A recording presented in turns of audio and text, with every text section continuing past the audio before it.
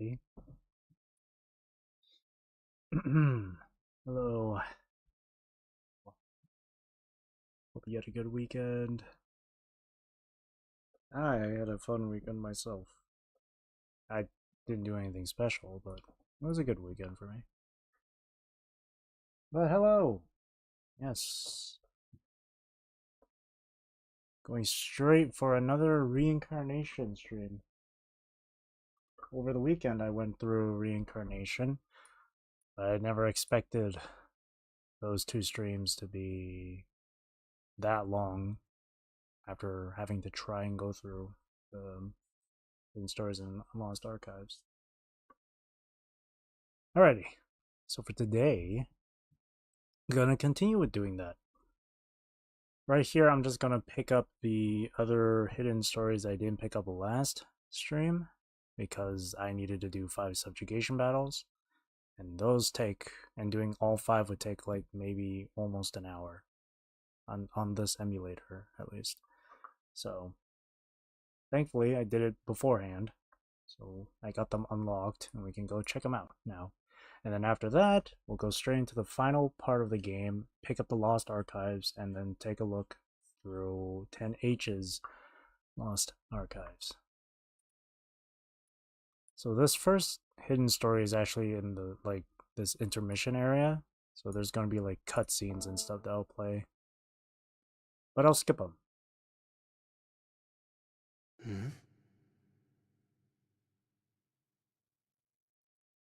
Unless I'm not able to skip, then I guess sit back and relax. And... Hey, is this Yuzuki?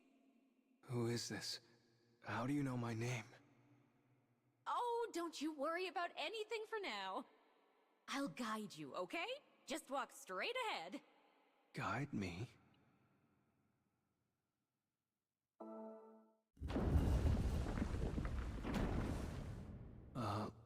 Where am I? It's called the Cage. Just head right down that path, okay? So the first hidden story is to the left.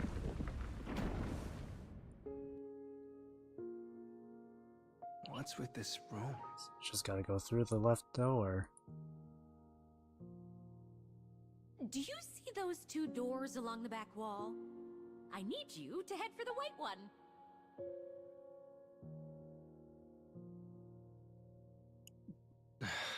What if I ignore it? Oh.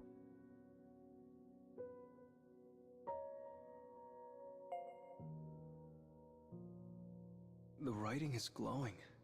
How's that work?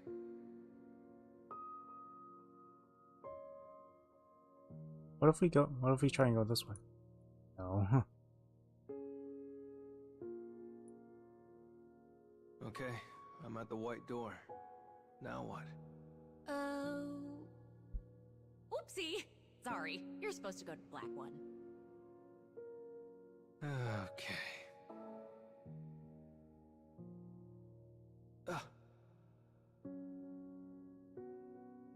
There. Now go on through.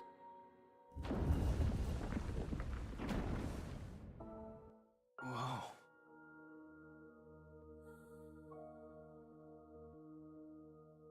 What is this place?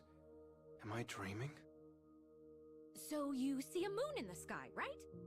Here's the deal. The moon in this world sorta broke. The moon broke? How does that work? What I'd like you to do is... Hello? She hung up on me.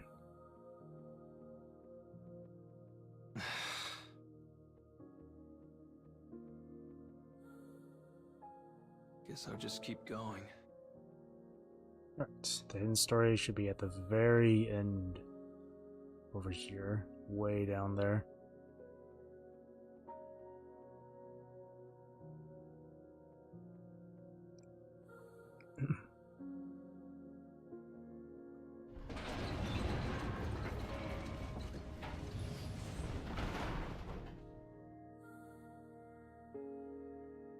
Passed through here. There's something in here.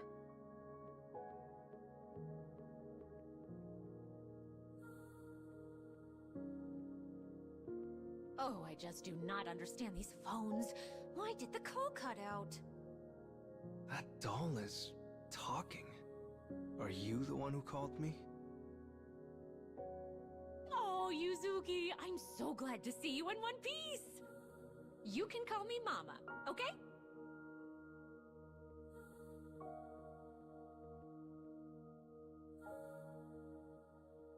I'll show you the way, so just follow me. I can't believe any of this. Look, I really want to go home. Don't you worry about a thing. Just follow me. That's not what I mean.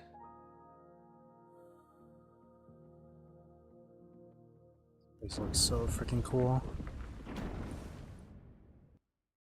There's the hidden story right there. Interesting. No sound effects here. Okay. An elevator? Yep. Now hop on and I'll give you the lowdown.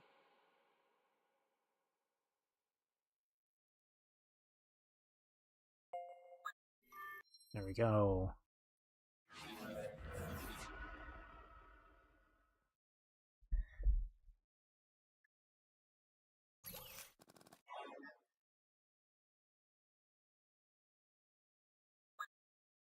A candid chat.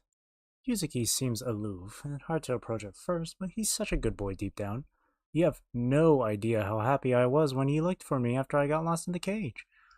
The kid's surprisingly clingy. Did you see how relieved he looked when he found you? Hee hee. Oh, and do you remember what he said? What good is a guide that keeps getting lost? Remember? That imitation was perfect, Mumsy. Even better than the real thing. Hey, what are you talking about? Oh, we were just discussing the things we love about our little you.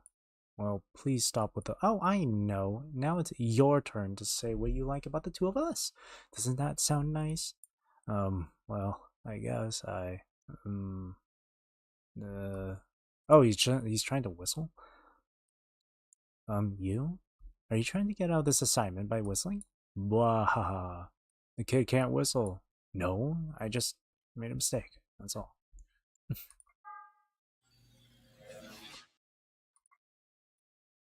Oh, I can't go to the menu unless I go through here, so...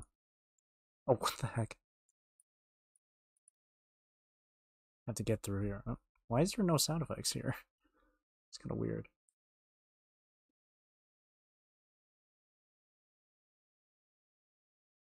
Can't get to the menu, so I'll have to go through this. How are you lately? Do try to get enough rest. We wouldn't want you getting sick.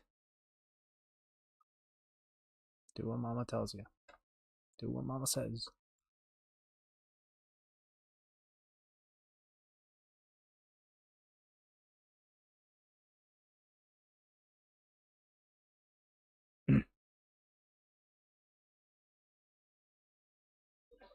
I did read on Reddit that these mama letters here in these quick chats during loading on these loading screens, apple cookies, their charm lies in the simplicity. I read that someone theorized that these notes and letters from Mama are actually for like 10H or something.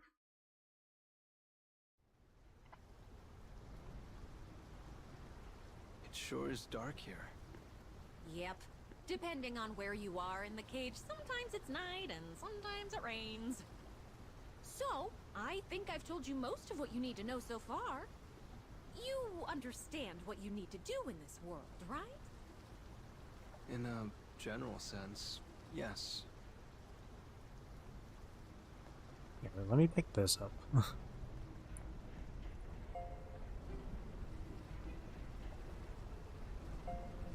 Okay.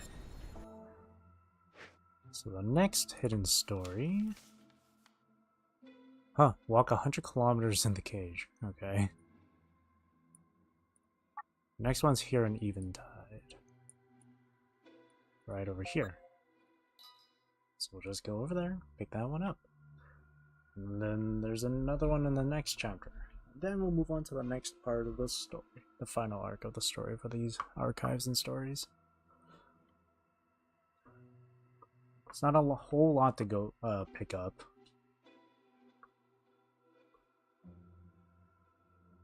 For the most part, in the last arc.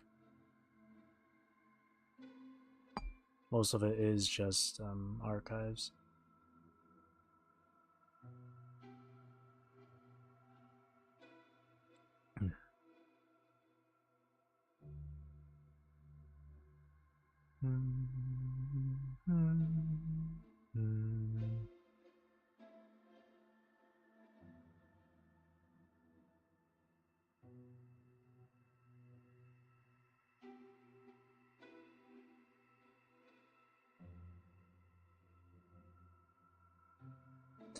Taking it in. Why not stop and take a look at the sights in the cage? You may find something you wouldn't have noticed otherwise. Yeah, the blackbirds. Which, by the way, I didn't spend the other day looking for the blackbirds I couldn't find. Because that would just take a while. Plus, I'm too lazy.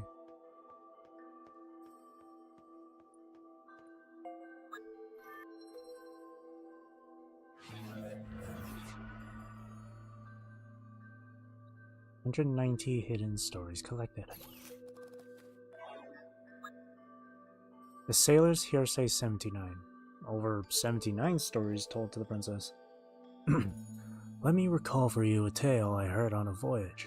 In the mansion, a distinguished wealthy man, there was a bizarre instrument that played music all by itself. That's right. Despite there being no one there playing it, it would make noise all the same. And that wasn't the only odd thing about it either. Anyone who heard the music it made would fall asleep on the spot. Catching wind of such rumors, there was a thief who knew he had an opportunity on his hands that was too good to pass up. After all, if a thief were to make good use of such an unusual item, there would be nothing standing between them and their wildest dreams of thievery. And so the thief crammed plugs into his ears to make sure he wouldn't be able to hear the instrument, and then snuck into the mansion. Then before long, there he was in the room with the instrument in it. And then, wham! He takes a wicked blow to the head and passes out instantaneously. You see, since his ears were plugged up nice and tight, he could not hear the mansion's owner sneaking up behind him. And that was in fact his plan all along. The instrument that played itself was a fabrication from the very beginning. And so the greedy thief was bound with rope and stripped of all his earthly possessions. The princess did not smile.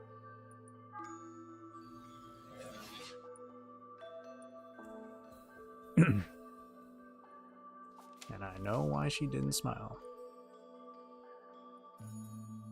Okay, now this one popped up.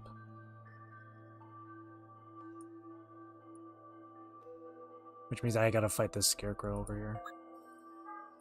What's the conditions for this one? 200 stamina total.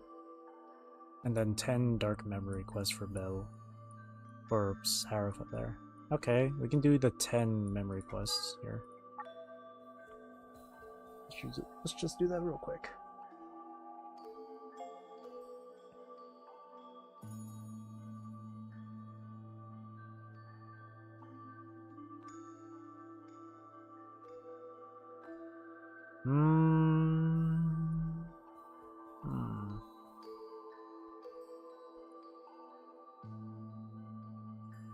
Let's go for Yuzuki.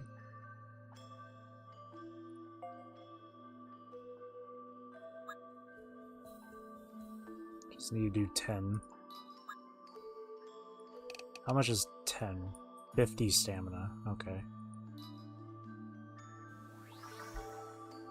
I should have just gone straight for the 200. I don't know why I did 10 there, and then I'm just...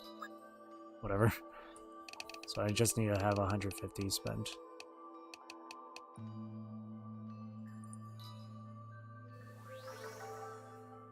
There we go. Right, now those ones have been unlocked. So let's teleport to this spot. And then just go through it.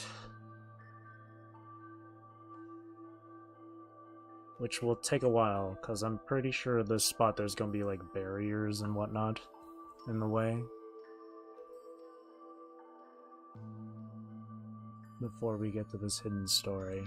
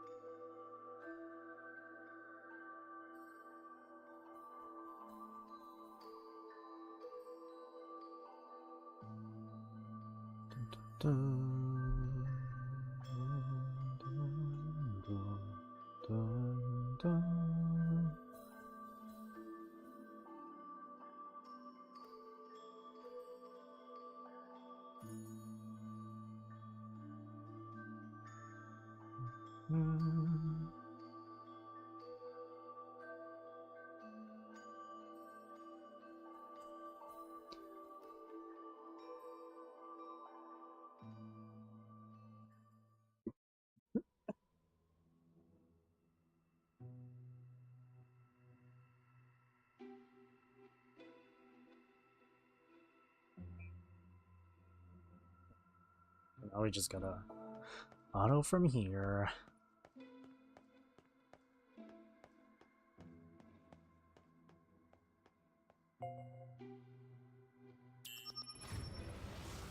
This is gonna take a while. Scarecrow should be just ahead. Fourth. Oh, dang it.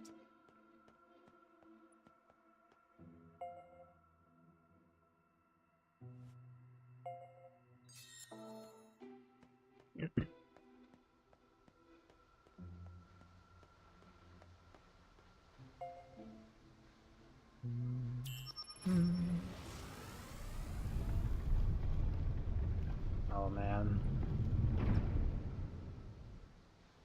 This game's ending in one more week. I need to get a picture of this. Can't believe there's already one more week left for this game.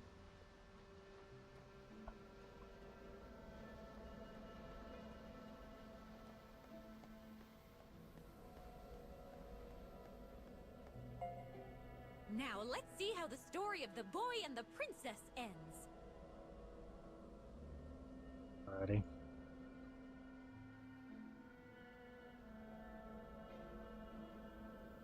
Yep, skip it.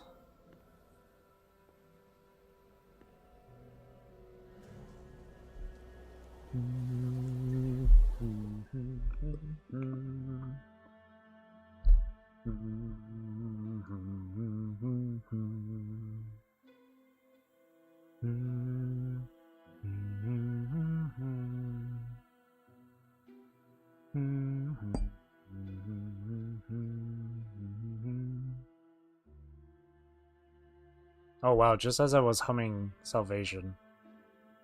This this background.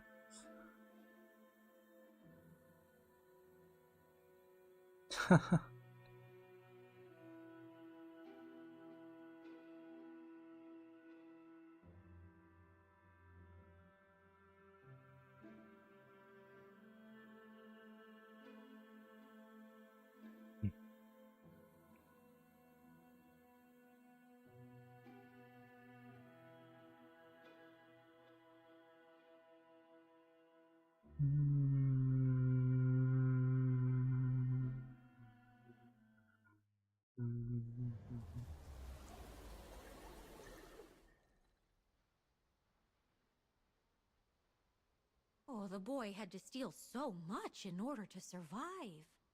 But when one thing is taken, another is lost. That is the fate people must endure. And even if we understand that, people keep taking things from others. Well, let's save the difficult conversation for later, because right now, it's payday!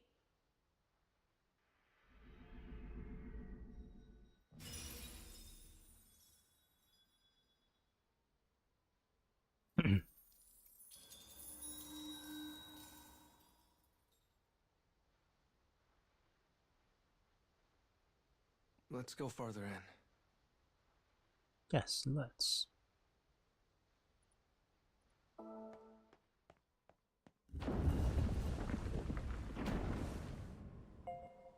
I think this is the part where the floor breaks? Or, never mind. I am heading in the right direction, right? I can't even check the map here. I knew it. More TVs, which means... If you wish to change the past, you must be ready to lose something in exchange.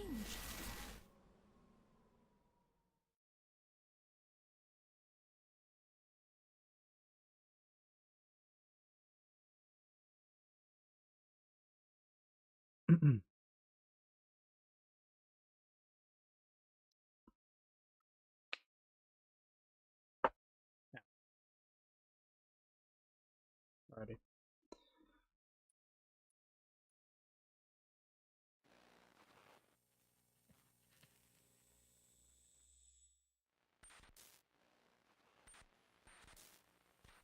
I'll be honest with you. I kind of, even though I've seen this before already, and I don't want to, and I want to say, The library of a metropolitan high school. A boy diligently attends to his studies. I want to save time and stuff by skipping it, but at the same time, I feel When he bad for visits skipping his it. mother in the hospital, he remains quiet, speaking only when necessary. She is bedridden as a result of her husband's abuse. The boy has devoted his life to becoming a doctor, so he might save his beloved mother's life.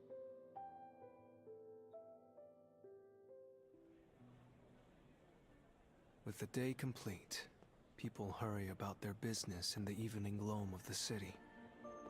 The boy walks alone in the street, surrounded by a noise and light and life that is a far cry from the typical silence of the night. Okay. Yeah, sorry. I wanna save time here, so.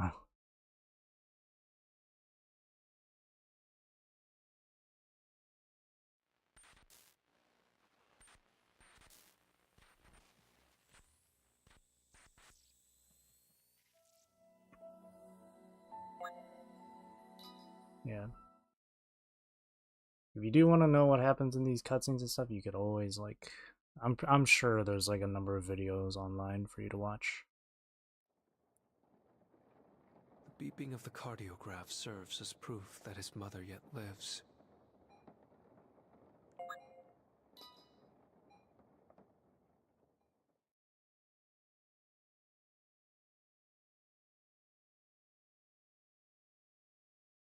If you want a summary, well, actually, my even if I were to summarize it, it would actually take a bit of time. Because I feel like you would need tons of context behind it.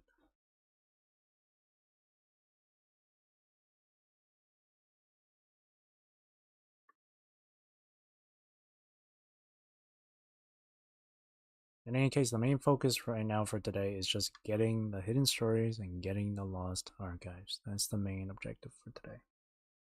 We already went through the main story a few weeks ago, I think, for this game. So, well, the main story starting from Sun and Moon. The first arc, the girl arc, I played through on my own. It's her fault. It's all her fault.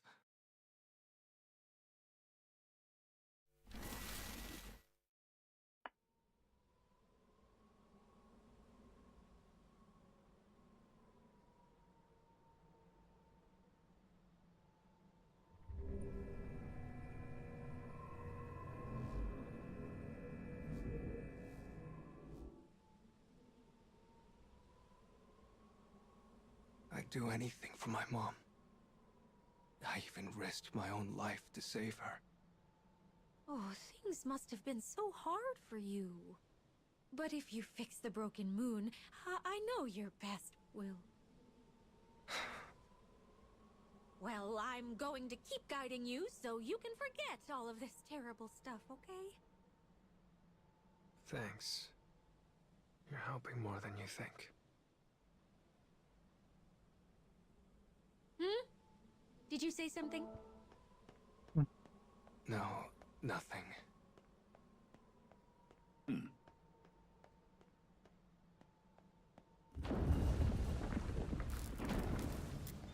Alright.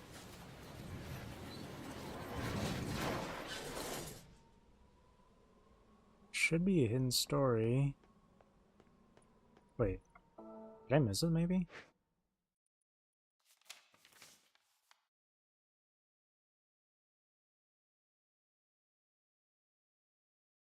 Oh.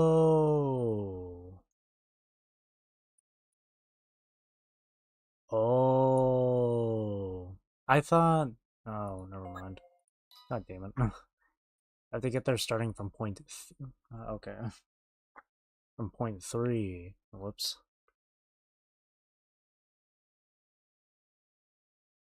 And I can't get there from point 4 because the elevator doesn't take is a one-way trip. So I can't backtrack from point 4. I have to go forward from point 3.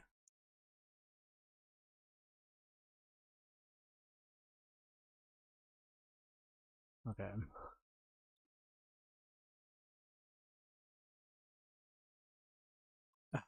But I still have to go. I had to still get past a scarecrow too. I think. Actually, no. I don't. I don't think so.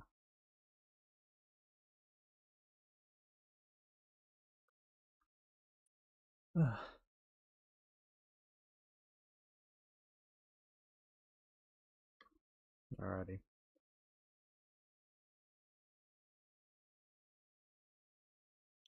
This hidden story is probably just gonna be another story Udeo tells. Why is she running away?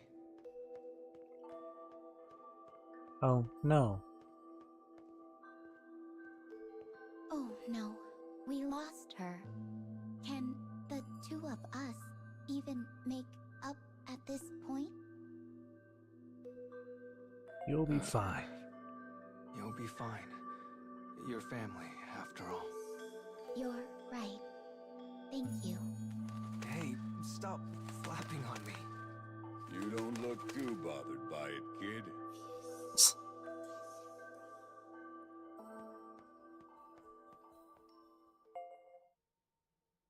And warp.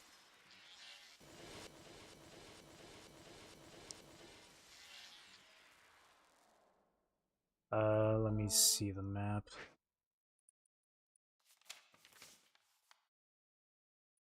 Oh, perfect. It's just straight ahead. Alright, I don't need to fight a scarecrow.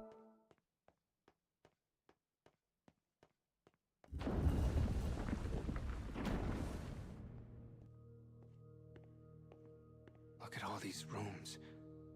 Are there other people in the cage?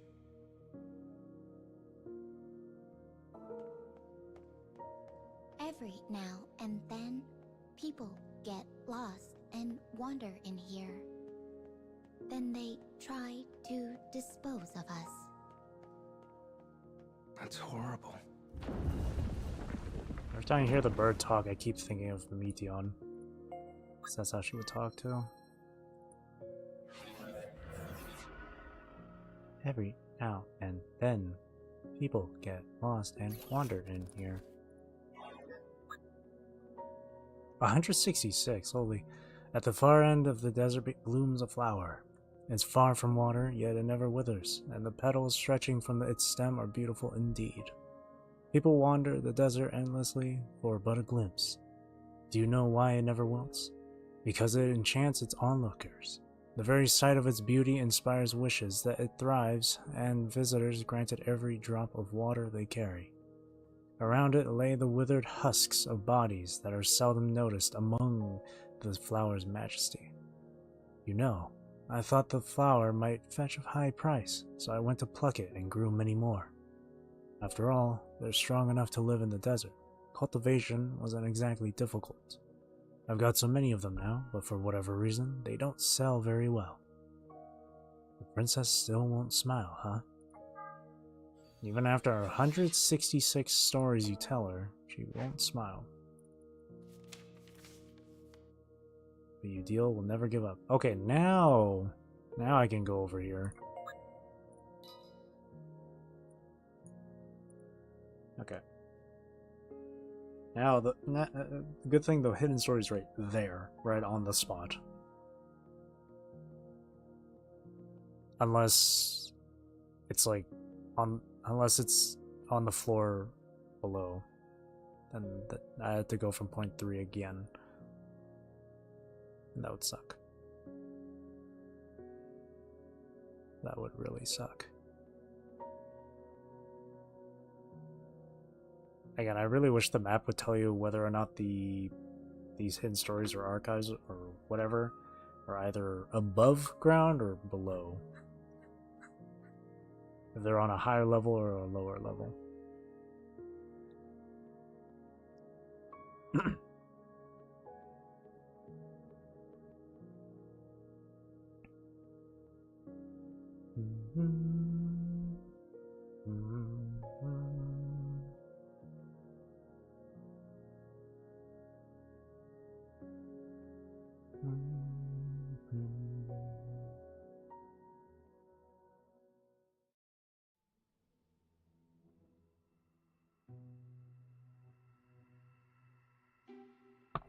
It's just right here. Perfect. Oh, another 10 dark memory.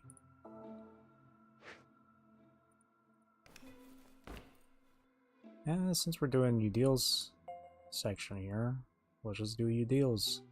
Dark memory.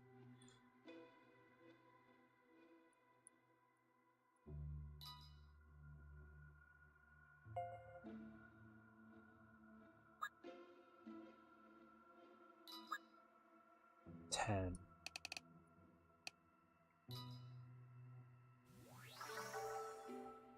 Easy peasy.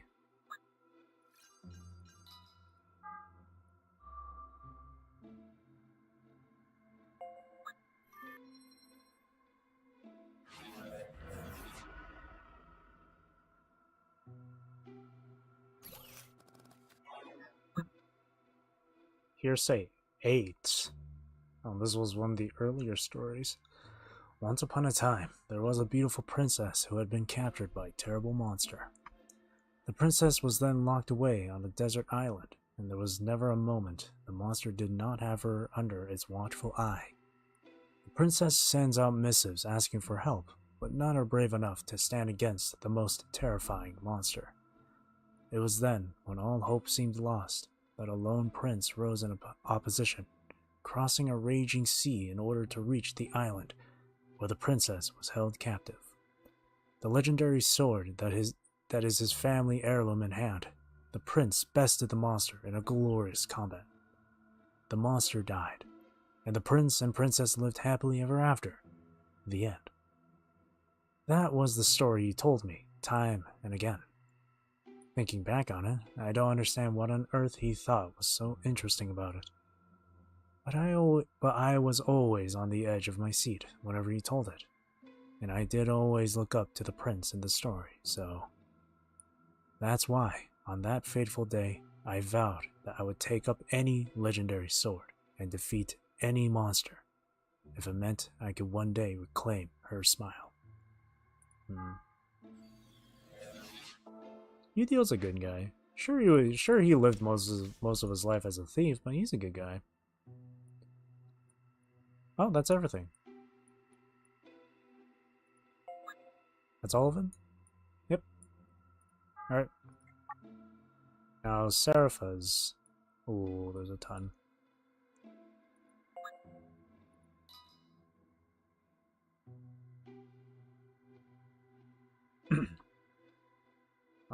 Obviously, Zeraphym being a girl, I can't exactly imitate her voice.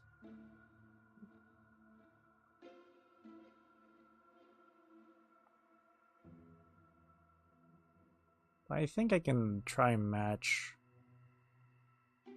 the sort of tone, I guess?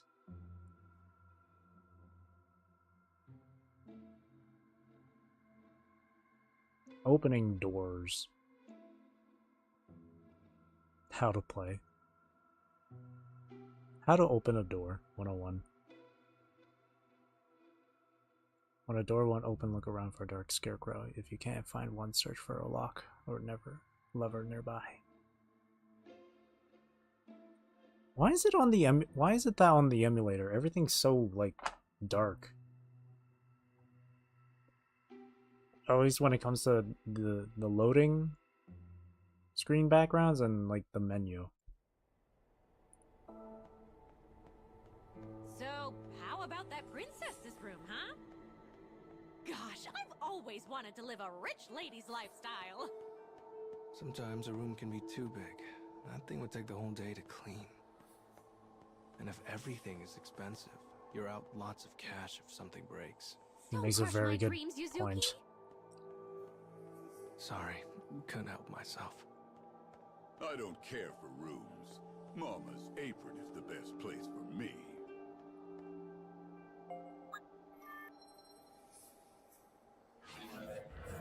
Oh god, I just remembered too. This is probably going to be either the queen or the princess's handmaiden talking. Oh god. Oh no, it's Yuzuki. Chapter 2. Who ruined the culture festival. The first day of my high school culture festival came to a close. The entire class gathers in our classroom, and our homeroom teacher informs us that part of the proceeds from our stall has vanished. When I hear the details, I'm convinced it is theft, and that someone in this class committed it. The culprit is in this class. The words spill out of my mouth before I realize it, bringing suspicion and panic to my classmates. My teacher desperately tries to calm the reeling class. The teacher then asks me, his tone agitated for reasons I don't understand. Do you have proof? I begin to sort out the situation in my mind as I answer. First, my class was running a crepe stall, and twice in the day at specific times, once around noon and once around sunset. A specific student was supposed to bring it to the classroom safe for safekeeping. According to the teacher, the money was collected and vanished on the way to the classroom. The details of how and when the money would be collected were posted in the class group chat that morning. Only those in the class know about the money. There's a chance that someone outside of the class caught wind of the information somewhere during the festival, but it's unlikely they would ever have the chance to plot the theft. So you're saying we stole it? One of the two students in charge of safekeeping the sales shouts. That's not what I'm saying. If anything, you are immediately exempt from suspicion. Their face is red from the tension, but I ignore them and continue to think. At which collection phase did the proceeds go missing anyway? The second phase. Isn't that right? The teacher turns to the student who was at the stall at the time of the second collection. According to the student's testimony, someone dressed in a bunny costume came at the evening collection time, and she mistook them for the student in charge of the collection. Feeling partially responsible for the incident, the student wears a glum look, but makes an addendum as she recalls the situation. Despite her suspicion when she saw the costume, this person was holding their class-specific collections box, so she ultimately concluded that they were the classmate in charge of collecting the money. Once the person in the costume left, the real student in charge of the money came, and chaos befell the stall. When the teacher went to check on the money in the classroom safe, he found only the proceeds from noon, and though they split up to look for the missing money, they have yet to find it. I knew it, I think to myself. The culprit was well informed about how the money was handled. My classmates begin to stir again, each of them hoping to escape suspicion. Among the chatter, my ears pick up on someone saying, "Is suspicious." Yeah, I heard she has sticky fingers. She is the blonde girl I walked around the culture festival with, the one the whole rest of the class treats like a criminal. And the moment that whisper reaches the ears of others, the entire classroom tacitly comes together. They want to frame the ill-mannered blonde girl as the culprit. At this point, the entire class begins to cross-examine her to make her the scapegoat. We bonded to make this culture festival a reality. The only one who could do something so awful is someone who doesn't help. I heard she stole money from her job too. Once a thief, always a thief. She never came to run the stall. She was too busy plotting a crime all day. It's all illogical nonsense, spoken from a place of self-preservation. I point out the fallacies with each of their testimonies and prove her innocence. It is clear that the reason they all doubt her comes from a place of prejudice due to how she dresses and looks, as well as the flippancy of her words and actions. And just as I begin to tire of the futile arguments, I present to them a perfect alibi. According to the testimony of the students in charge of the money, the crime took place shortly before 5 o'clock. She and I had gone to the empty classroom to watch the fireworks about 30 minutes later. That means that when the proceeds were stolen, she and I were still in the middle of looking around the festival. Some try to argue that we are co-conspirators, but the students whose booths we visited would be able to prove testimony. You mean to tell me that she's the culprit, but I believe someone else fits the bill much more neatly. My coup de grace of a statement causes everyone in class to fall silent. They have nothing to say in return. A light clap breaks the silence, one that hardly fits the gravity of the situation. In concert, the teacher showers me with praise. Wow, I'm impressed. You're just like a detective in a mystery novel. Our teacher often spoke about mystery novels with fervor, even during class, and the students consider him quite eccentric. Everyone's eyes go wide. For a moment, I don't understand what he means. The teacher, who has been watching silently this whole time, speaks as though he is urging us to go home. He says he will be looking after the classroom safe tomorrow, so we can rest easy and enjoy day 2 of the festival as we please. He then turns to me and the blonde girl and says, with a twinkle in his eye, "If you're the detective in this whodunit, then that would make her your sidekick. Solve the mystery of those who stole our proceeds together.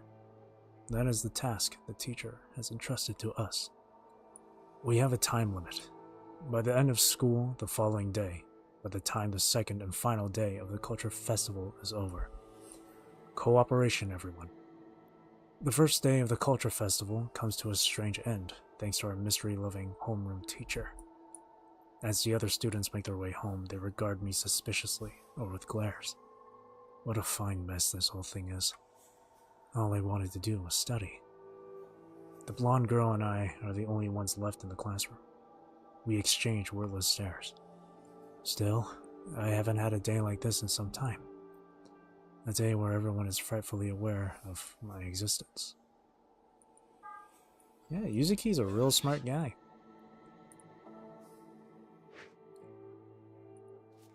Real smart guy. Alrighty. So there's that. I think another one popped up. Yep, 30 times enhanced memoirs. Okay.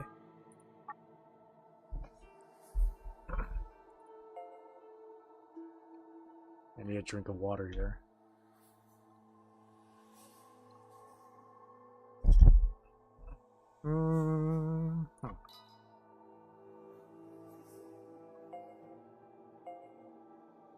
Alright, multiple enhanced.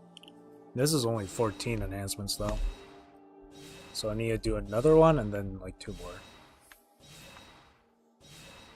Success. Success. Success.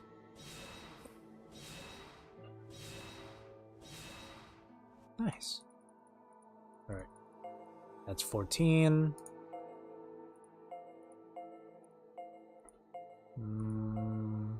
Yep. Here's another 14 right here.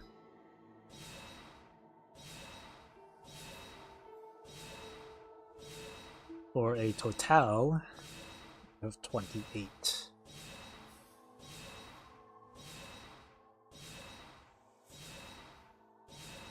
28. And then we just need to upgrade another one, but just by 2 points.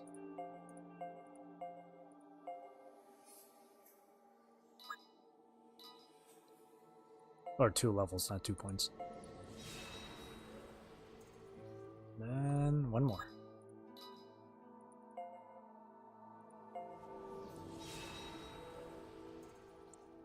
There we go. And that should unlock it.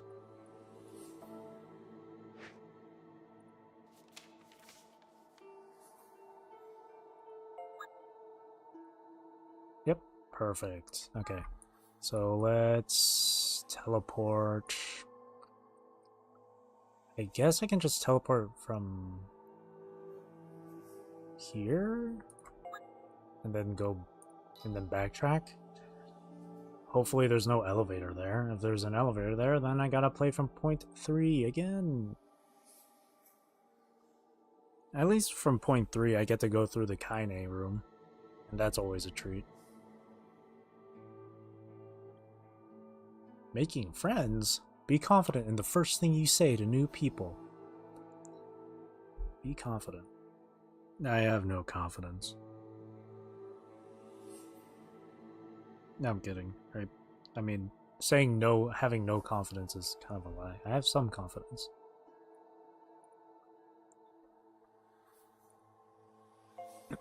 What's the next quick chat?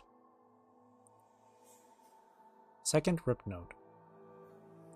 Like to check out stills, we suggest. I don't know the entire note. There's like 3 in total. I think it was like, thank you for reading this, if you'd, and then this one, like to check out stills, we suggest, and then the third one says the library or something. Okay, let's backtrack.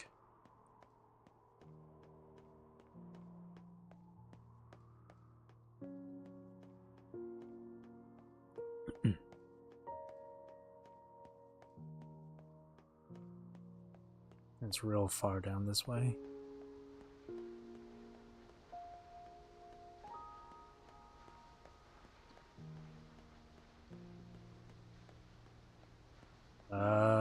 Right here. Zeraphym or Yuzuki's story?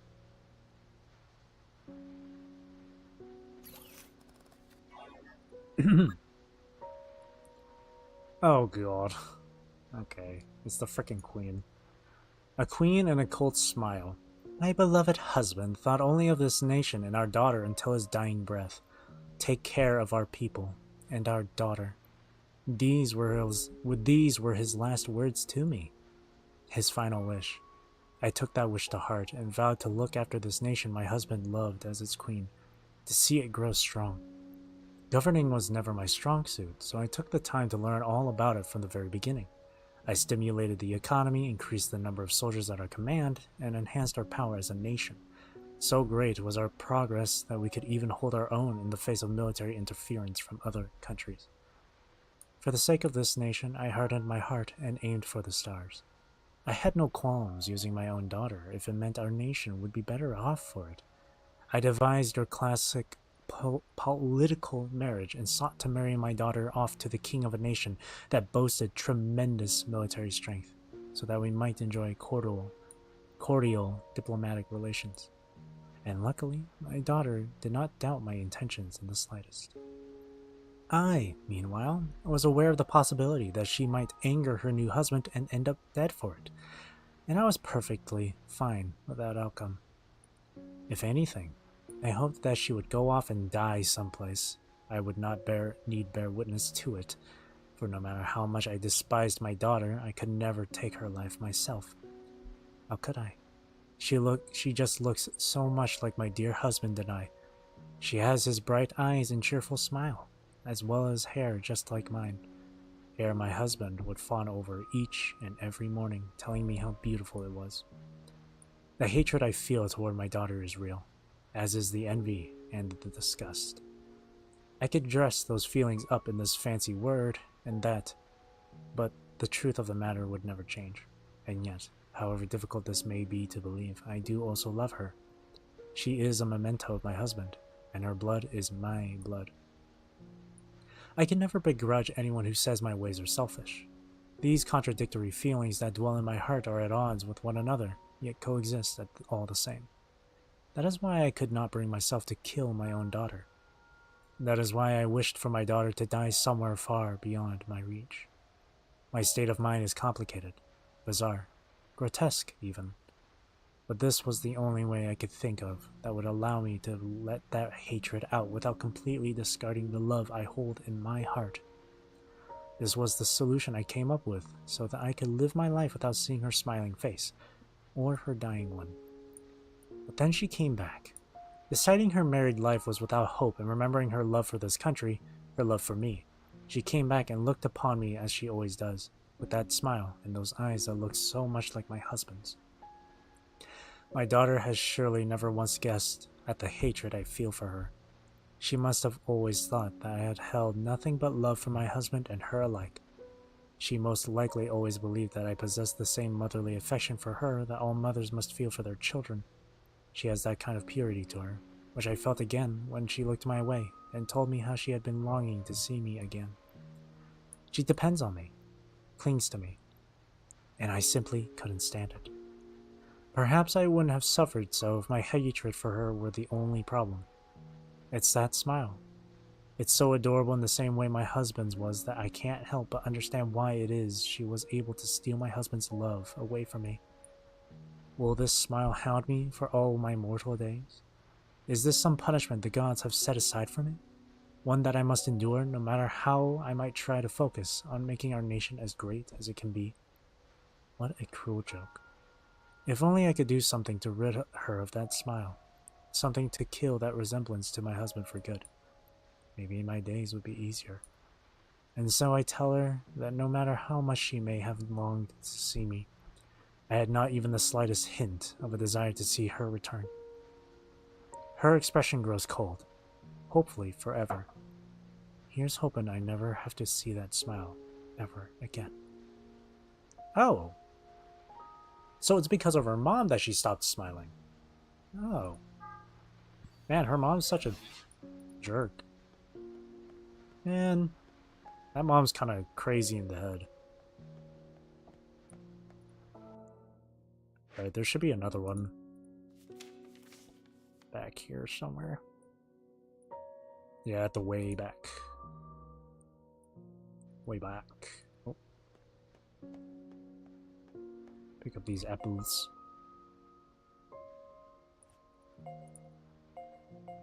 Oh, that's a lot of items.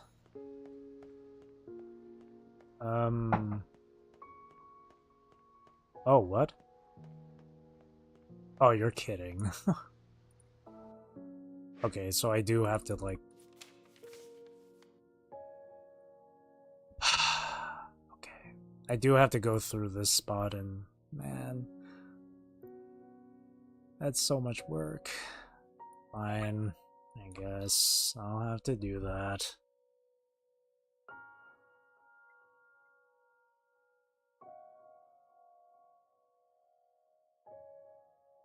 It's already been an hour? It's been almost an hour already.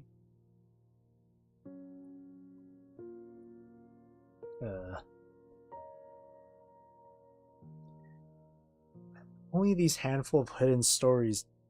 It's only just a handful, and it's already been an hour?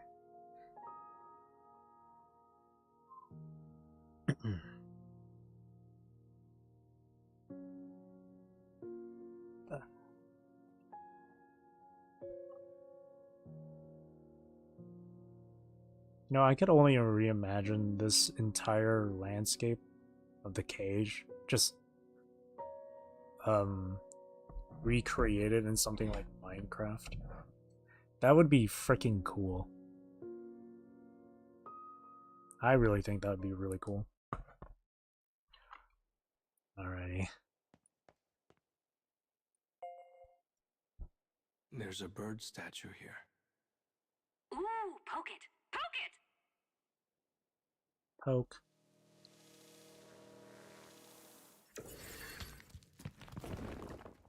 Alright, this next part. This one I like though.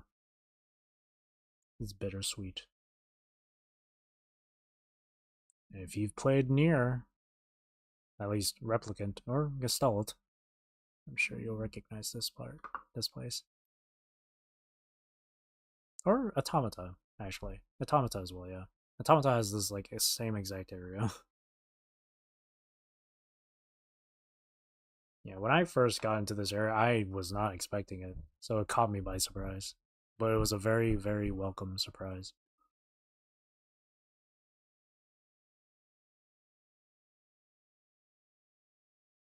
It's interesting that you get brought to this spot here. Did I just warp here? And the entire layout of this Your little dot thingy just poofed off the map. What are just you talking about? looks like it's from Automata too. Just keep going, kid. So I wonder if this part of the game, this area, is actually from like the part of the cage that's supposed to be of the timeline with Automata. 195 hidden stories collected. Chapter 3, Inconvenient Glint. This is, oh my god. Oh, this is a long read. Oh no. Okay. Alrighty. Time to read. Day 2 of the high school culture festival. Purely by chance, I happened to get wrapped up in the search for the culprit who committed theft in my class. Just as the first day was about to come to an end, someone stole the proceeds from our class stall. The girl I had gone around the festival with was named as a potential suspect. Why? Elementary. She dyed her hair blonde, and she wore loud, gaudy clothing. She was poorly behaved in our typical day-to-day at school. That was all the reason her accusers needed. The entire class was determined to peg her as the criminal baselessly, but I refuted their misplaced statements. Our homeroom teacher cheered me on, insisting I was like the detective in a mystery novel. He instructed me to search for the true culprit by the end of the second day, with the girl as my assistant. And so my blonde sidekick and I walked the school grounds together. I glanced aside to see her with candy in her mouth, listlessly looking around the area. In a way, I understand. The way our classmates focused fire on her yesterday must have stung pretty badly. First, we should retrace the bunny costume steps.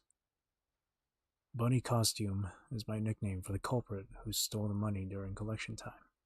He appeared shortly before the class's agreed collection time, took all the money in the specific box meant for collection, and then vanished. If we can get a general grasp of their actions, we might be able to find some sort of lead. First, we will have to question our classmates. Talking to classmates I barely spoke to in the first place is, quite honestly, a huge challenge. Some of them are clearly wary of the girl beside me. But whenever I'm unsure of how to talk to them, the blonde girl always supports me or speaks in my stead. Many misunderstand her due to her looks or the way she talks and acts, but she is caring and quite skilled at helping others in a casual manner. When I look at her, I can't help but be reminded of someone. If I recall correctly, she only has one parent and younger siblings. I suppose that would explain her sisterly demeanor. As those thoughts roll around in my head, she suddenly speaks to me. Hey, thanks, she says. I turn around and she continues to speak. She says that when everyone suspected her yesterday, she was afraid they would start suspecting me, too. But she was delighted that I came to her defense instead of suspecting her. All I did was say what I thought was right. And that made me happy. She thanks me again. I can't see the look on her face very well. Nobody in our class who was working at the stall the day prior seems to know where the bunny came from or where it vanished to. Even as the sun sets, we have no leads. So, with the girl in tow, I widen our scope and begin to question the classes with stalls near ours.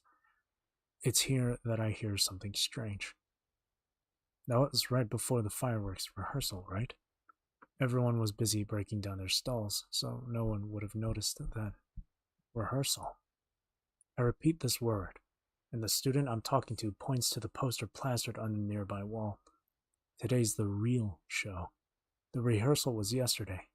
Pretty sweet for a trial run, though, wasn't it? The poster details the time and date of the fireworks show. It's tonight. It starts later than the one the day before. Standing still in front of the poster, the blonde girl approaches me from behind. Oh, fireworks are today. Her tone is unnaturally bright. Yesterday she had dragged me to the empty classroom, stressing how desperate she was to see beautiful fireworks. If the rehearsal was yesterday and today is the real show, then that makes her actions a bit odd. Hey, we should see the fireworks again as a do-over. I can sense the trouble in her voice, and it's clear that her smile is forced. I almost want to refuse the conclusion I come to in my head, but I cannot do that. All right. I fall in step behind her as she walks lightly, almost delighted, just as I did the day before. My own steps are heavy, and our attitudes could hardly be any more different. Funnily enough, we arrive at the classroom at around the same time we did yesterday. But unlike yesterday, the cheers coming from outside feel empty, and the ticking of the clock echoes loudly in my ears. I'm the first to break the silence. I solved the mystery, I say, but the girl does not turn to look at me. Her gaze remains fixed outside, and so I continue. You used me for an alibi. You are the culprit. After a lengthy silence, the blonde girl finally replies. Do you have proof? I have no way of knowing what she's thinking. I take out my phone, and with an exhausted voice, I reply. The clock in this classroom is 30 minutes fast. It's not something one is likely to notice if they're not paying attention. I was surprised. That's why you took my phone, isn't it? The girl turns to look at me, and though there's spite in her eyes, she has a smile on her face. The moment she brought me to this classroom, or to be more precise, the moment I had been chosen to look for the culprit, she had been ready for this. Hold on a sec, she says, and leaves the classroom. I do not give chase. For some reason, I can't imagine her running away, and just as I suspect, she comes back. In her hands, she holds the box for collecting the class proceeds. In the box is an envelope with bills and coins. You're right. I stole it. I hid the money in the costume in another empty classroom. Here's how she committed the crime. First, she invited me to the festival so she could have someone to affirm her alibi. She then took my phone so I wouldn't know the time. Then she took me to an empty classroom with a clock 30 minutes fast so she could leave me and commit the crime. She told me she was going to the restroom and instead stole the collected money. Afterward, she went to a different empty classroom to hide the costume and the money, then returned to me as though nothing had happened, and then we watched the fireworks rehearsal together. She put her plan together in the morning when the collection information came through to the class chat, and then she actually went through with it, and that shocked me. Her grades are poor because she doesn't come to class, and the class treats her like a nuisance, but deep down, she isn't like that. A strange thought comes to me. If she were under pressure, would that explain her actions? Whatever the case, I'm gravely disappointed because I had such a pleasant time with her yesterday. Something else strikes me as strange. The class proceeds aren't much, in truth, and the portion she stole was only half a day's worth. No matter how I think about it, it doesn't seem worth the effort to me. She understands my intentions from my gaze. Her expression twists. I didn't have a choice, she murmurs weakly. The first burst of the fireworks illuminates her face. A streak of tears runs down her cheek.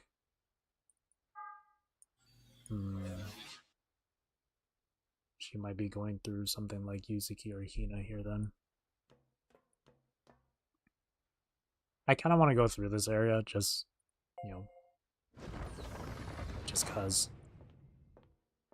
Whoa. These flowers are glowing. Something about this place feels so sad.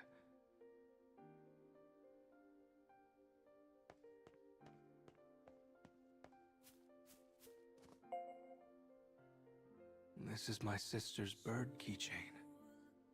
She loved this thing. Always kept it clipped to her school bag.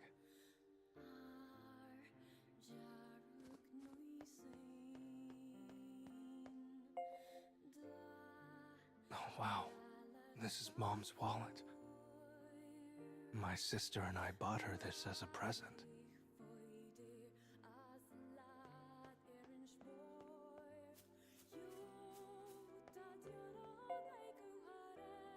Wait, is this my pen? My sister and I would always try to see who could spin pens the longest.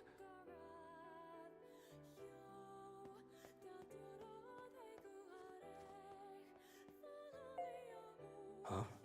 Does this door not open? Well, that's weird. It should be the way forward. Oh, strange. Reception pretty bad.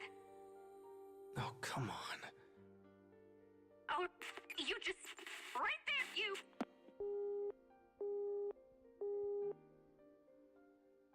The call cut out.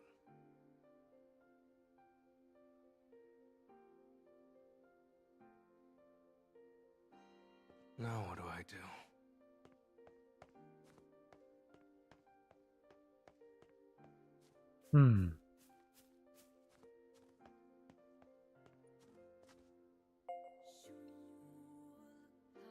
Guess I'll take a break here. Don't mind if I do.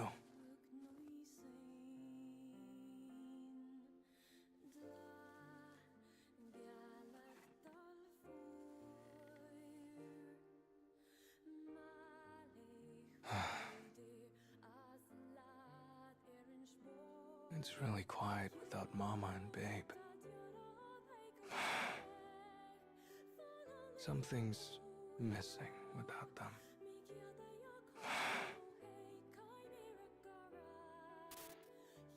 Isn't it about time you wake up?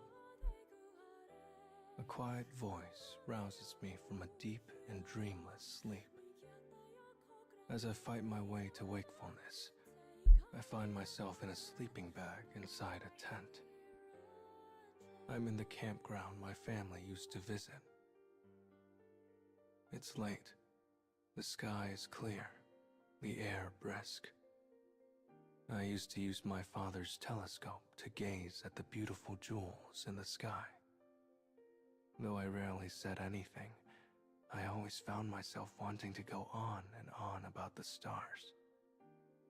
Whenever I mentioned a star's name, Mom would compliment me, and my sister would make a face like she was annoyed I got it first. It made me feel like I was the center of the world. Just like the moon is the center of the night sky. It's now a memory I keep locked deep inside my heart. Later, much later, my family changed. As Mom started racking up debt, Dad became violent. Her usual calm expression was now twisted into a permanent grimace of anguish. The reality of that was terrifying, and I started spending as much time away from home as possible. As my family fell apart around me, I found myself bemoaning my misfortune. My days were a long dark tunnel with no end, and all I could do was keep walking forward. And though I prayed someone would offer a hand of salvation, I knew it would never come.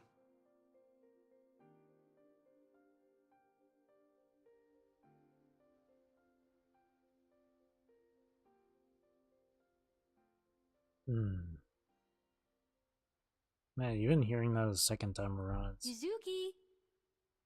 Wake up, Yuzuki!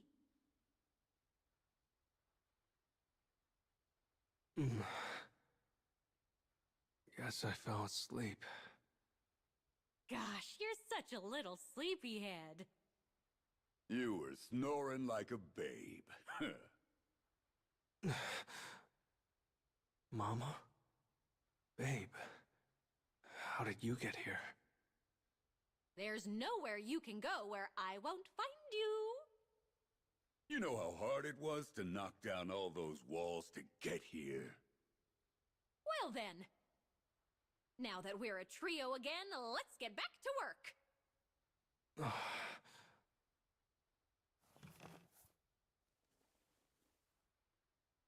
Goodness, look there! Is that a key?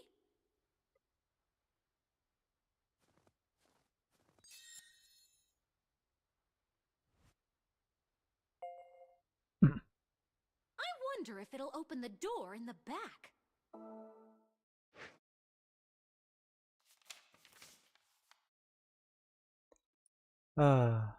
Yeah, listening to that a second time was, you know, still hits the same.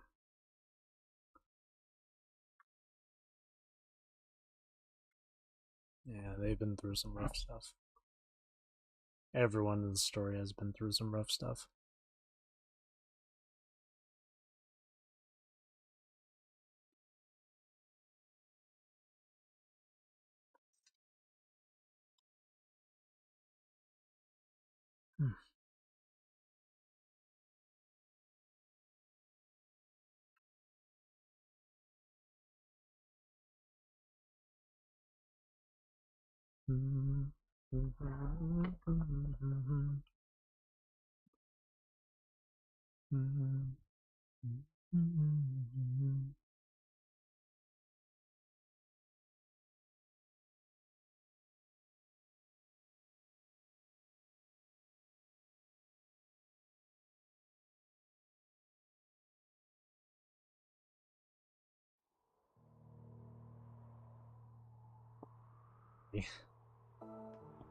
There's two right up ahead. Okay, so seriously, back to the crushes topic.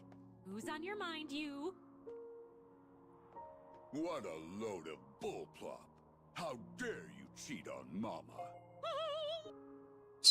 How dare you cheat on Mama? My gosh, I need to know more!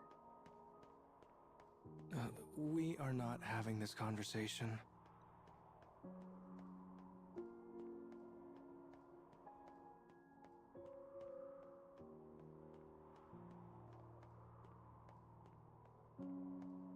Not here, up here. There it is.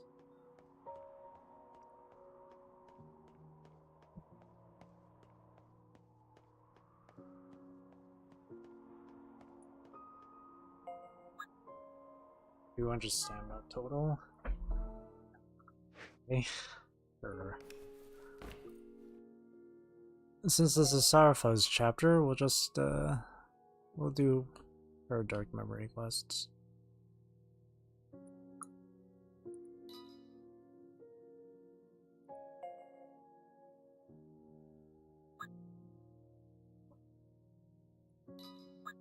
$200 Sam.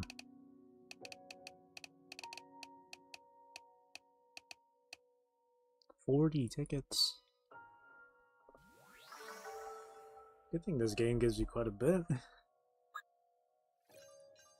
I wish it was like that in the earlier states of the game.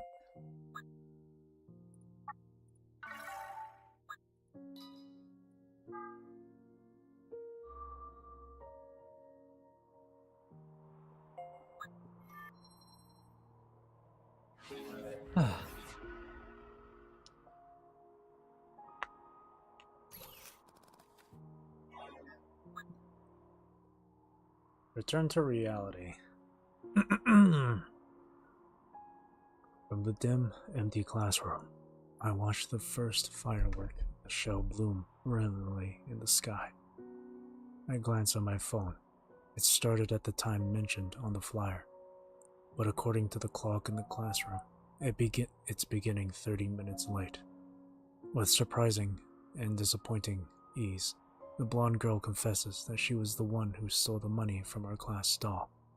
And I didn't know what else to do. We're broke.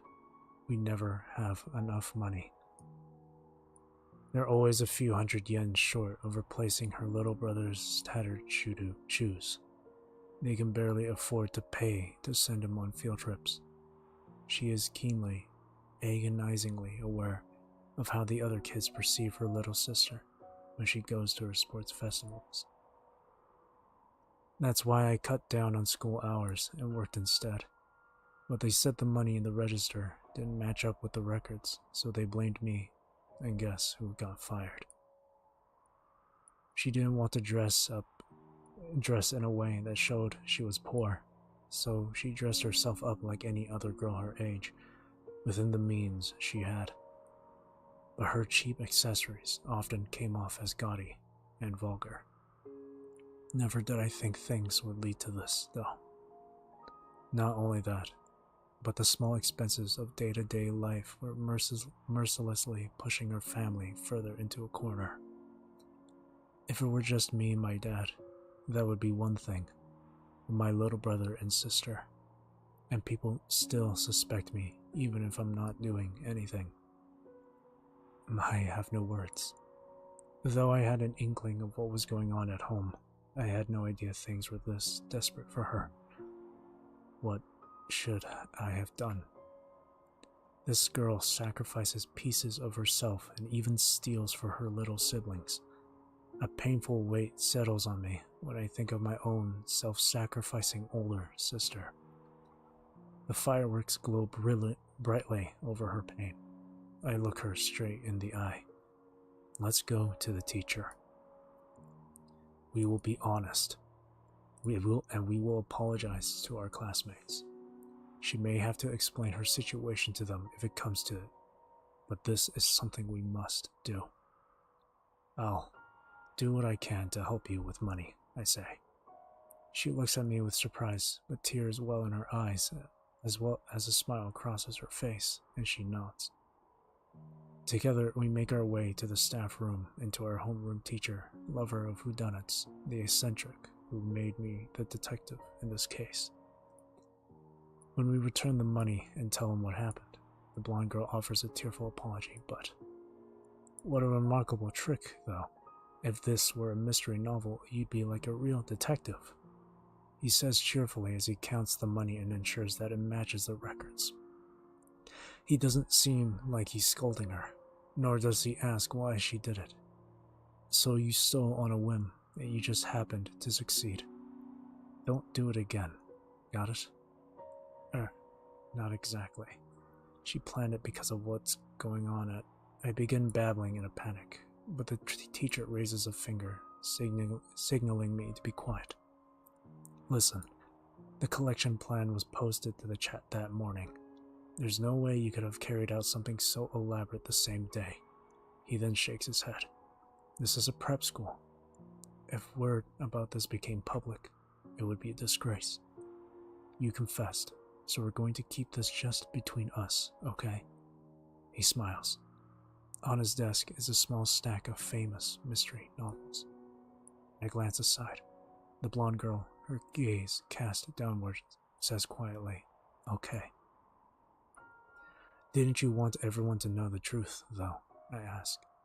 Isn't that why you made me investigate? My voice cracks and my fists quiver. I can't immediately identify the emotion that wells in me. Maybe in the world of stories, sure, but reality isn't so cut and dry. I think you'll understand that as you grow up. I can no longer stand it. I turn my back on my teacher and do not hear the rest of what he has to say. On the way back to the classroom, I hear the cheerful sounds of the other students wrapping up the cultural festival. Yet the girl, her head still drooped, murmurs quietly, I don't really matter, do I? Even if I don't do something, people accuse me. And if I do something, it's treated like nothing ever happened. It's like I'm just a convenient excuse. Self-deprecation sits heavily in her voice. I want to say something, but in the end, I could not. Once the culture festival comes to an end, the colorful decorations are taken down. We return to our regular school life. I come to school a little earlier in the morning than the other students and study in the library. After school, I leaf through reference documents in the library until it's time for me to go to work. I never spoke to her again. That's really tough, man. Yeah, you never know who's going through what. Man, I'd be pissed off too. I'd be upset too. It's such a serious matter, but the teacher doesn't give a shit. He's like, "Oh, well, good job. You found out who did it. You confessed. That's it. Goodbye." Like, man, I'd be upset too, Yuzuki.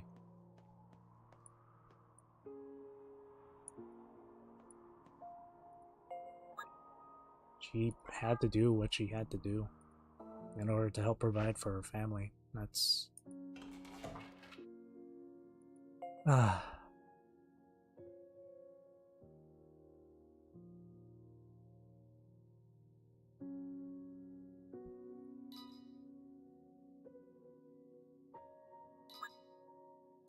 But if it were me, I would have still kept on talking with her. Because that comment she said, "I don't matter" or whatever, that's...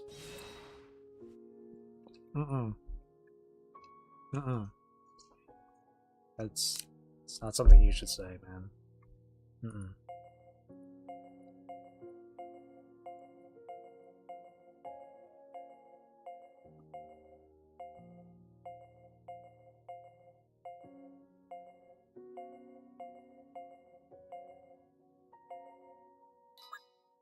That's really sad.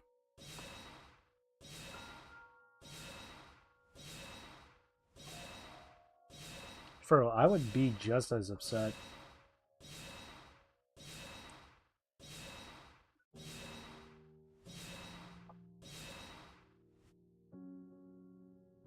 I definitely would be just as mad.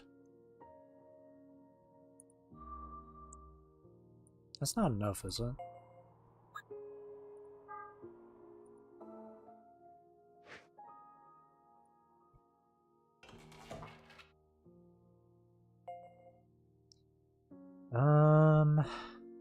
I did 12 and then 14. That's 26. So I just need to do 4 more enhancements, I guess.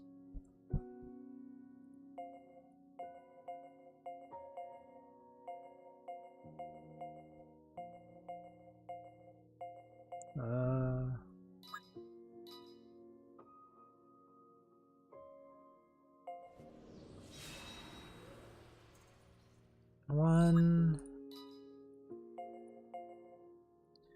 2.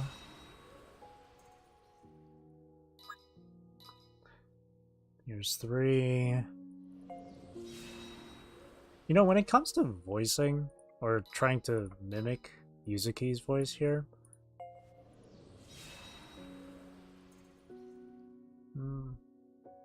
he has this sort of voice where it sounds like he's kind of like whispering, or he's like really quiet.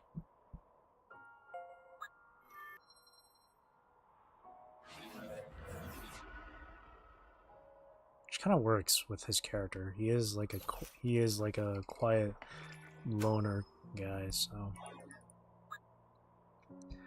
A queen in freezing sand. Oh god. Many suns and moons have come and gone since the day my daughter returned from the place I had married her off to for political gain. Since hurting her with my words that day, not once has a smile crossed her face, just as I had hoped. With her face now a permanent frown, I no longer perceive in her a resemblance to my husband, and that has done my heart a world of good. Man, fuck you. However, simply knowing that she lives here in the same palace, that she still draws breath, caused my pain to return all the stronger, and it does not amuse me that she is now known the nation over as a princess who does not smile. So I set my next plan into motion. If I am to free this palace from my daughter's presence, someone must take her away, which is why I sent missives far and wide, promising that whoever makes my daughter smile can have her as their bride. Our nation has become a splendid one, and a blood relation to its royalty is essentially a guarantee that one will be, for all intents and purposes, set for life. Hoping to secure an easy future for themselves, men from the world over make the journey to stand before my daughter. I don't care who it is, and if there's someone who can make my daughter smile, I doubt she'd have any complaints either.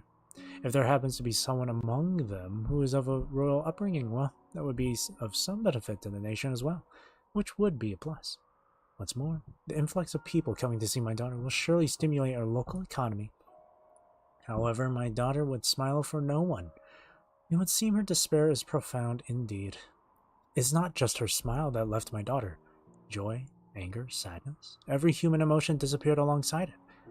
As I sit behind my daughter and gaze upon the worthless louds that have come to woo her, I begin to feel my own emotions fluctuate.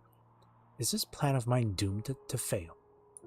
As my mood begins to grow dark, I see in my daughter's eyes a glimpse of her former self, though just for a moment. It happens as she listens to a story of a man. Well, a boy, really, tells her.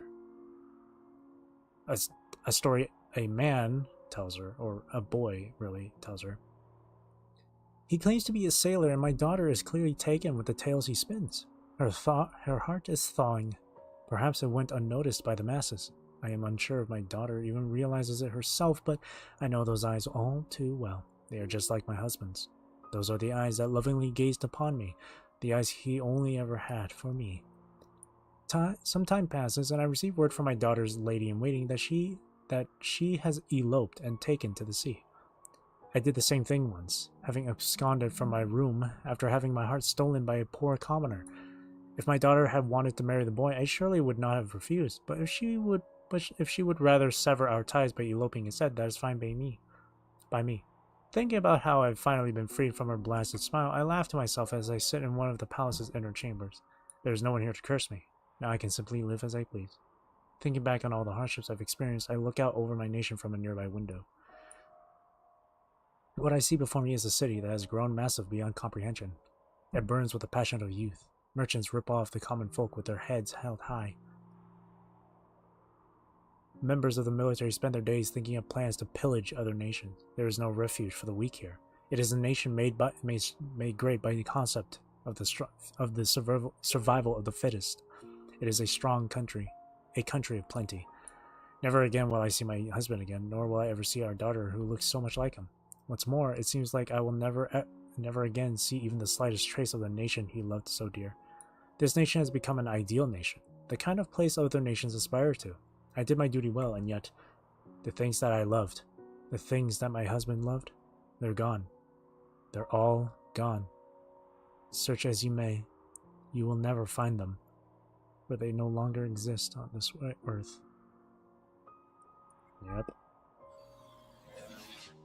The husband wanted you to take care of the nation, which you did, but you made it into more of a... I don't know. That last part, though, is thought-provoking.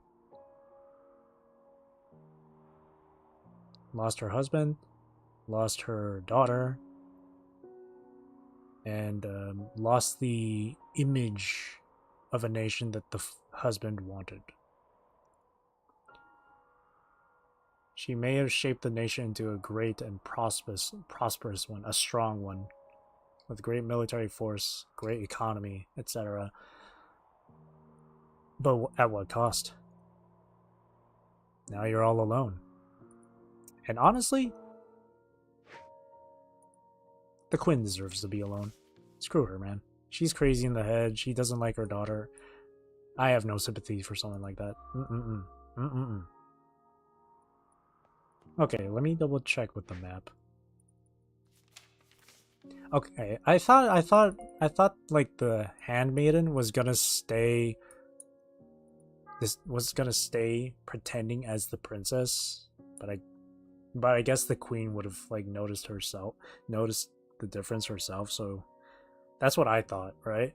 My mind was drifting to a sort of like plot where the handmaiden will become the princess herself, will imitate as her, and because the queen hates her daughter so much that she would maybe like plan a secret like assassination, so she ends up killing the lady in waiting instead. Bad end for a lady in waiting. That's what I thought was gonna happen, but no, the handmaiden, lady in waiting, whatever, tells the queen, "Oh yeah, she just ran off." Really the last scarecrow, I promise. Time to see what kind of ending awaits those two. Well, we know how it ends. Terribly. Terribly. It ends terribly. Udil gets the smile he wished to see, but in a very bad way. And Serapha gets her freedom, but also in a sort of, but in a morbid way. In a twisted way.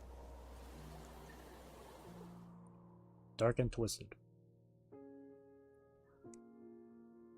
Man, the era they lived in really sucked, eh?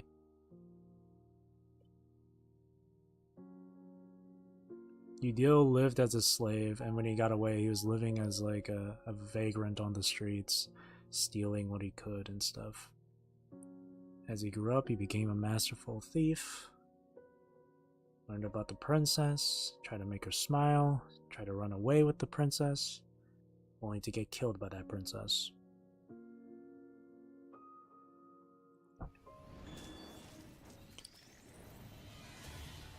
I'll not let you have the princess. Oh, I can't skip this, eh?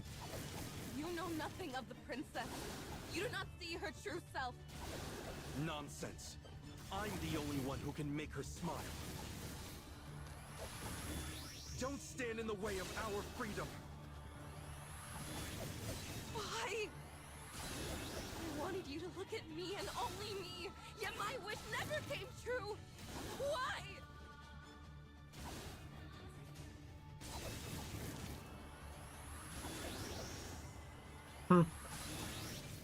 Zeraphym, the queen, and the handmaiden all three have something in common. Obsession.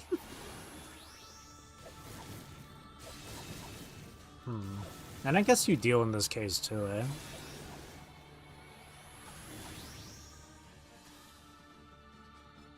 Udil wanted to see her smile. The handmaiden wanted to see the princess smile. The princess wanted Udil to. Zeraphym wanted Udil to only have eyes for her, and the queen wanted her husband to only have eyes for her. That's so fascinating.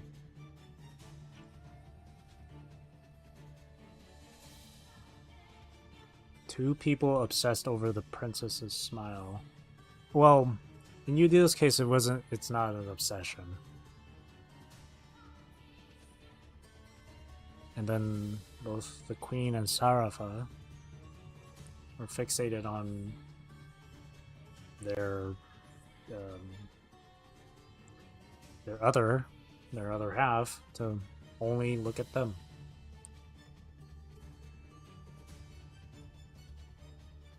Wow.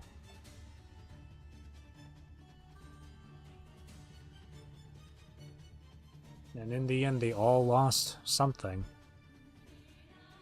In the end, they all lost. Oh. Damn. And that takes care of that. That really makes you think, Ollie. Damn. I guess there's not a lot of time left, huh? When the four moons... No, when the four keys come together. Oh. Damn. I'm still thinking about that. Izuki. What should I do? Mama. Oh, whoopsies. Gotta get back in gear.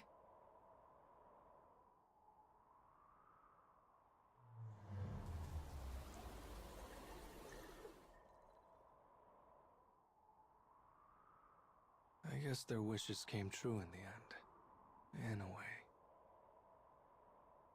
Still, can't say it ended well for them.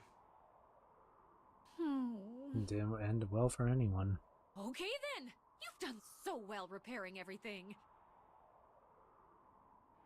Man, that kind of takes me back to a time, I think it was a few years ago, I think. Or maybe it was during my time during high school.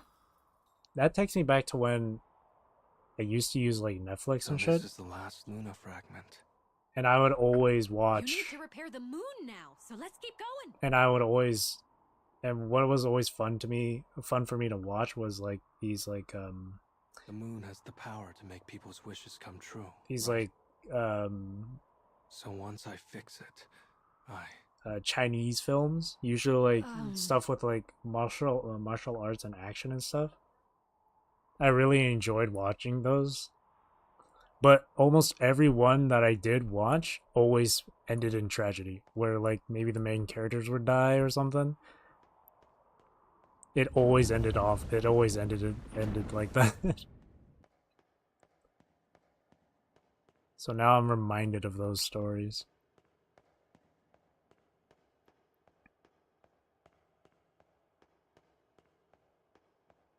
Martial arts films are always fun to watch. guess I'm heading this way.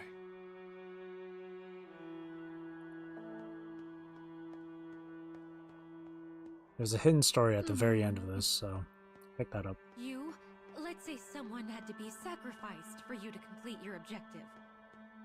If push came to shove, what would you do? The hell? I don't know. I'll just think about it and make the best decision I can.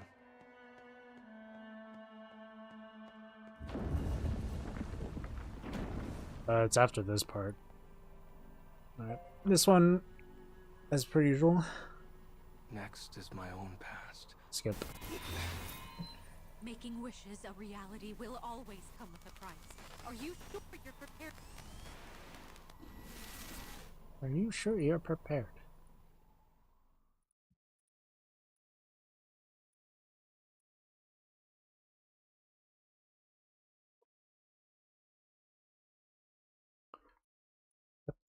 You know what's gonna happen to this? I know what's gonna happen to this.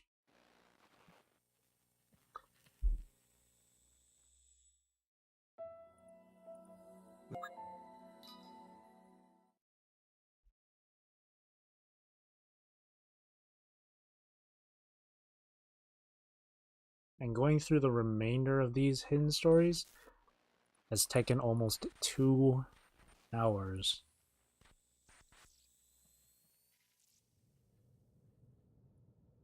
I wonder how long it would have taken on my phone, you know? Where the load times aren't so egregious. Am I using that word right? Am I using that word right?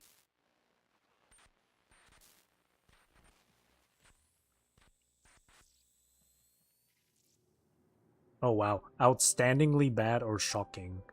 Okay, well. Okay, maybe. Okay, egregious isn't. It probably isn't the right word to use in this case then. Because that's really hardcore. Shockingly bad? It's not. Okay, loading time in this isn't that bad. It's long, yes, but it's not something I. But I wouldn't categorize it as shockingly bad.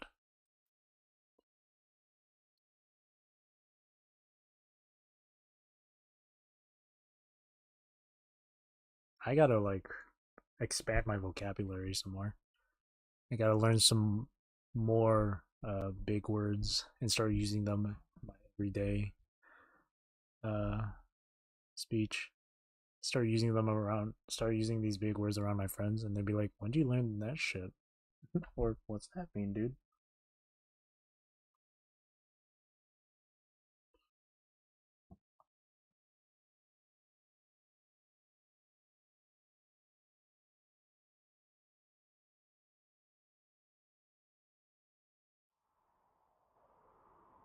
If only he was never here. If only...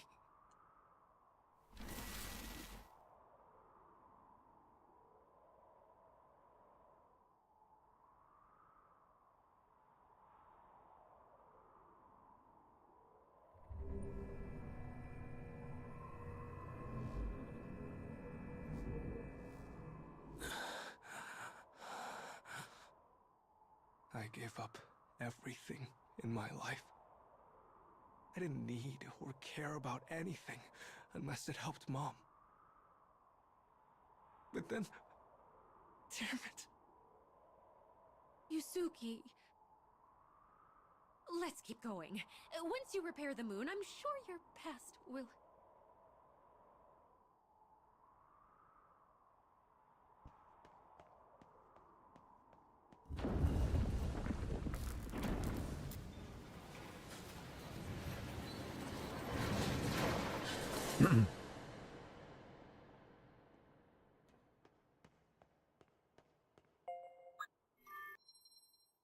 Alright, this should be the last one of this entire arc. Should be. Today's fortune. How dare they look down on people like this? How dare they toy with people's hearts? This is Carrier proclaims in a loud voice. This statement troubles Dark Mama. Dark Mama. Mama. Well, gosh. Even if that's true, I feel like you're in no position to talk. And what is that supposed to mean? What's wrong with calling out the blah blah blah for what it is? I will admit those fortune-telling powers seem to be the genuine article, but using them to do evil is beyond outrageous. Then again, I suppose those who choose to believe are in the wrong too. Well, there will always be fools who cling to their fortunes, and so perhaps a bunch of shady fortune-tellers comes with the territory. Carrier goes on. Dark Mama is astonished. He and I might not get along so well. His horoscope for today was pretty crummy. I quite enjoy fortunes myself, but perhaps he's taking it all a little too seriously.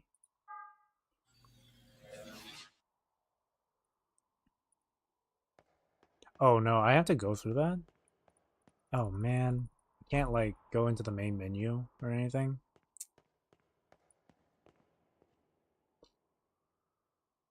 It's finally time for us to complete our objective. Oh no, does that mean I have to go through this entire like cutscene and everything for this? That is so loud.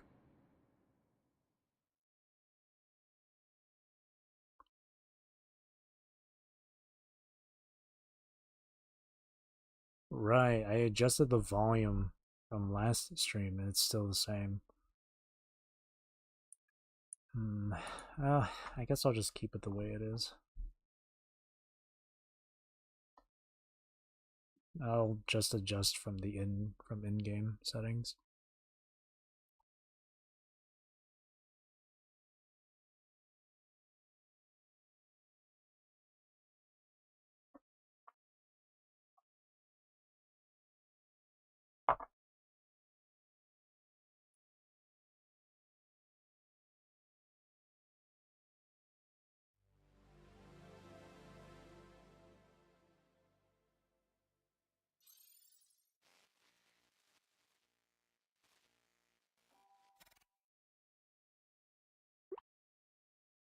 Neither are you doing well. No, I suppose you wouldn't be.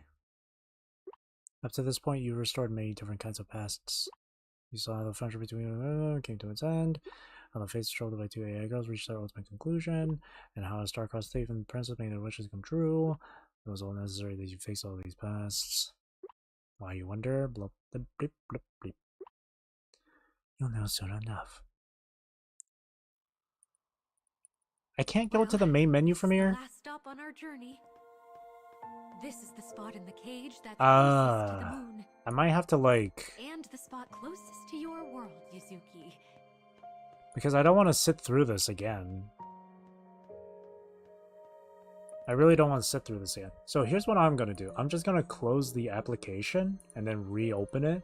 And then it should take me to the main menu again. Maybe. Hopefully. So give me a moment here. Just going to close it real quick. Reopen it.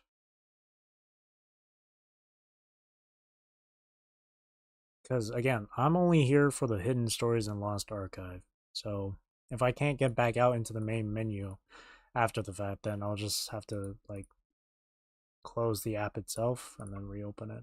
And then maybe it'll take me back to where I need to be. I just can only hope that, one, it doesn't crash the app, I mean, and two, it doesn't stay stuck at 20% on the loading screen. Okay, it went past, it didn't get stuck on 20%.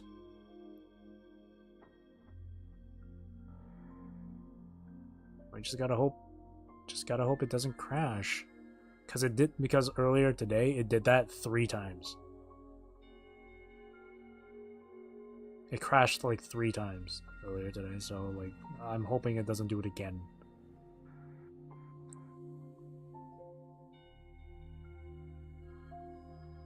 So I'm gonna wait until I get put into the menu. I hope it puts me into the menu. If it doesn't, I'm gonna be kind of annoyed actually.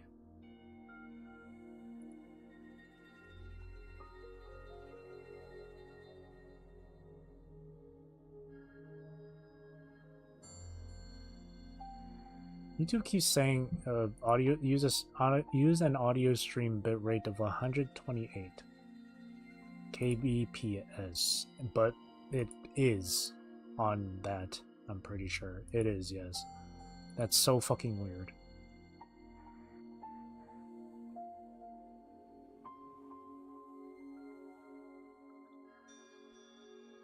Put the audio stream bitrate to 128. And it's still saying to put it to 128, even though it already is. Technology. Sometimes I just hate it.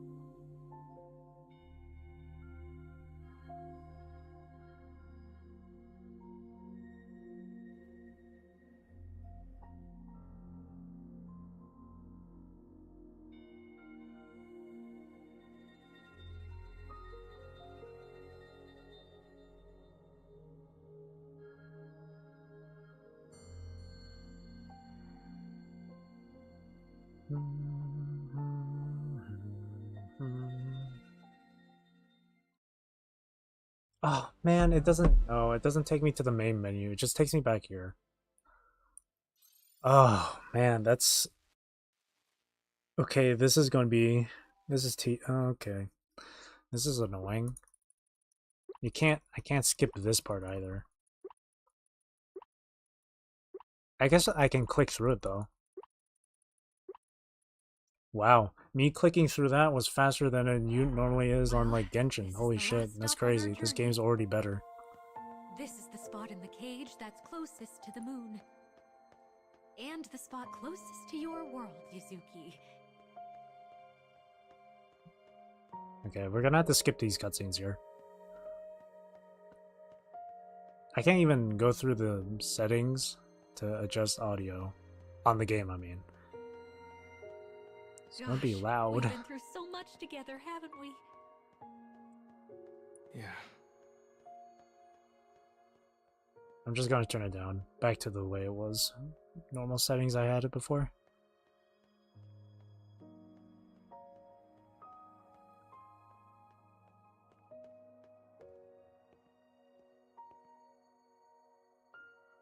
Never thought I'd get this close to the moon. Oh. Yuzuki?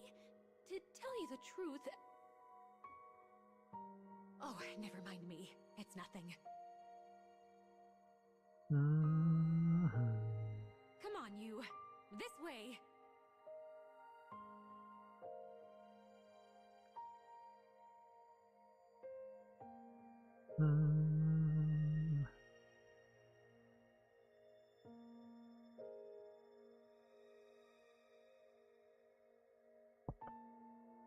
Hang on. Maybe let me try doing something here with the settings. I'm gonna put the. I'm gonna do this here. Hopefully, it should be okay.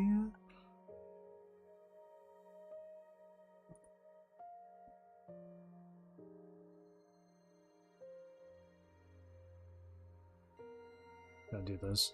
I'm just increasing the audio stream bitrate.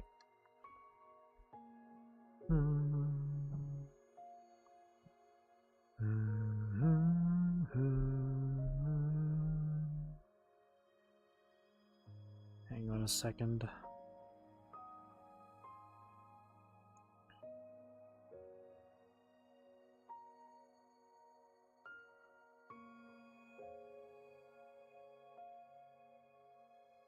Hang on.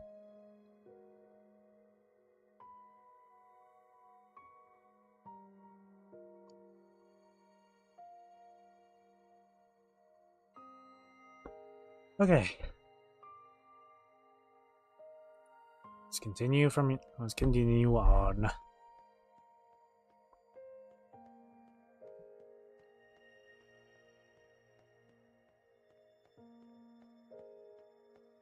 Well, I kind of want to watch the cinematic again. Because it's a really nice cinematic.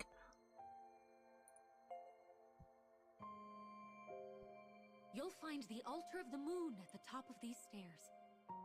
I have to play through this just so I can get back to the menu. Should be able to fix the broken moon. You're such a good, diligent boy. Just kind of a pain, but no matter what it is what it is. I know you'll be fine. I'm sure of it. So, You know, it's been fun traveling with you. Plus, you really helped me out. A lot, actually. oh, Yuzuki. Well, look at that. The kid has a heart after all. This is your last big job. Now go get him, Tiger! All right, here goes nothing.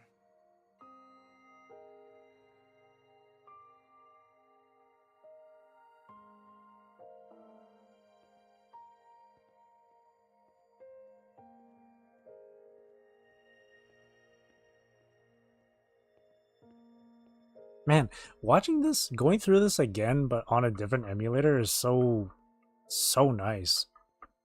It's really nice. Alright, here we go.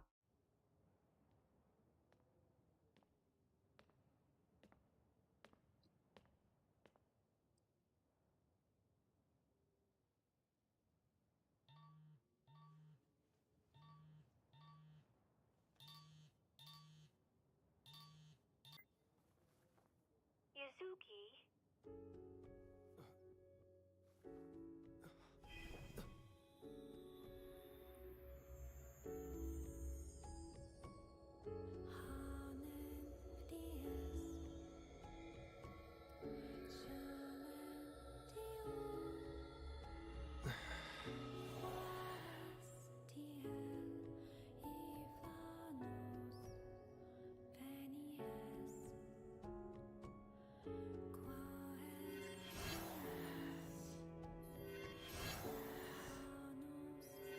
That's so interesting. The volume isn't as crazy loud as it was before.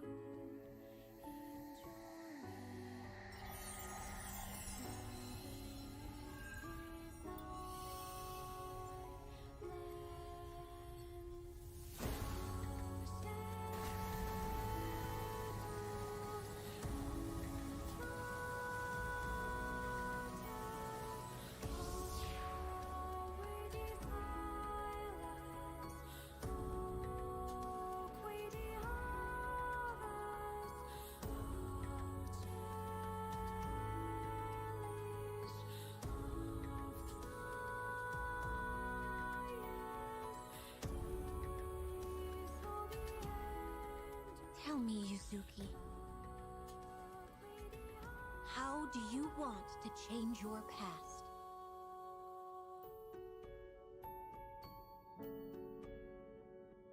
I want to you go. I'm assuming I'm gonna have to play through this entire section. So the time has finally arrived, Yuzuki. Hina, it's time for your wish to come true. I can skip it, but So, tell me, kiddo, I kind of want to watch this again. how do you want to change your past? I want to live with my dad.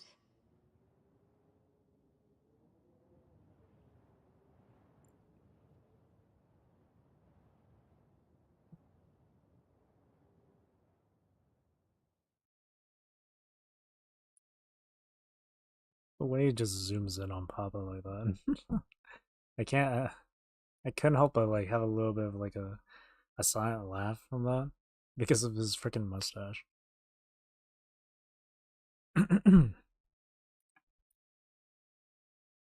That's so weird with YouTube saying, sorry, your audio stream bitrate is low. Even though I just increased it. That's so weird. Okay, hang on. We can skip this.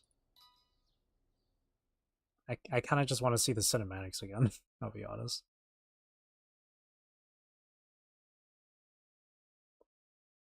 Because they look really great.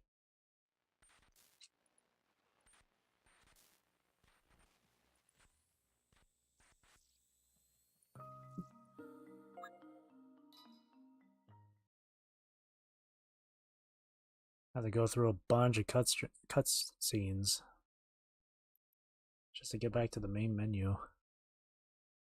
And I just realized too, after I get through all these, I'm gonna have to, I might get put into the prologue, into like the cinematic for the third act of the game.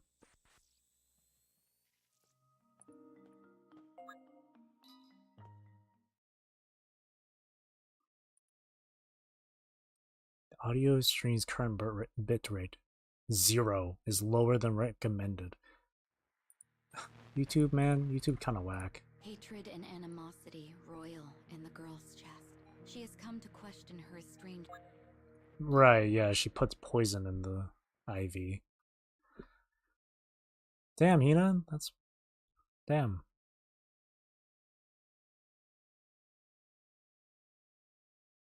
It's really hardcore, Hina.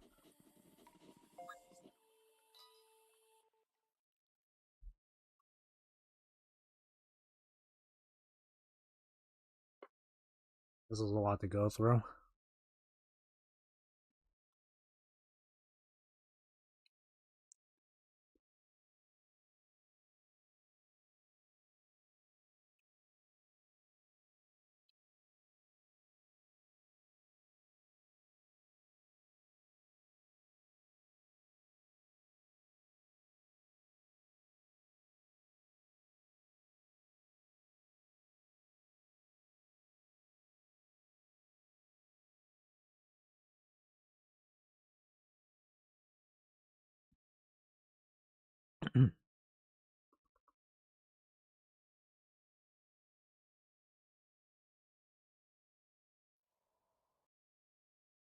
I'll never forgive him.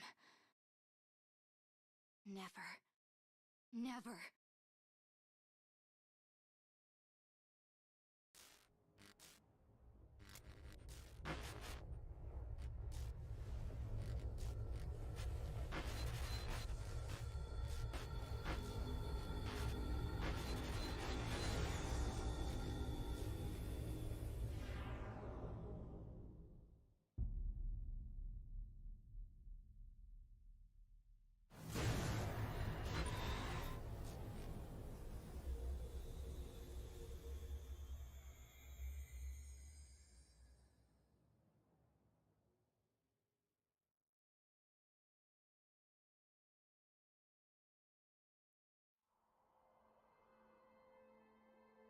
Yuzuki Kurizome.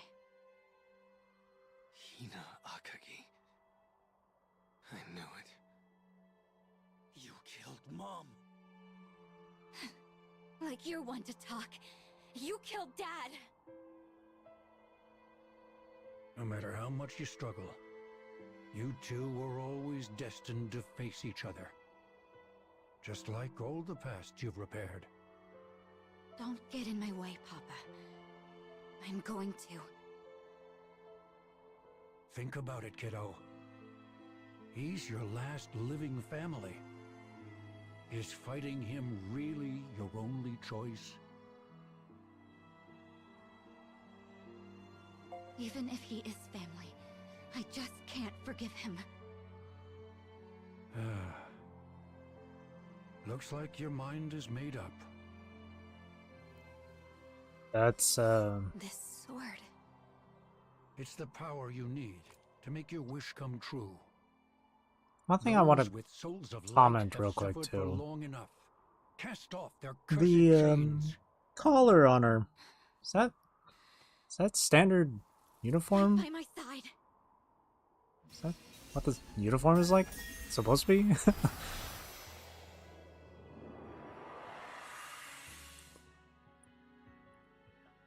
Do all the girls in the school have a like a strap around their neck like that?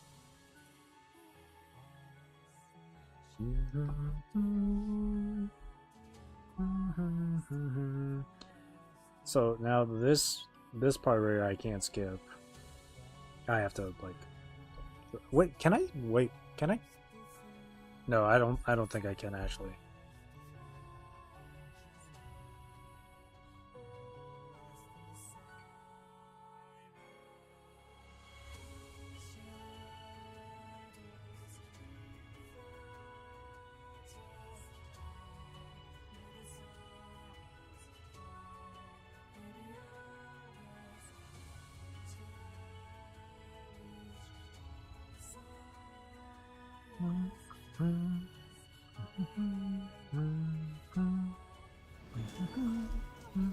Oh yeah, I can't. I actually, yeah. I don't need anything else if I can be with you. Oh, I can. If you quit, you will lose all acquired rewards. What happens if I do?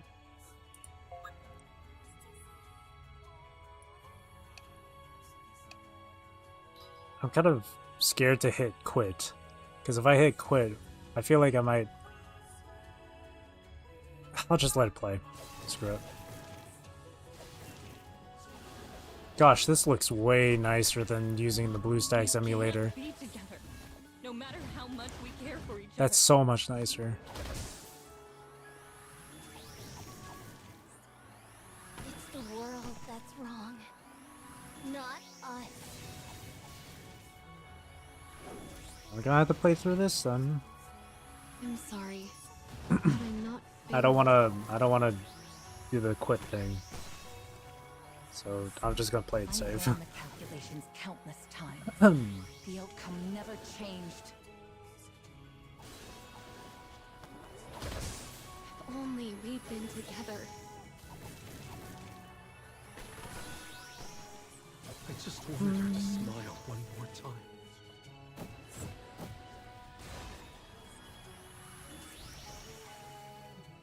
I just wanted someone to see me for who I truly was.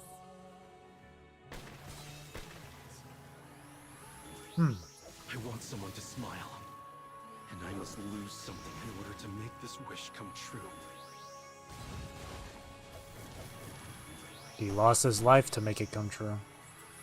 Damn.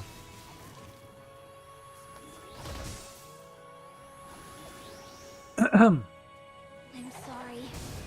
I always...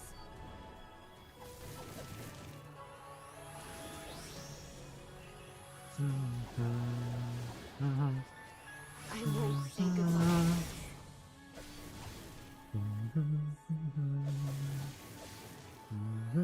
This is the last thing I take.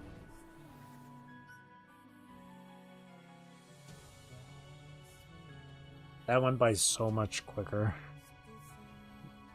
God bless. God bless you, Nox player. God bless.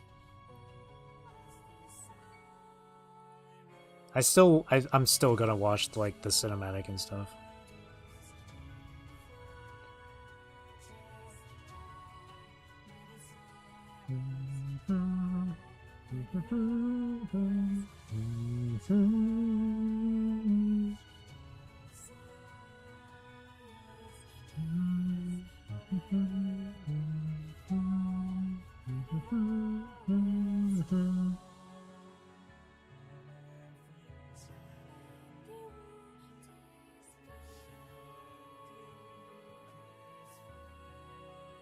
We only realize what we have once it's gone.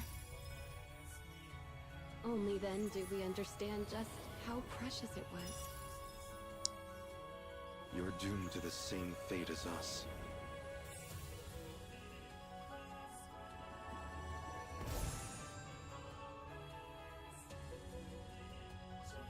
I can't go back.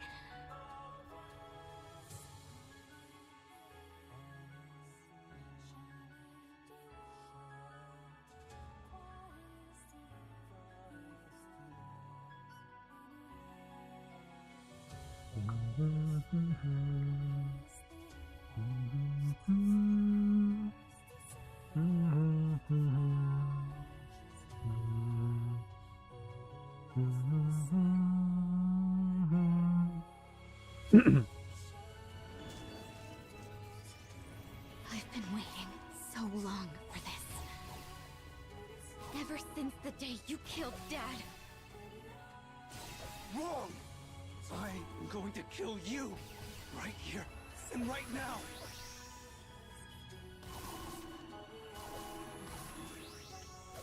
I've always hated you! You could do everything, and you always seem so damn happy. Do you know how hard I work to try and keep up with you? You don't know me. You're just making up crap so you can feel bad. Everyone, all of them, they just kept trying to force me to smile. It didn't matter what I was going through. It didn't matter if all I wanted was to cry and disappear. No one helped me. No one!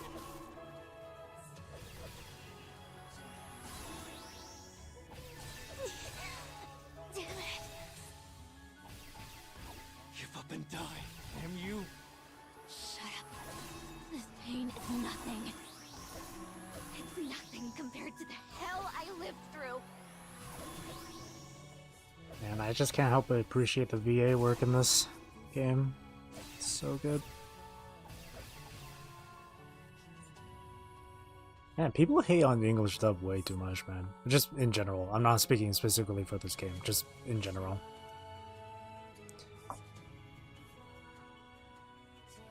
Both have their merits. Subbed and dubbed. That's besides the point. The next is a cinematic arc. And then we get the choice between one of them killing the other or neither one of them killing each other. We're just going to go with the third choice. Because it's the happy ending. And we want to always be happy, right?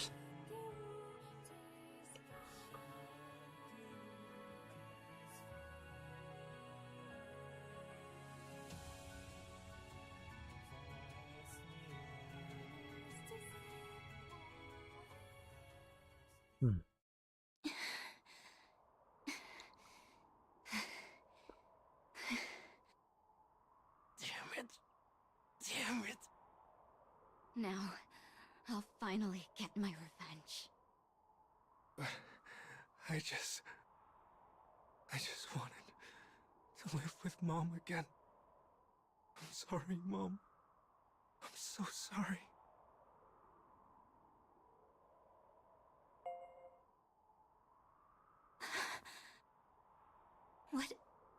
What am I thinking? I am going to avenge Mom.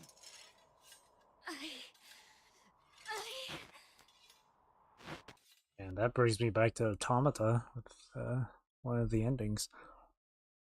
Don't fight, you two. No fighting. Not in this household.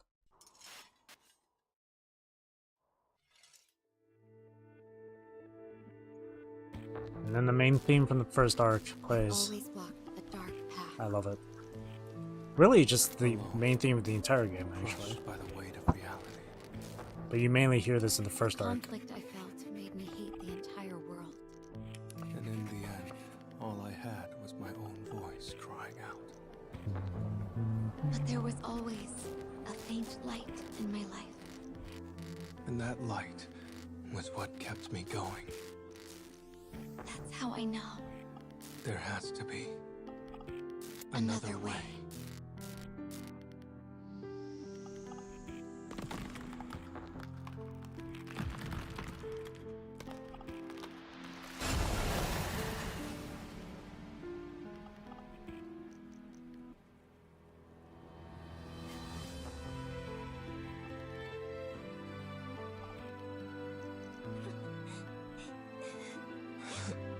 You so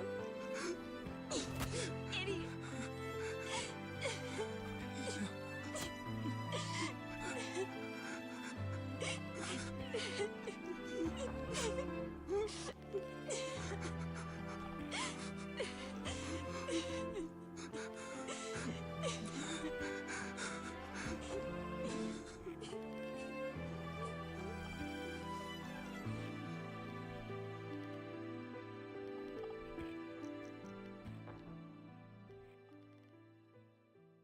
Got me feeling emotional too. I'm happy that they got to just resolve it and get over it. Looks like we're never going back to our world, huh? I guess we're supposed to stay in the cage. A fitting place for wicked people who committed grave sins. God, you're such a nerd. Oh, lay off. Oh. Goodness. I think I may have dropped my purse somewhere. Well, why don't you two go on ahead? All right.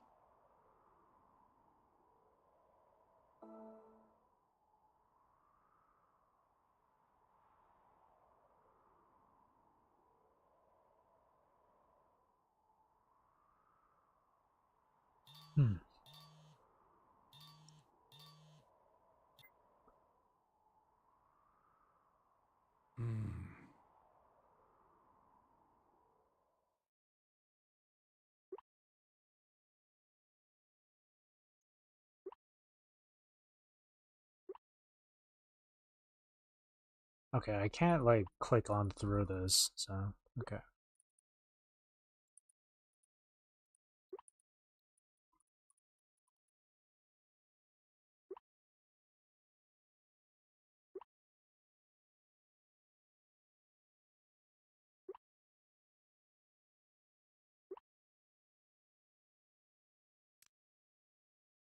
Oh. Even so, someone's gonna need to look after those kids. And that's our job.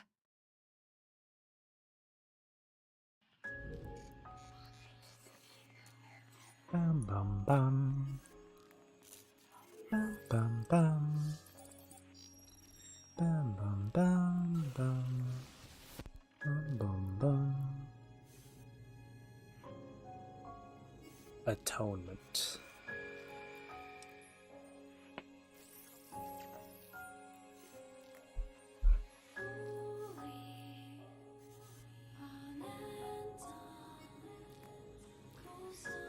Rebirth.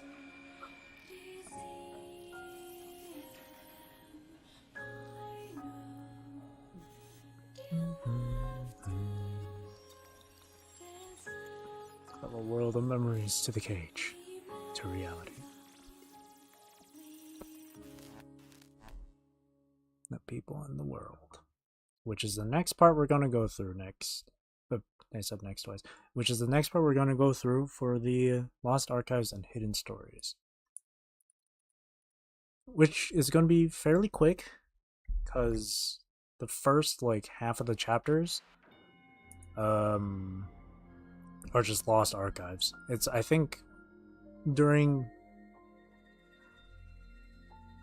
the last few chapters that there's going to be hidden stories included, or yeah, included. So we get to take it easy now. Man, watching those cutscenes was nice. Like, yeah, those two have had it rough, but it's really, it warms my heart. It warms my heart to see them, you know, completely get past that and realize that they're all they have left for family.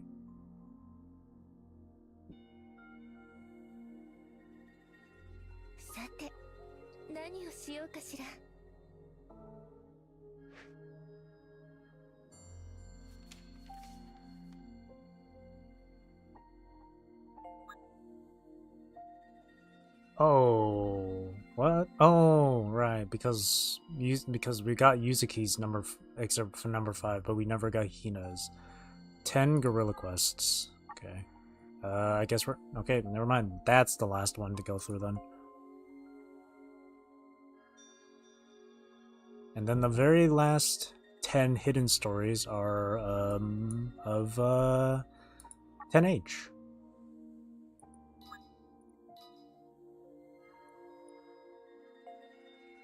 You do 10 of these.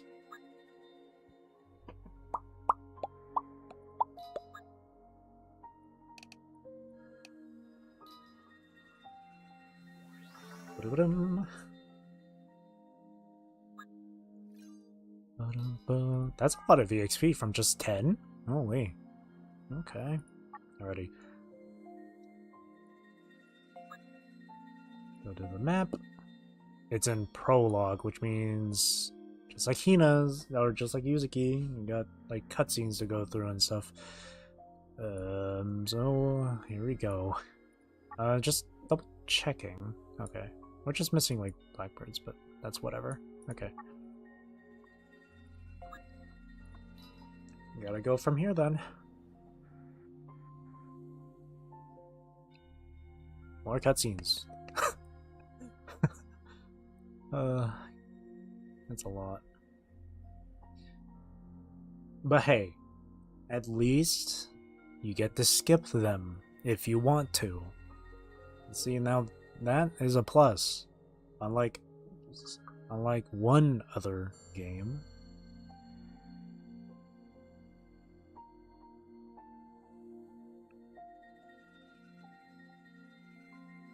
Which I shall also add, this is another story-driven, story-heavy game. And yet, you have a skip button for cutscenes. And then for dialogue, you can just rapidly click on the screen to just get through it super quick.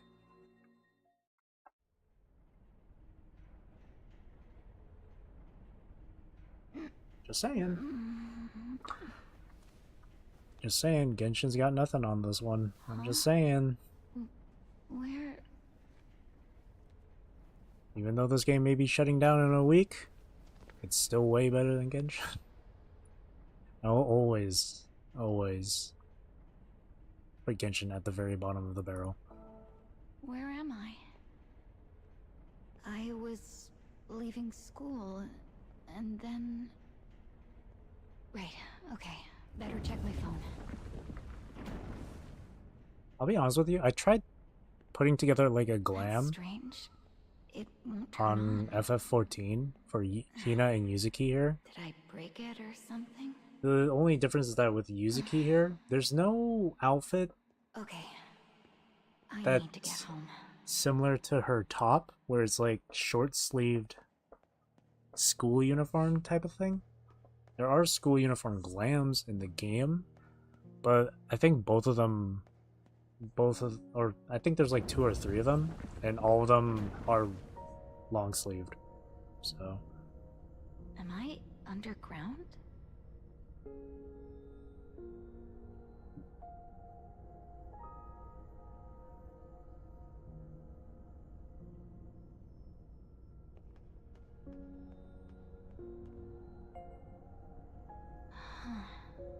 What a strange stone. I think there's some... Huh?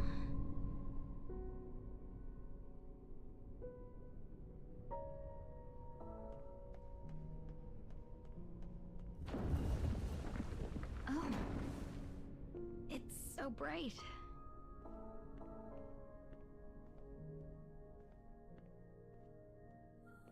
Okay. This is definitely not Tokyo.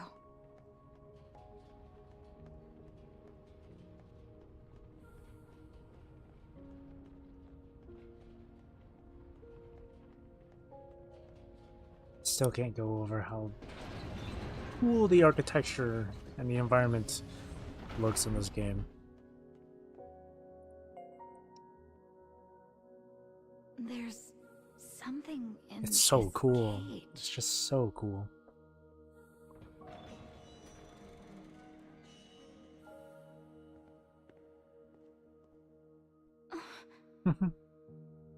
Ah, there you are, Hina. I thought you were gonna sleep the whole day away.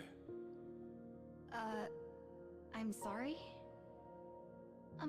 How do you know my name? And how are you floating? Oh, no need to get yourself bogged down in details. For now, all you need to know is that you can call me Papa.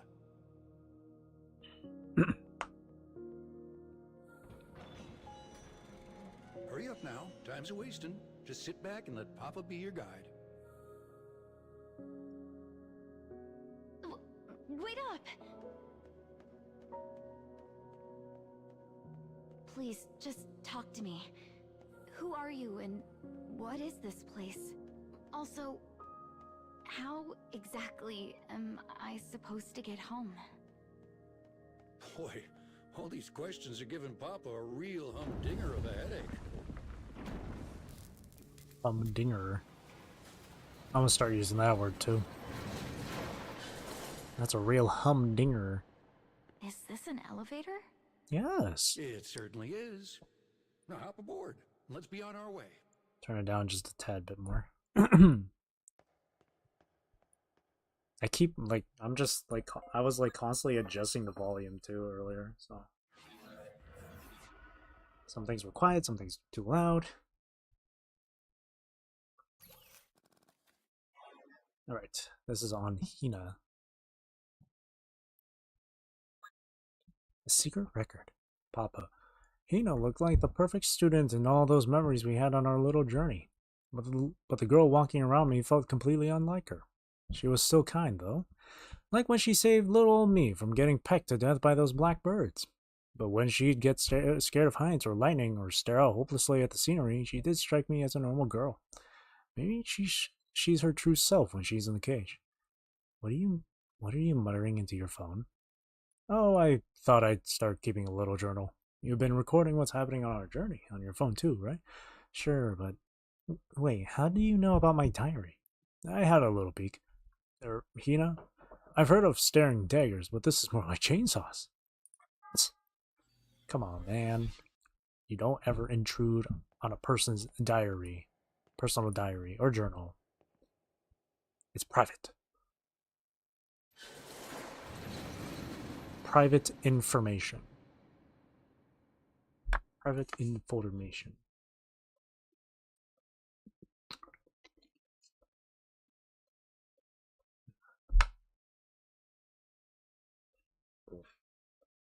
Hmm.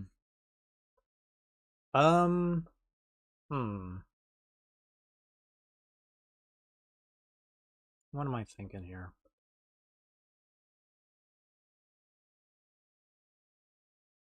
I was thinking of whether or not I should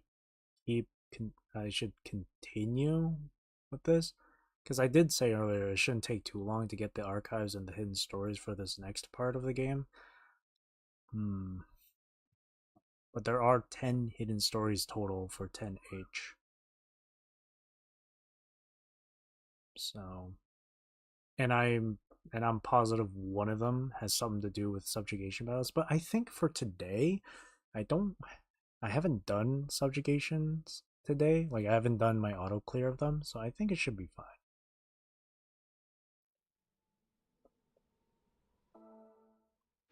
Alright, that's everything in the sun and the moon. That took 3 streams to go through. Holy. And now we're going to go through the people and the world. So right here, one lost archive. One over there.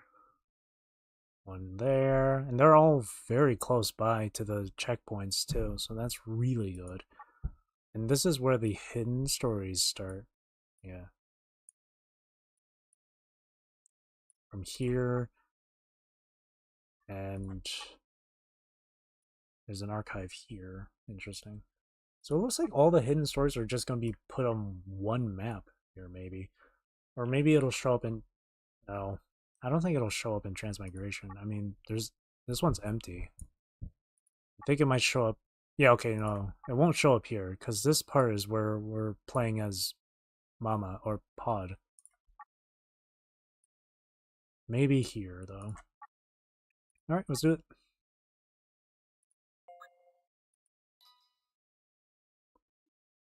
Blackbirds are kind of whatever, honestly.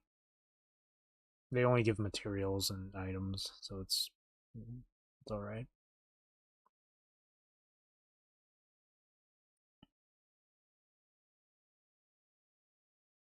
And then I think I'll probably be I don't know. I might stream this again tomorrow, but we'll see. We'll see. Because normally I'd play Final Fantasy 2 for today and tomorrow. But I really wanted to get this done quick, so I thought I would stream Reincarnation today instead.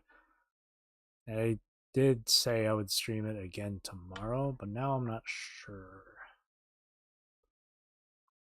No, actually no. I'll still do it tomorrow. It's the next day, I'm not sure.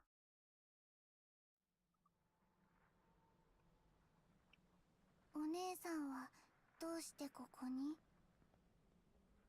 私のお姉様に関する情報を集めてたらいつの間にか。じゃあこれが終わったら一緒に探そう。ありがとう。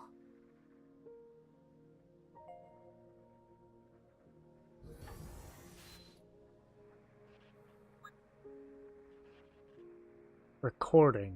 RE. The Fall of the Depths. What a beautiful castle. Is this a dream? Oh, never mind. This is the cage. I knew it would be a masterpiece, but seeing it for myself is just so... Wait, now it looks strange. Oh no, it's starting to collapse. Is that a man? With a child? But why? Hello? My voice won't come out, but I'm right here. Author unknown. Alert level monitoring.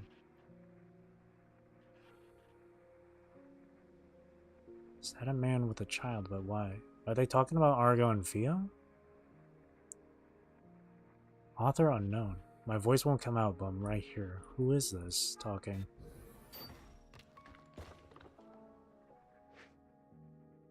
These lost archives are just so interesting.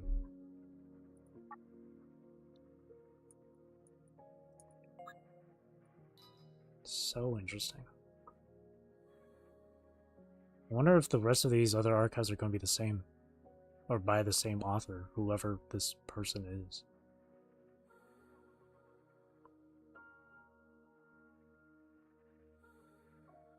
Man with a child, huh? Yeah, I'm pretty sure that's supposed to be Argo and Theo. I think it might just be some random person making that. That's the author. I was initially thinking 10H, but 10H would probably recognize Argo and Theo.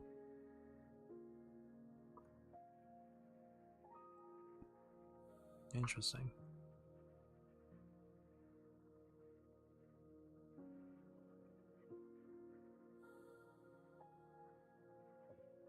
I just gotta say, I love stuff like this where it gives you like bits of like story or information or lore or whatever like this. Kind of reminds me of like Dark Souls or Elden Ring. Oh god, this place, even on Nox Player, I can't escape the leg. It's hefty. What if maybe if I change it to medium, it'll be better. Maybe. Nope, it's still the same.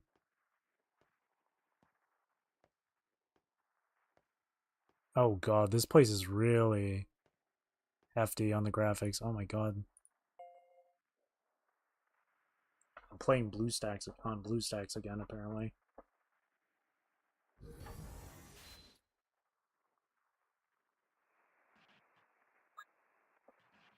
Recording re. Self-repair of the depths. I wonder if I can get through here.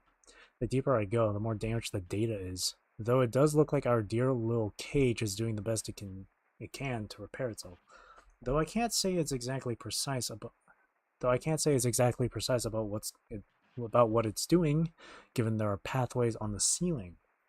I wonder if my own data is collapsing too, just like everything else. But hey, I believe in my good buddy the cage. It always finds a way. Who'd have thought I'd find a plank of wood? That'd be perfect just as a foothold. That'd be perfect as a foothold. My legs are starting to feel heavy as lead, but I can keep going. It's too soon to give up. Unknown. Intervention required. They got legs. Who is it then? Who is this talking?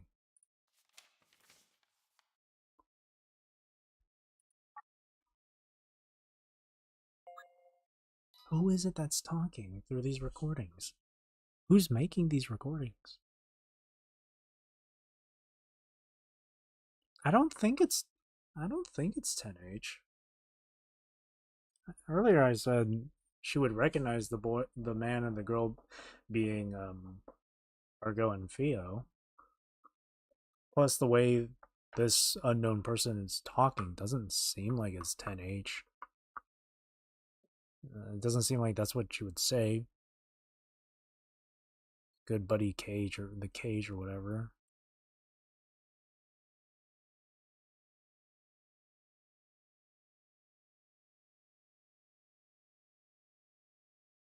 Interesting.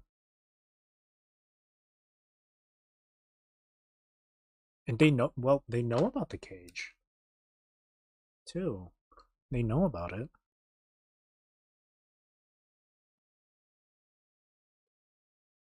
It's not like Mama, Papa, or Carrier or whatever.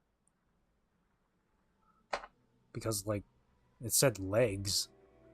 Mama and Papa and Carrier don't have legs. They got arms.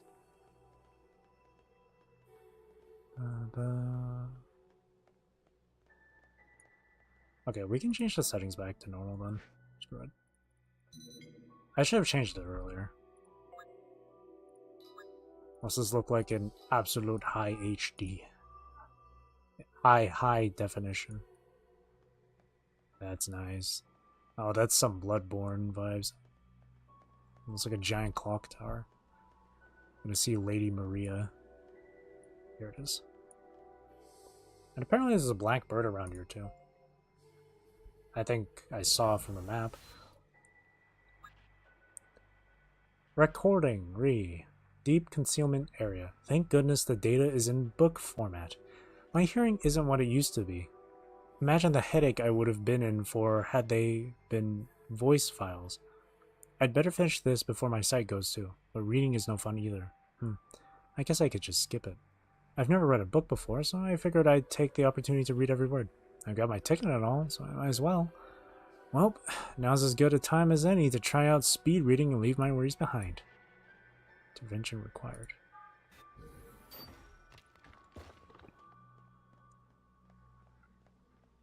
Wait, is this the part with the library and stuff? Oh, no. I know it's in this chapter.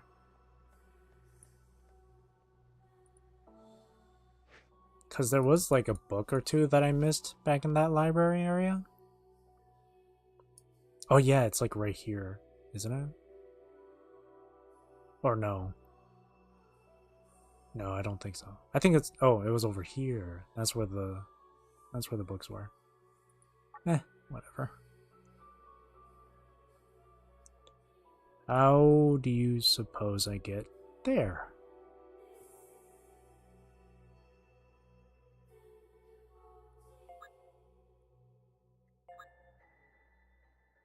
from here then.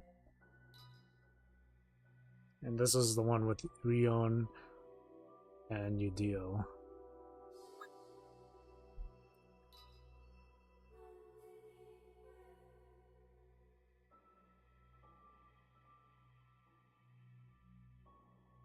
Hearing gave out, and soon their sight will too. Who is this talking? Unknown.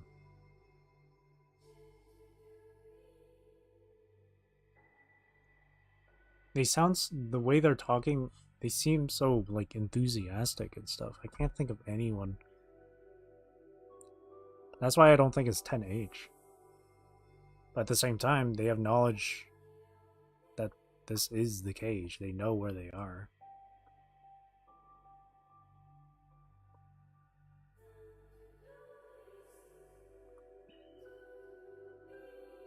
Am I thinking too deeply on this? Is it is it really 10H?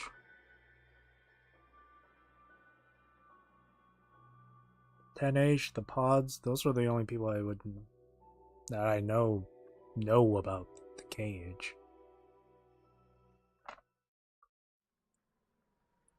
Maybe it'll reveal. Yeah, I think I go. Where do I go from here? Do I go from here? Do I go here? Or do I go back this way?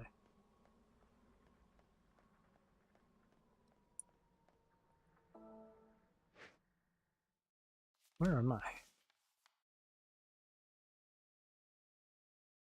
Okay, I do have to take this portal.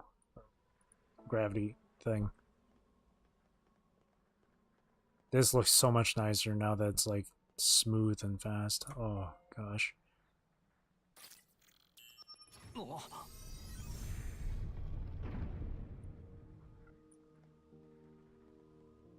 く床か。さすがにもう何が起きても驚かないな。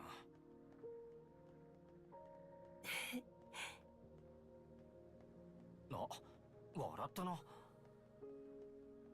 いえ、少し元気が出てよかったなと思って。うじうじしてても仕方ないだろ。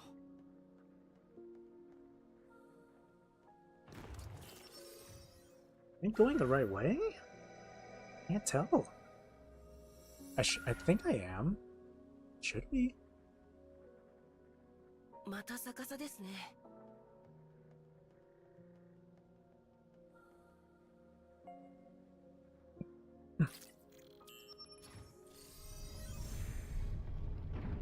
Oh, there it is. Yeah, okay. I was going the right way. It's really hard to tell with the map. Okay. Protecting the depths. I can't move anymore, but preparations to leave are finally in place. I wonder if Pod's aware of what I've done. Pod. Mama's pretty funny, even in times like this. But this is no time to be laughing. I am Yorha Unit 10. Oh, it is 10H. Someone please help me. Disposal required.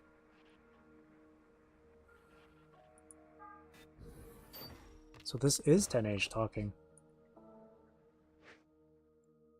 Huh, I really thought she would at least recognize Argo and Fio.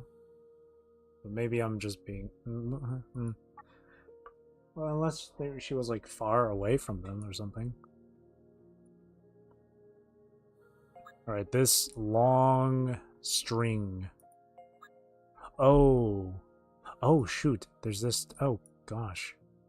And right, there's also this, too.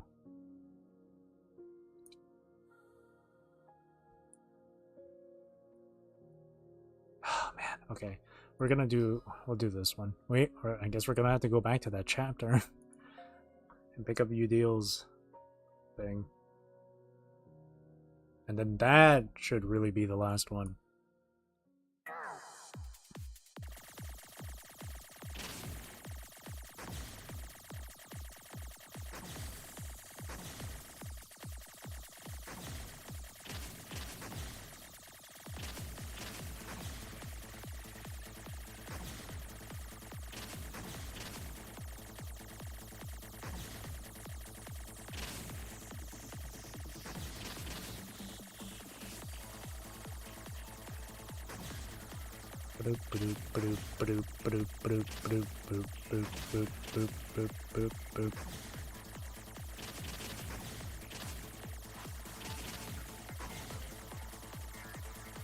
Man, this is a lot easier on oh, never mind. This is a lot easier doing this on the PC than it is on mobile, I'll be honest. I don't know why.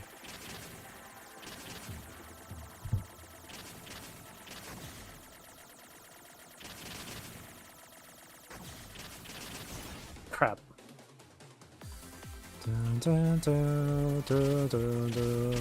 Yeah, that's okay, never mind. That's tough.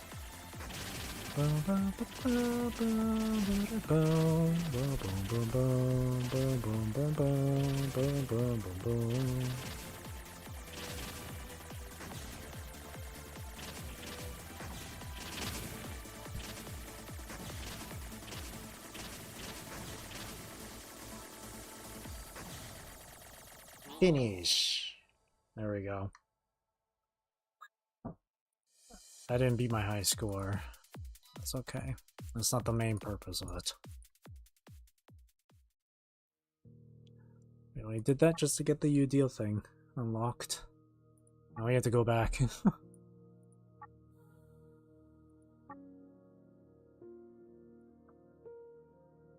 Where's point 4? Right here. We had to go back. I was actually kind of... A part of me was actually kind of wondering. Because they always put number 5 at the end of these. At the very end spot of these areas. And this one didn't have it. So I was like... A part of me was wondering where it was. I just never said it out loud.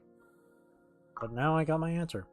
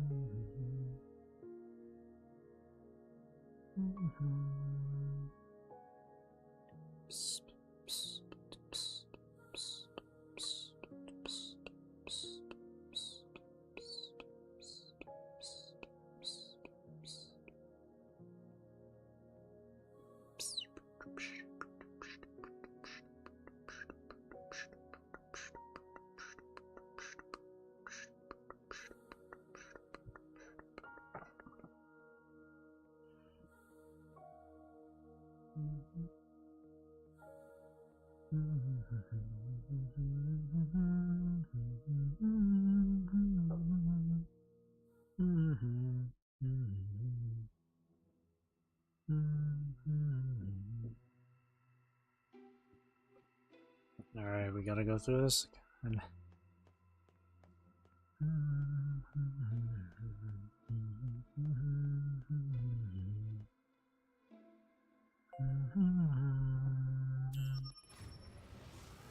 Our third scarecrow should be just ahead.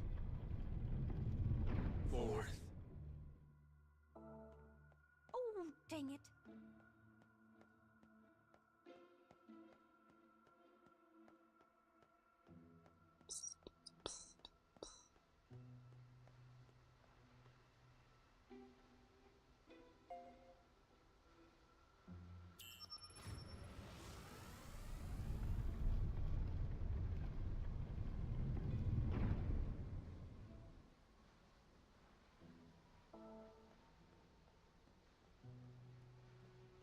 I need to get a picture of this.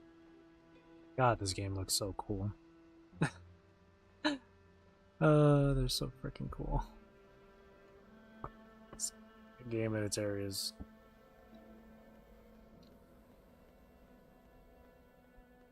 This is like the second time I have to... This is the second time I have to go through this.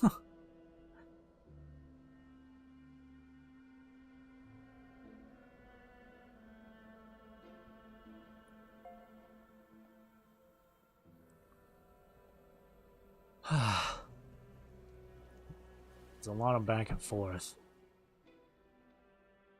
I wish I wish they made it so all 10 hidden stories in each chapter was already there. You just have to do the conditions and that's it. Where it's not like you finish one, you unlock a new one in that chapter. Or in a different chapter, because in this case, you do one and it unlocks a new one from a different that's in a different chapter. And that is kind of a pain. This being an example.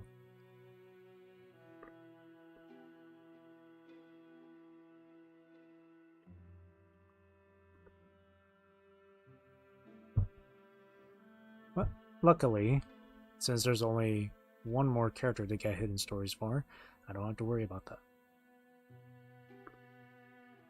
I do have to do the hard mode quest, a very hard mode quest for Act 2, though.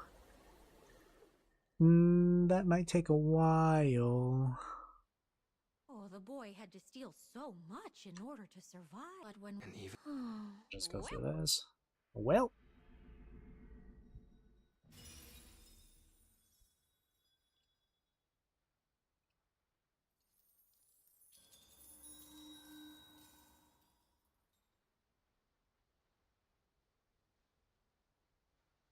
let's go farther in. Interact with this, get teleported. Interact with the TVs, go into his memories, and then skip all those cutscenes. And then bada bing bada boom. We're gonna plow through this real quick. I knew it. More TVs, which means... if you wish to change the past, you must be ready to lose something in exchange.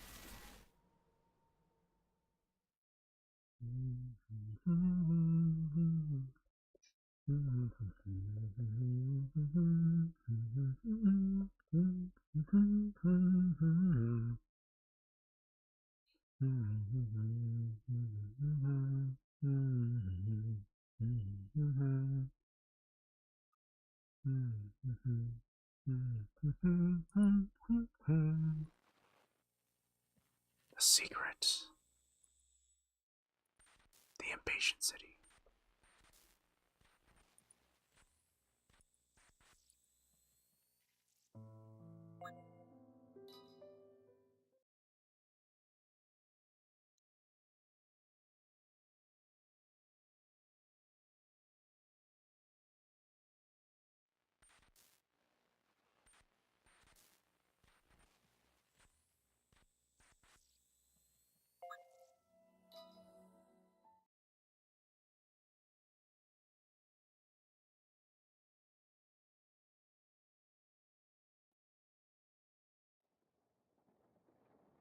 The beeping of the cardiograph serves as proof that... Okay.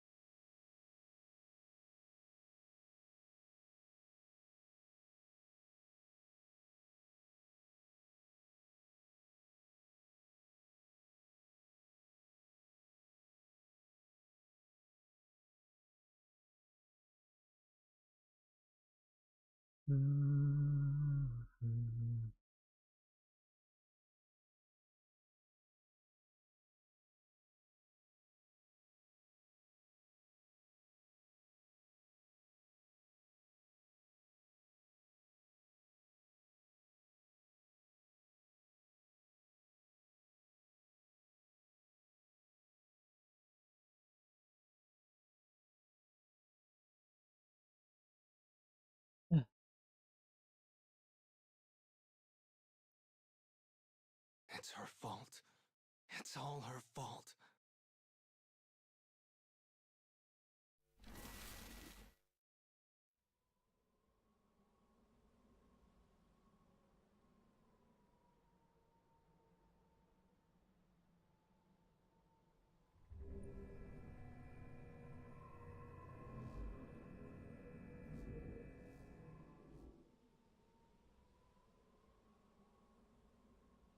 can't do anything for my mom. I even... Oh, but if... Well, Thanks. Hmm? Did you say something? No, nothing. Alrighty.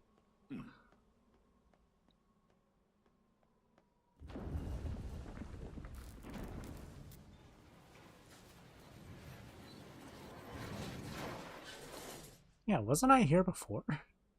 Yeah, I was here before, wasn't I? Pick up another hidden story?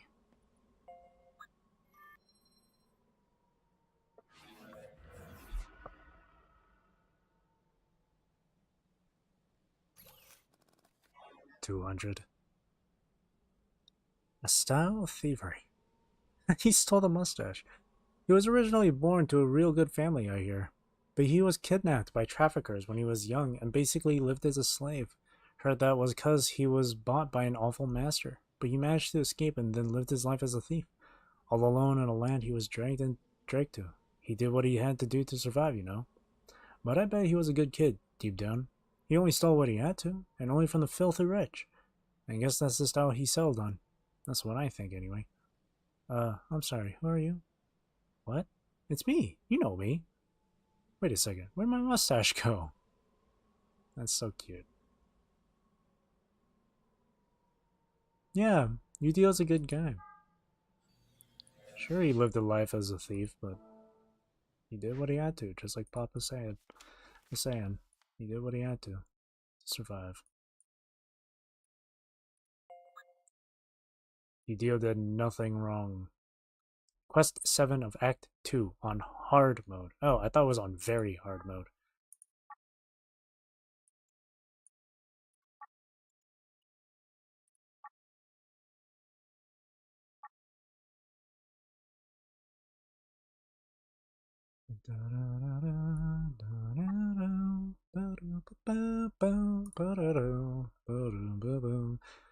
I guess I can do that, honestly.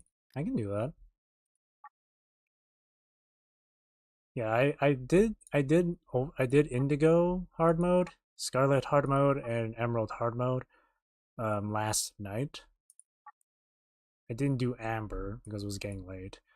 But I can clear through Amber and then clear through the Return. And right here, quest 7 is where we can unlock that 5th hidden story for 10H. So let's take a little bit of a detour and just do this.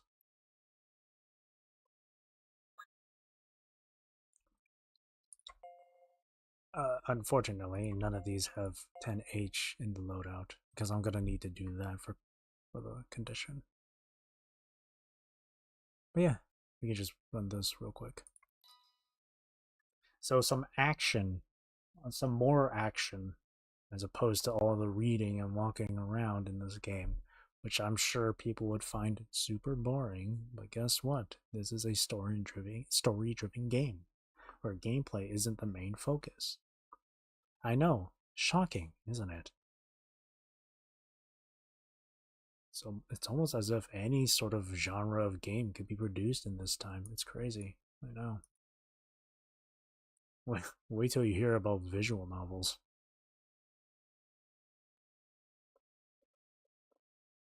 Wait till you hear about point and click games.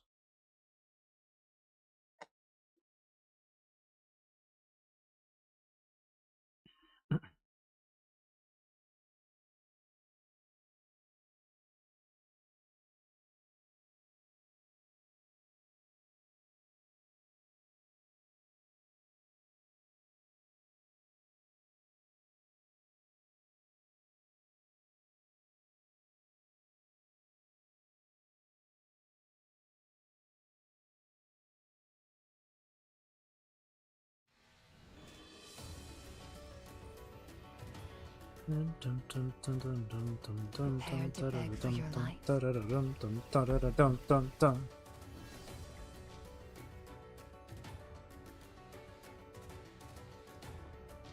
Don't waste my time.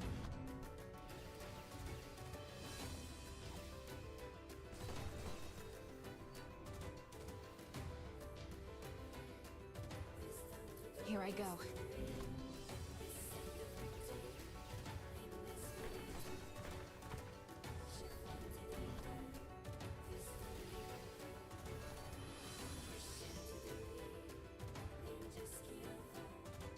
I just noticed how much health Saryu has. Over 600k.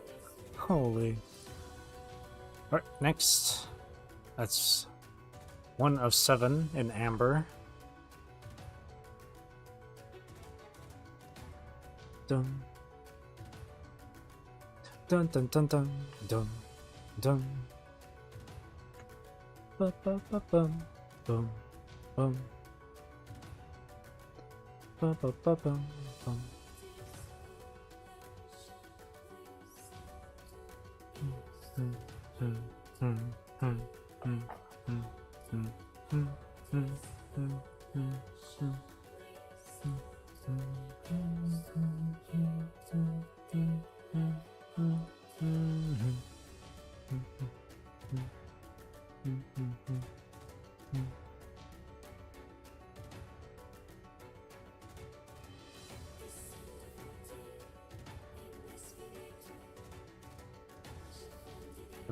Imagine me still using BlueStacks and it's still like and it was like super laggy. I wouldn't be at this part. Let's pass on through.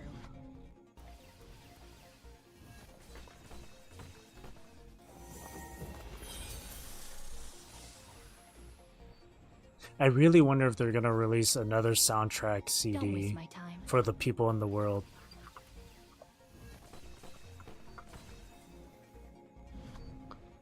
Because this OST is really nice, actually.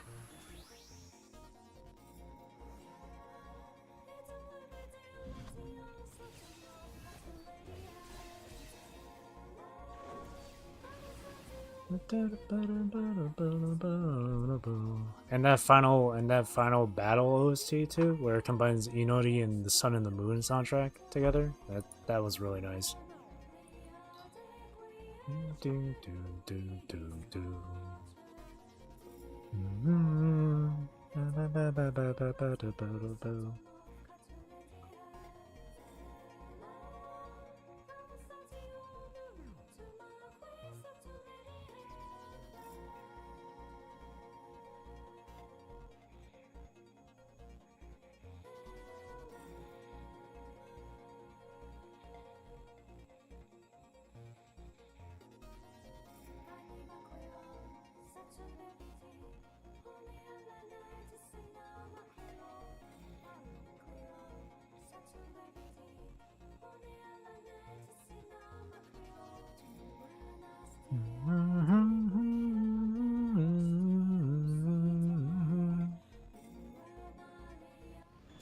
Next.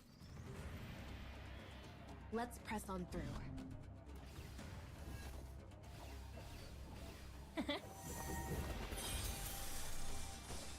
Ba-da-dum, ba-da-dum.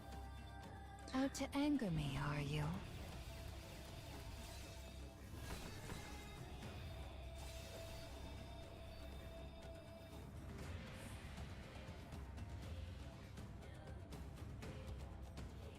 Here I go.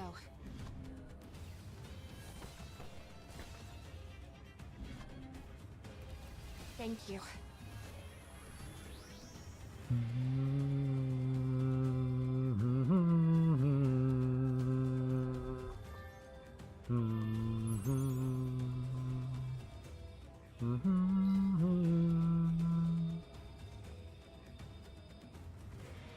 That was quest 4, right?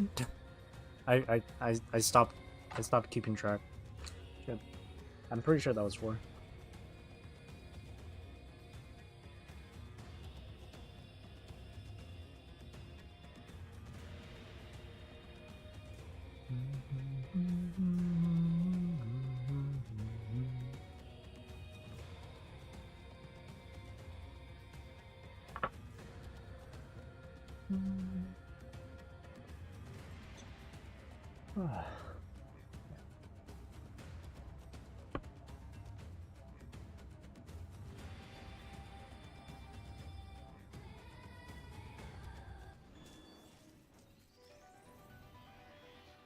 Here I go.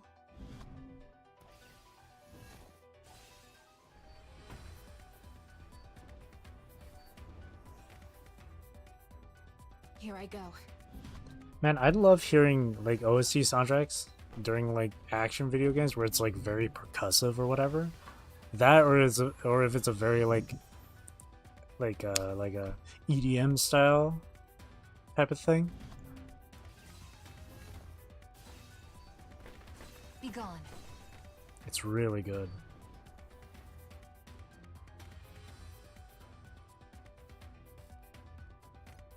Like this.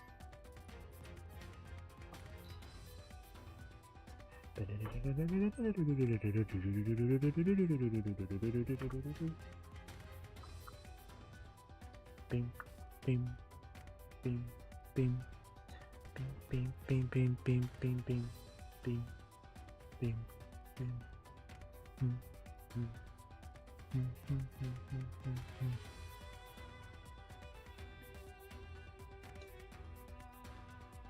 Bum bum bum bum bum bum.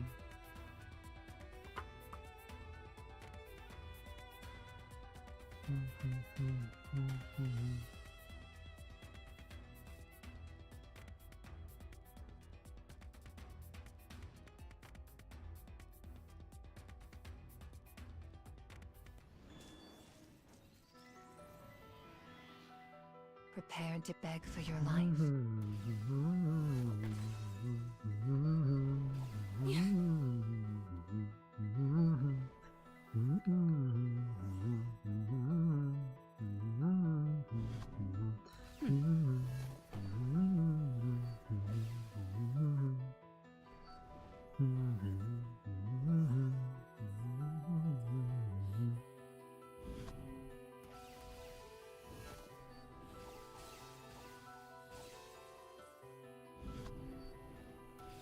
Well done.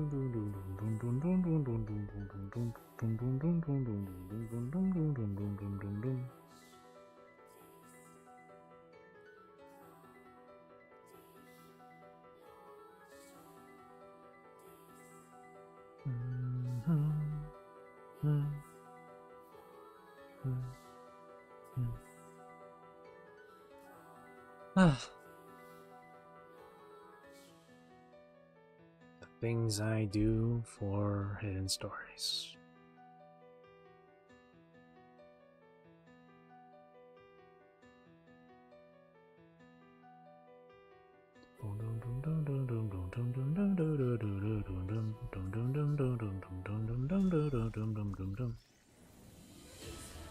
Prepare to beg for your life.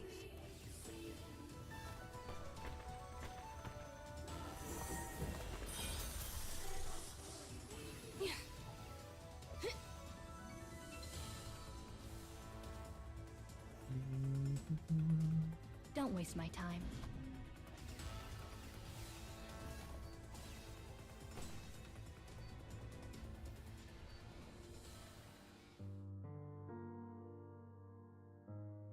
Out to anger me, are you?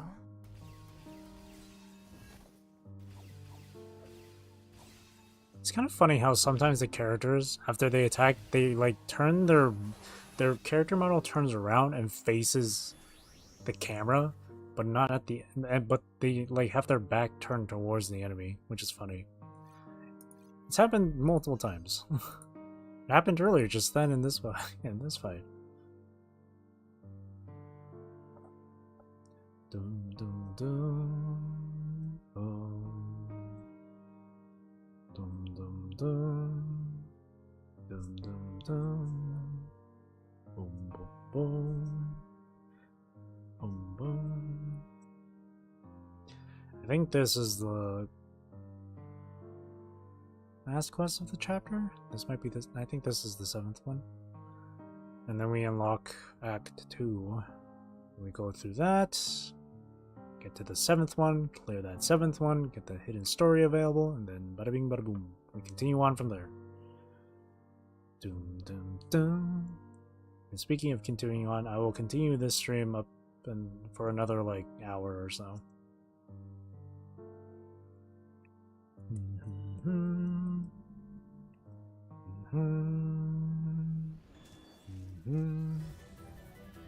Oh, this OST is good.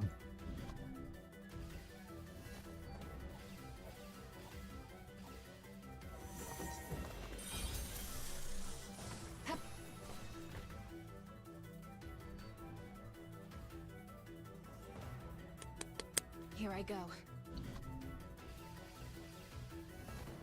Ba-da-da-dum, ba-ba-ba-bum. Dum, da-dum, da-dum, da-dum, da-dum.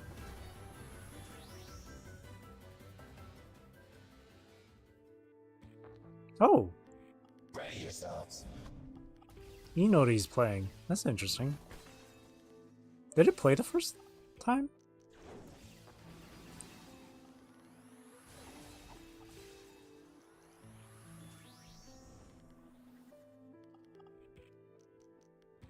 You know he's such a good song. Yep, that's everything for this chapter. Perfect.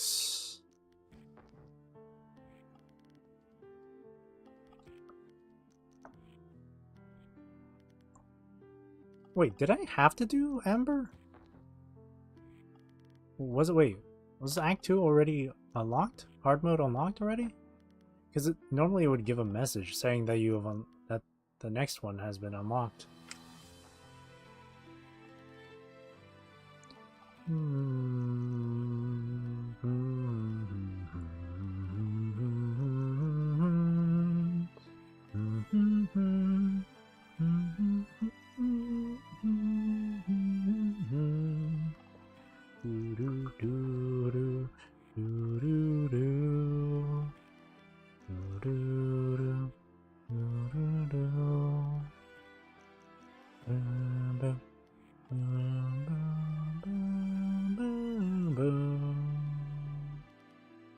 Beautiful. Gosh, beautiful. See, I wish there was a collab on 14 for this game. That way I can just get the orchestrion rules, get the OST, and then just have it play in game.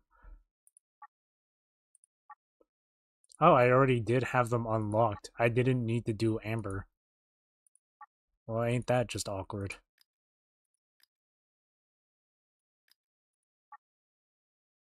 Well, whatever. Alright, so for this one, I need to have 10H in the loadout.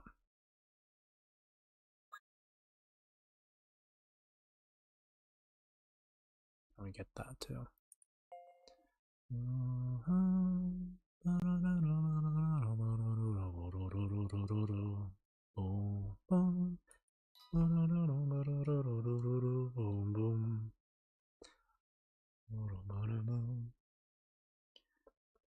Alright, we can just switch to 10H here.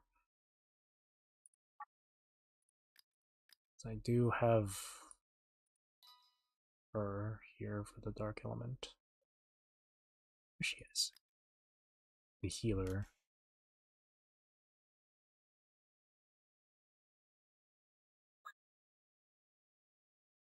And I'll have her equip her sword.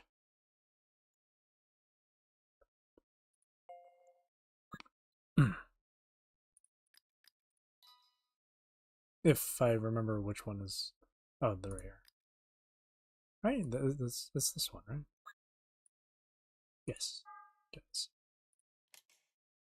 That's her personal sword, so I'll have her equip it. And then later on, I'll switch back to Yuzuki. Alright, another 7 quests to play through. Sorry if I don't really have anything much to say during these parts. Like, I'm kind of like chilling and listening and just enjoying the music.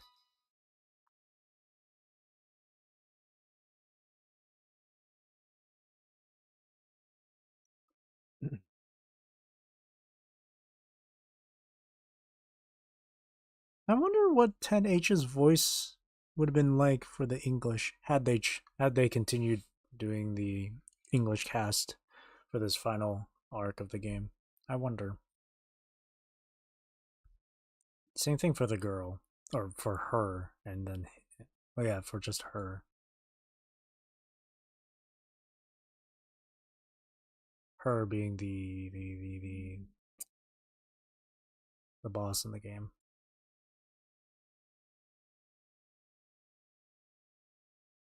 Capital H-E-R.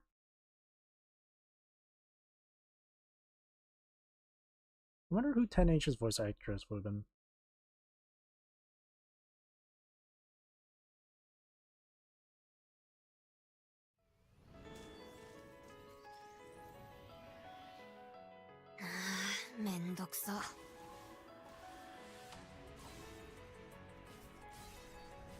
Oh, it's laggy here.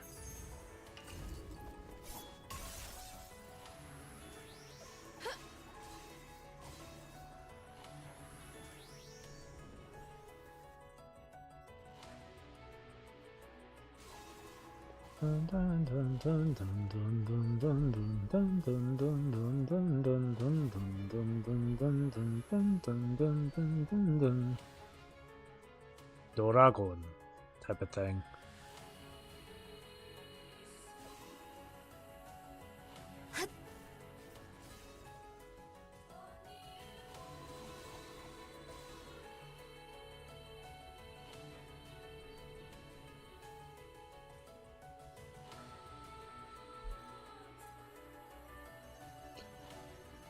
Alright, next.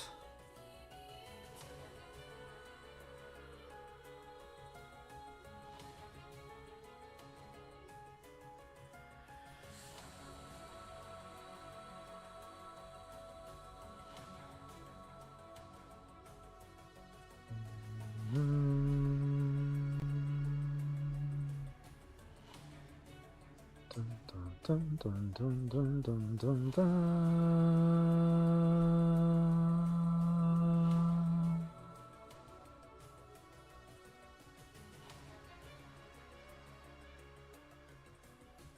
Dun, dun, dun, dun.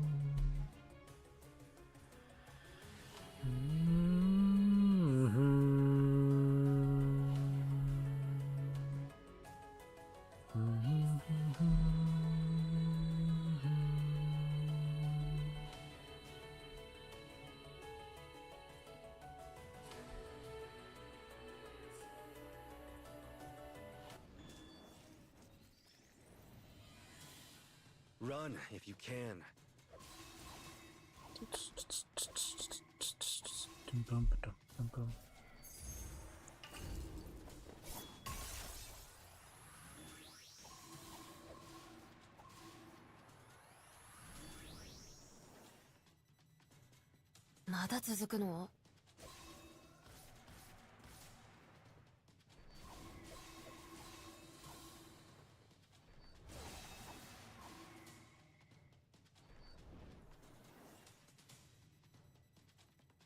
Hope you don't regret this.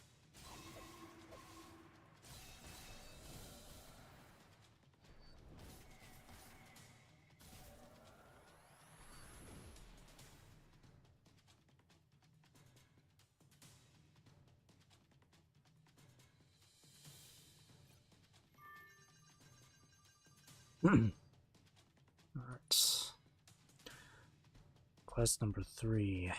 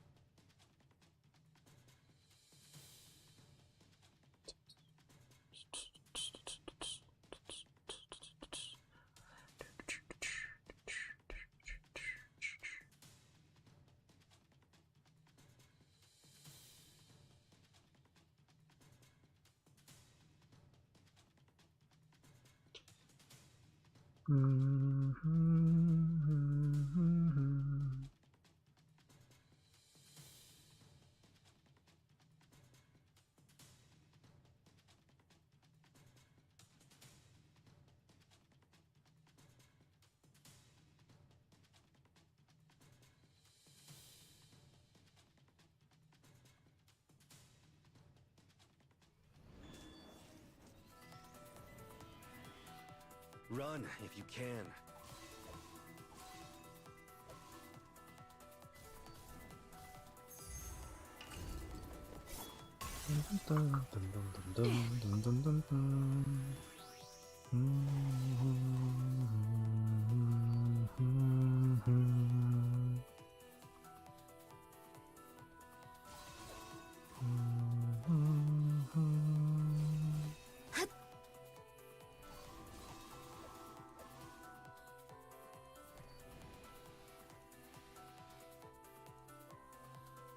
Ah.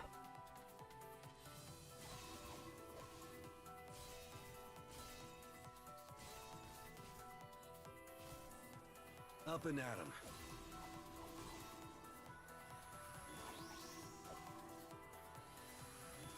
Ooh. Excuse me.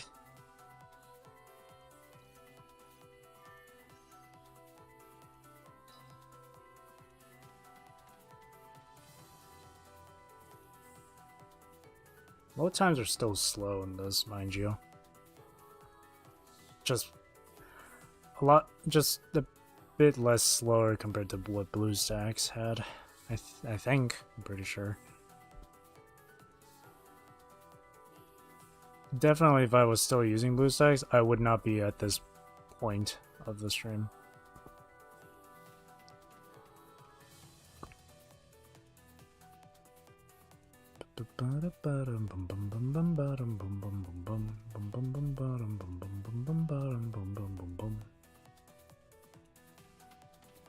This is what I mean with the music and percussion. It's like it's really good, like combat music. Oh, this is the OST. This one's really good too.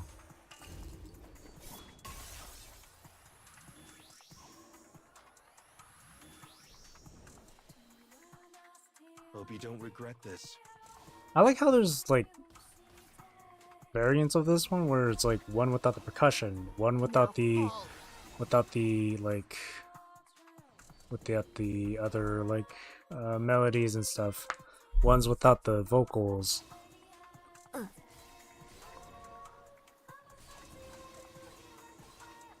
Cause in this one it's just the vocals and the percussion.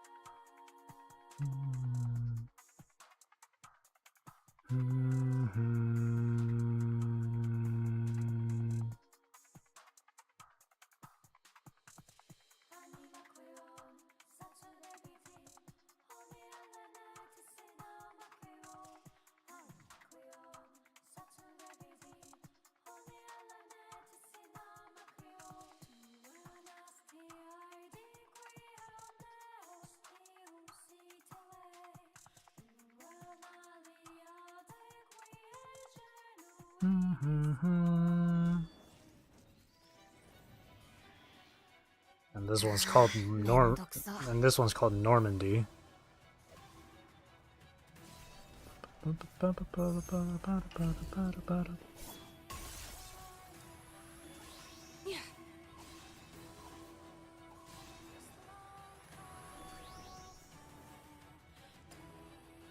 Here I go.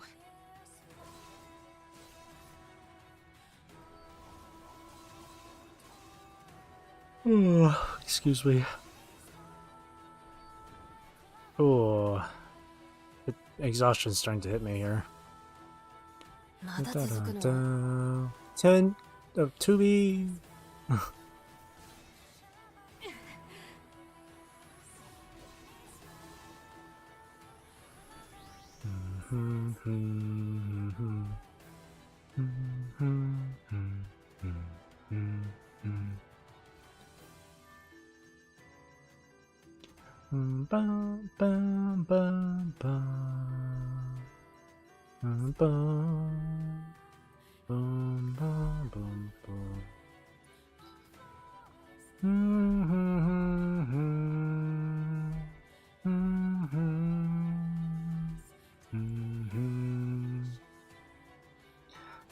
Bum, bum, bum, bum, bum, bum.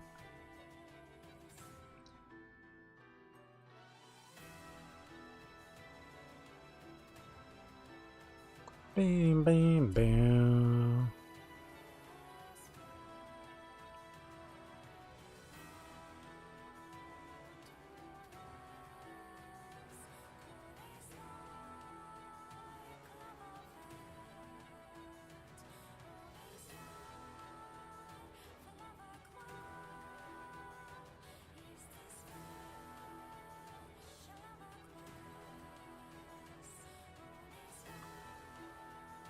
Ba-da-dum, bum, bam, bam, ba-da-dum.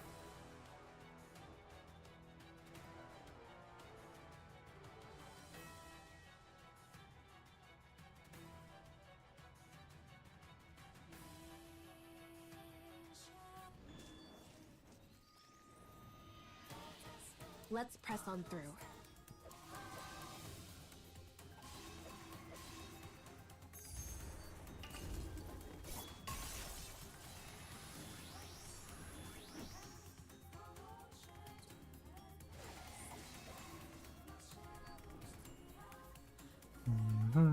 Hope you don't regret this.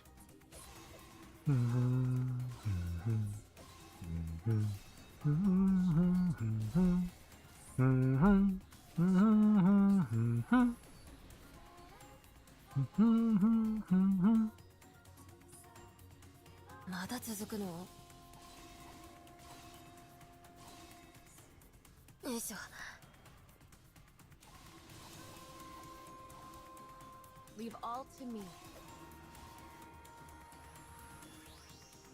Thanks.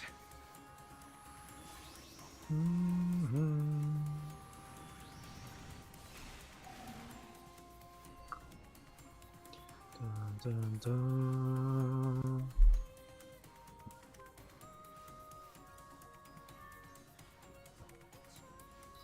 Oh, whoops, I didn't mean to click on done. Shoot. I mean, I guess I can take this opportunity to see how far I am from this. I think I just need to do one more.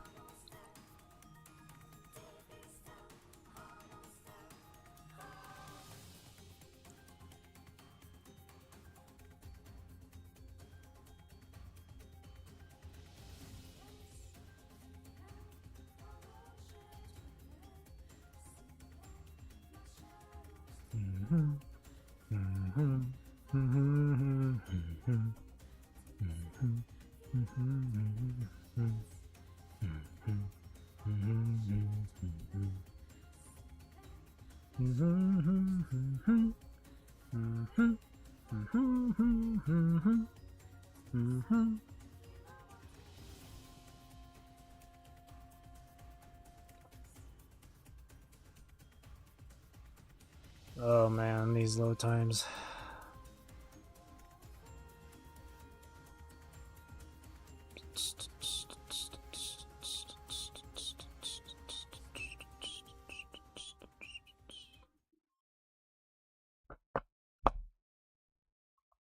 Alrighty. Oh yeah, I really did just have to do one more.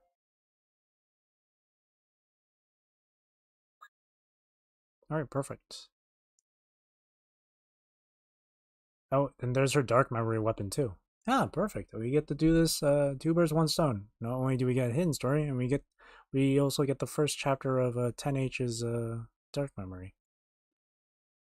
She'll be narrating it too. But it is going to be in Japanese. So, yeah.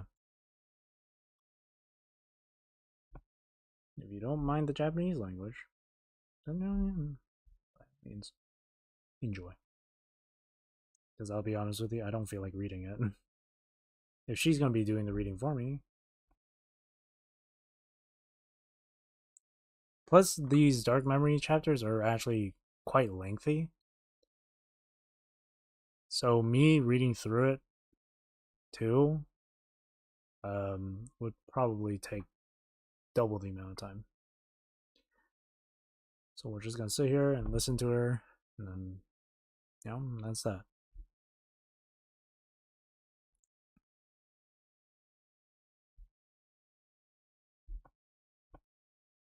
Let's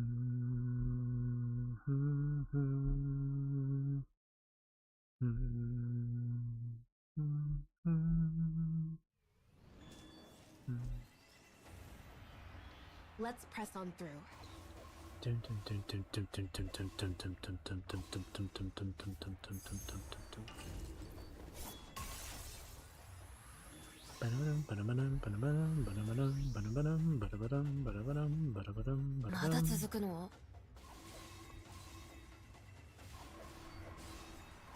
Up and at 'em. Up and at 'em.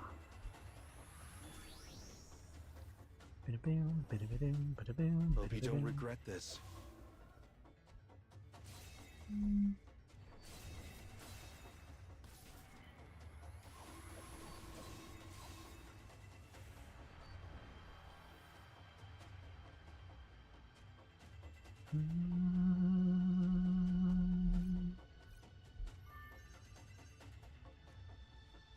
There it is. Oh, wait. There it is. Type 127 sword. Alright, I'm gonna mute myself here. So... I'll see you after she's done with her piece.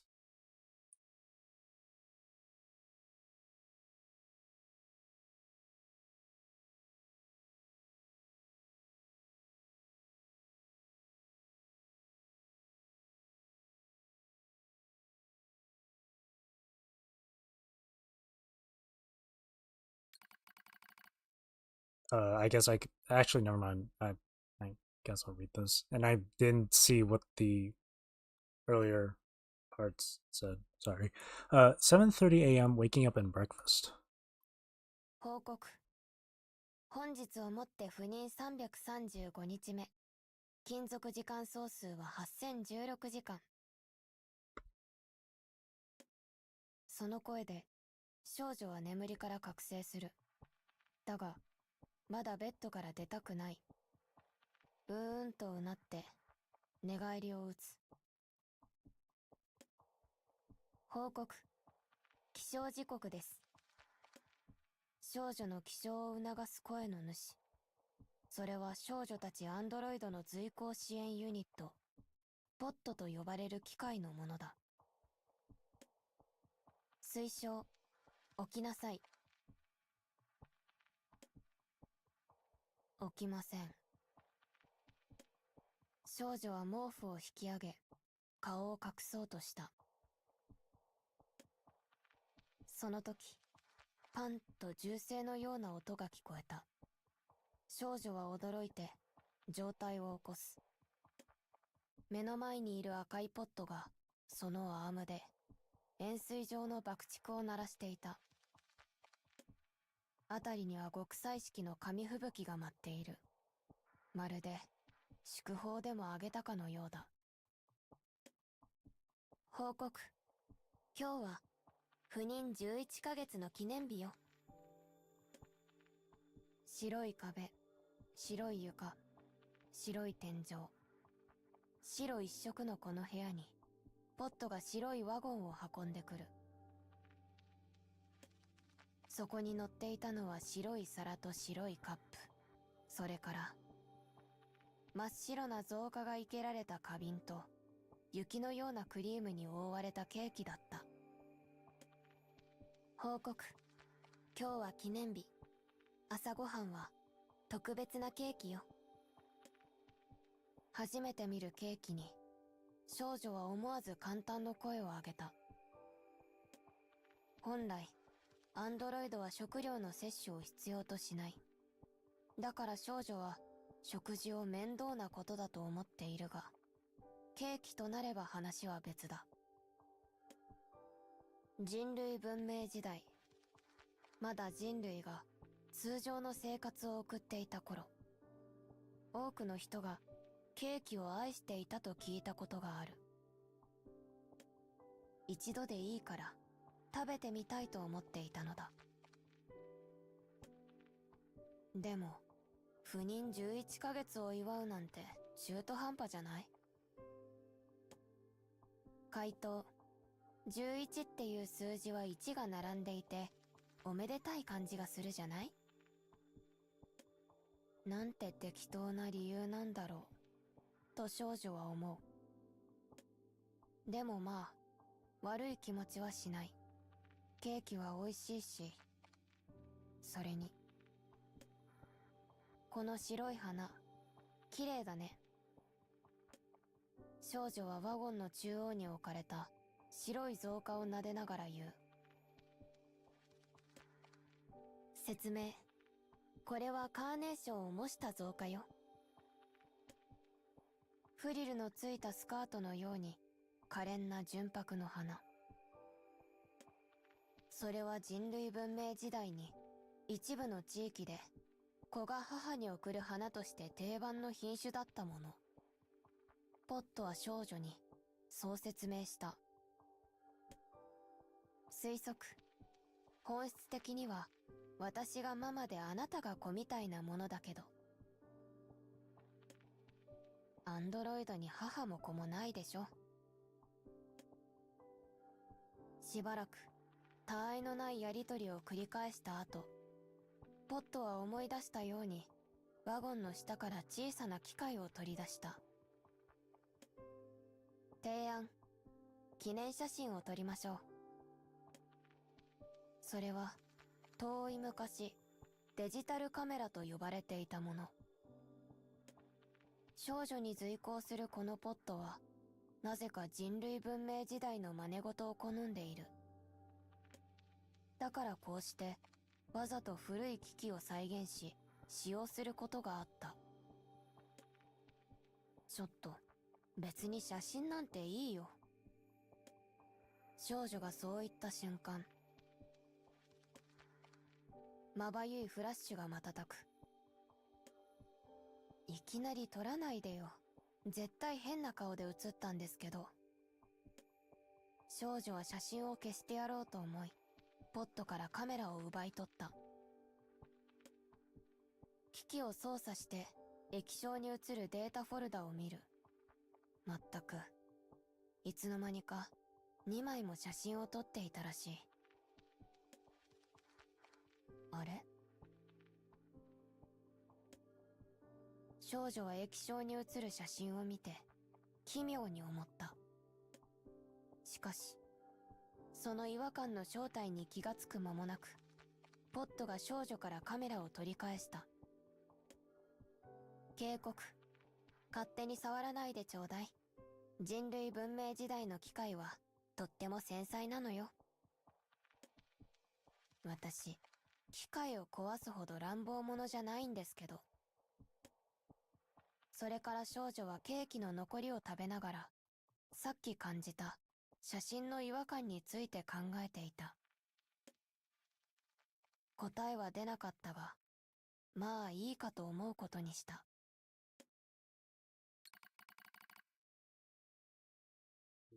Routine inspection. この施設は超深海に位置しているという。それはここが敵に知られてはならない場所。人類のデータが格納されている重要な場所だからだ。Ocean depths. I thought this stuff was on the moon, or unless they moved it to the moon. Is that what those recordings were then? Because it said protecting the depths as one of the recording titles. Huh. Interesting. そして少女はこの施設の管理を単身で任されている。正確に言えば、ポットたちと、だが。同じモデルの赤いポットが十数体、サーバールームをせわしなく動き回り、点検を行っている。この施設で稼働する全部で数百体のポットたち。そのどれもが同じ自我を共有しているから、皆ガミガミと口うるさい。少女が雑にサーバーの点検を行っていると、すぐにどこからともなくポットの叱責が飛んでくる。推奨。もっと自分の仕事に責任を持ちなさい。はいはーいと流しつつ、少女は胸の内で悪態をつく。私だってアンドロイドなんだから、人類のために働いてるっての。とはいえ、仕事のほとんどはポットが担当している。つまり少女の出番はあまりない。少女はため息をついて辺りを見渡す。白い壁、白い天井、白い床、退屈極まりない景色。色があるのは自分の黒い服と赤いポットだけ。不意に少女の記憶領域にさっき見た写真が浮かび上がる。そしてようやくその違和感に気がついた。それは真っ白な部屋に赤色があったということだ。でもその赤はポットの赤ではない。カーネーションの赤。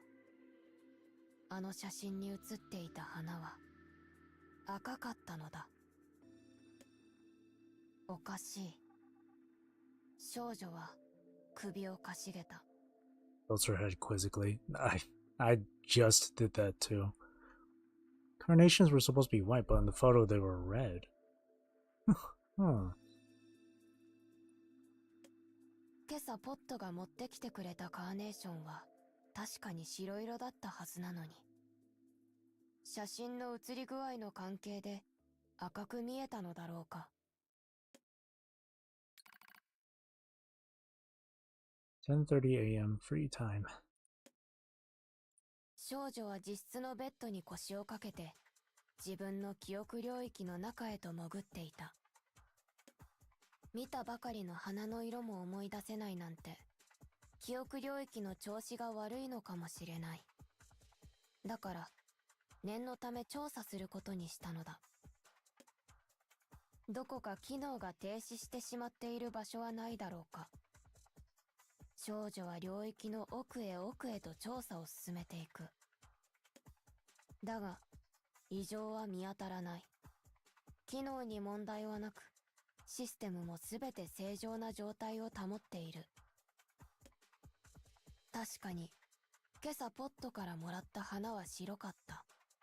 そして確かに写真に写っていた花は赤かったのだ。でもそんな矛盾ありえない。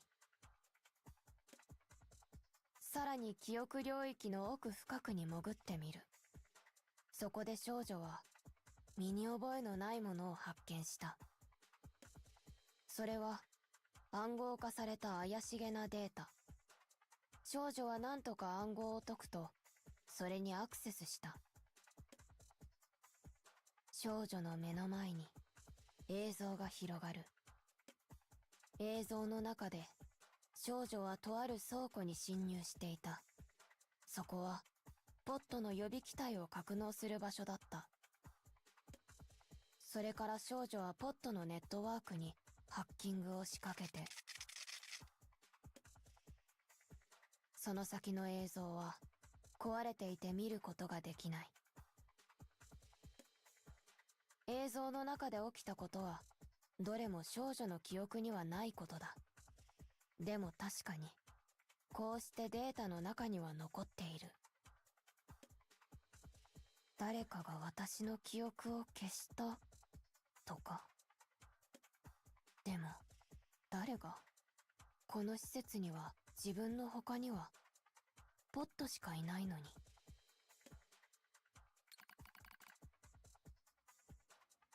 11:30 a.m. investigation. 少女は倉庫に向かっていた。あのデータに残された記録の真相はわからない。だがわざわざ暗号化して記憶領域の中に残されていたということは、きっとあの場所に何かがあるのだ。気づけば隣にポットがついてきていた。設問、何をしに行くの？少女は適当に返事をして倉庫の扉を開く。薄暗い部屋にポットの予備機体が数百体。推奨。用がないなら立ち去りましょう。壊したら大変よ。うん、そうだね。そう言って少女は素直にきびすを返す。ポットも少女について倉庫の外へ出た。その瞬間、少女は勢いよく床を蹴った。そして倉庫の中へと駆け戻る。ポットは少女を制する声を上げた。だが間に合わない。ポットと少女の間にシャッターが降りた。残念でした。ごめんね、ポット。それは敵の侵入に備えて用意されていた防衛装置。少女はポットがついてくることを予測して、あらかじめ作動時刻をセットしていたのだ。少女はシャッターに背を向けて考える。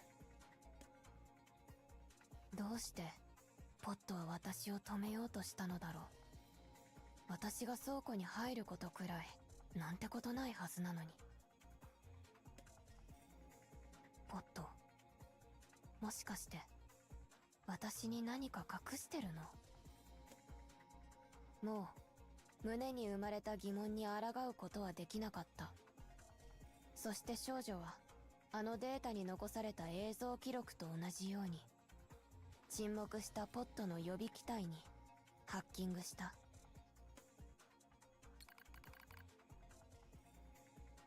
Commencing system check. Memory unit green. Vitals green. Pod connection interrupted. Systems red. Systems red. All system greens. Shouldn't it be all systems 電 green? 脳空間の平原。無数の白いカーネーションが咲き誇っている。それ以外は何もない。地平線の先まで何も。ここはポットのネットワーク空間。少女はハッキングに成功したのだった。ゆっくりと歩き出す。あの赤いカーネーションが写った写真は何だったのか。自分の記憶領域に残されていた謎のデータは何なのか。ポットが隠しているものは何なのか。少女は進んでいく。一歩踏み出すたびに道を真っ白に染める花々。ホログラムのカーネーションが瞬いては光った。そして少女は白い影を見た。白。濁りのない花よりもまっさらな白。目の前に現れたそれは白い衣服に身を包んだアンドロイド。少女と同じ顔をしたアンドロイドだった。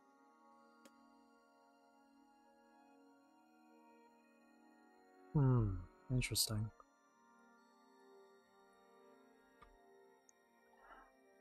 And I remember from going through 10H's character quest stories too. Pod was stopping her from discovering something.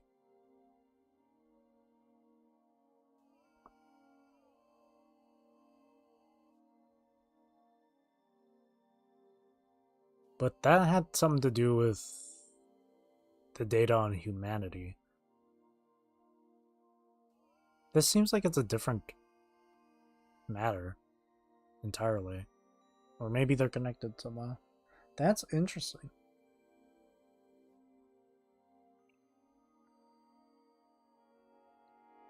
Huh. I wonder what the conclusion would be to this. Well, hopefully, with enough time, I'll find out.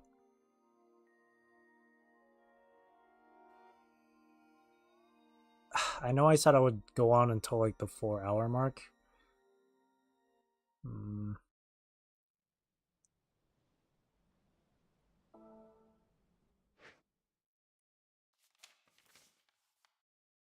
But there's still all these archives and whatnot to go through.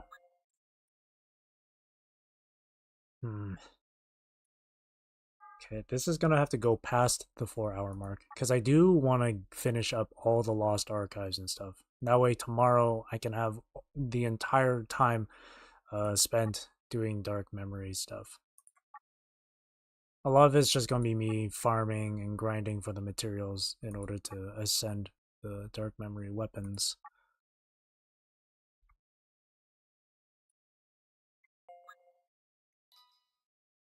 But I really want to see these stories.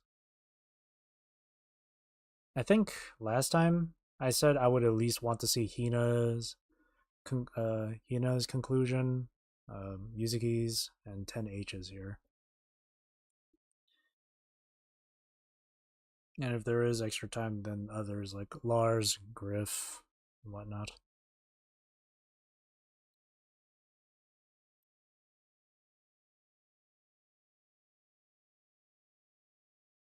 And a lot of these dark memory quests too are really, they really are dark. They are called dark memories, after all.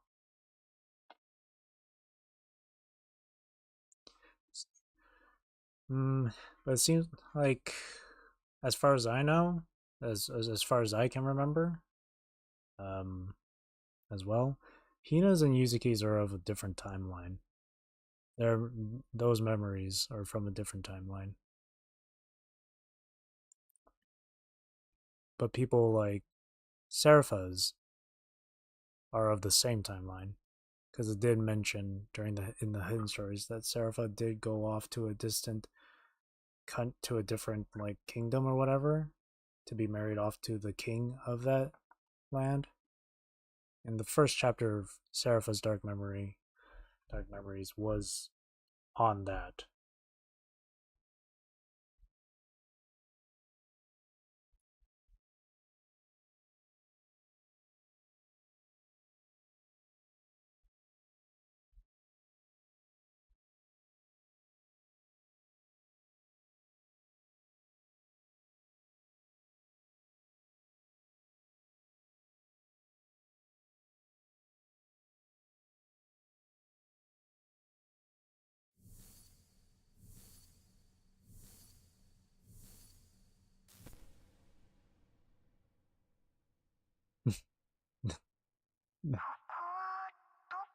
The freaking delay.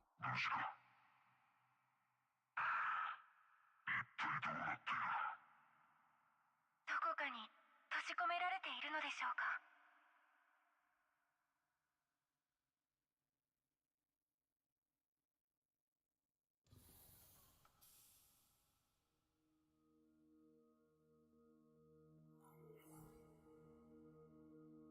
真っ白ですね。この眠っている少女は。みんな少し落ち着いて。ママはどこにいるの？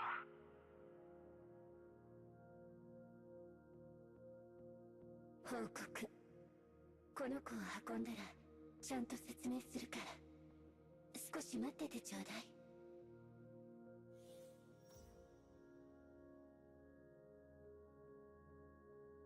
I have to play through this too. 聞くよ。喋った。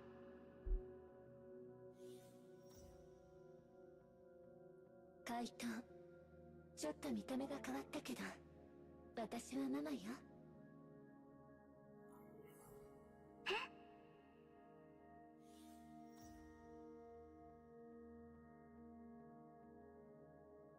説明。そんなに驚かないで。これがママの本当の姿なの。で、この話し方も慣れないわね。いつも通りにしましょうか。みんな、月面基地へようこそ。どういうこと？ここは刑事の里側。刑事って実はお月様に会ったのよ。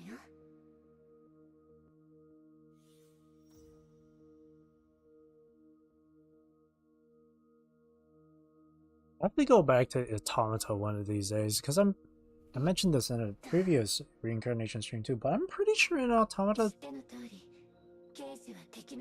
there was a when you hack into the network, there was something that talked about the moon base.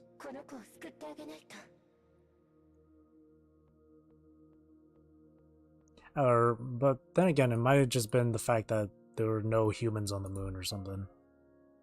I don't remember, but there was something about the moon. It's just so interesting to me that they just fully decided to like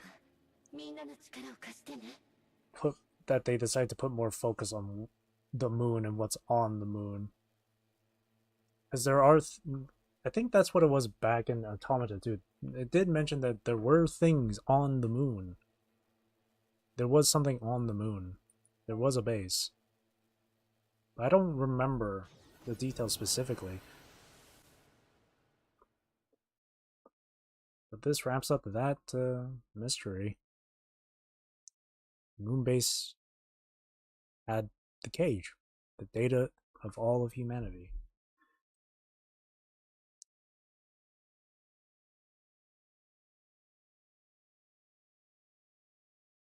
All of humanity's sins.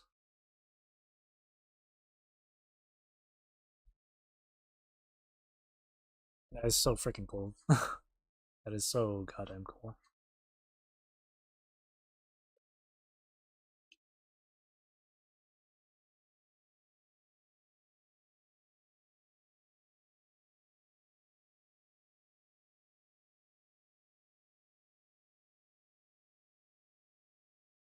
And like really interesting.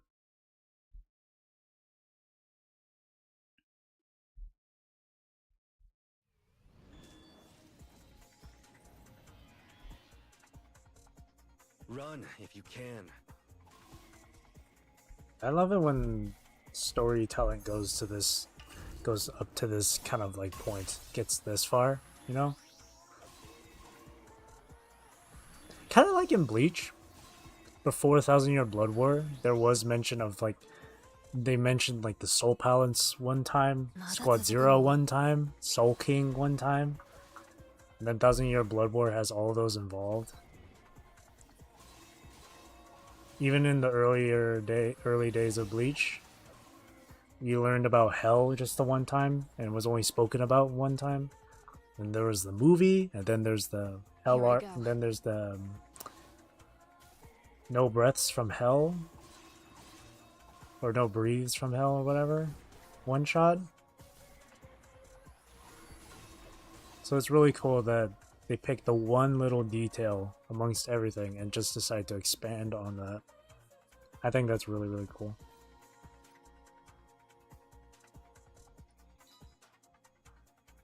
I have to play through all of this just to get to the archives and hidden stories. It's gonna take a while.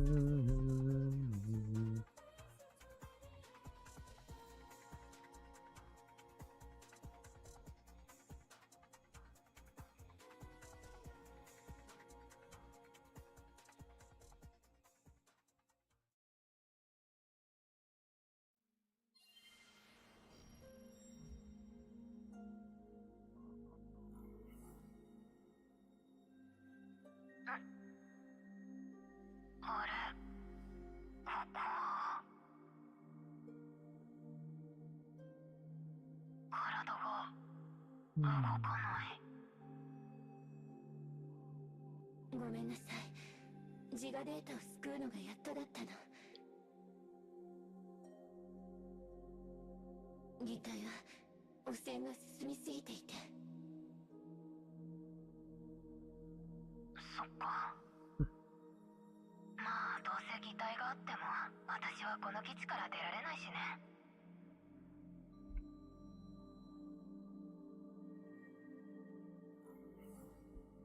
お姉さん、具合はどう？ Little baby Theo, so adorable. もしかしてフィオちゃん？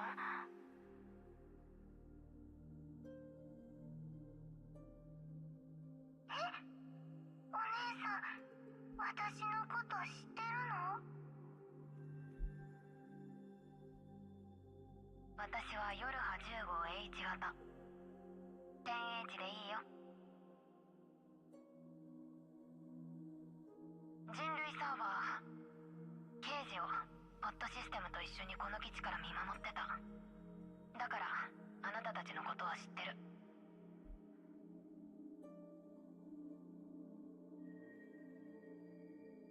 そっか、フィオちゃんたちが助けてくれたんだ。みんなありがとう。やっと会えたね。よろしくお願いします。それじゃあなたたちにも説明するね。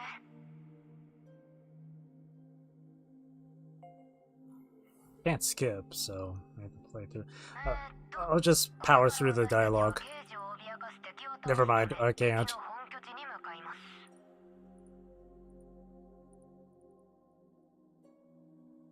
I'm trying to click, but it's not.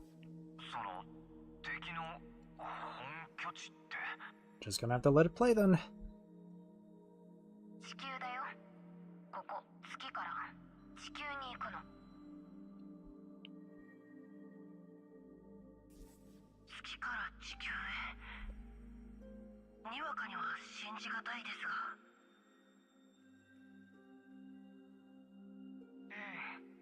みんなが住んでいた地球、敵に占領されちゃったから取り戻さなきゃいけないんだよね。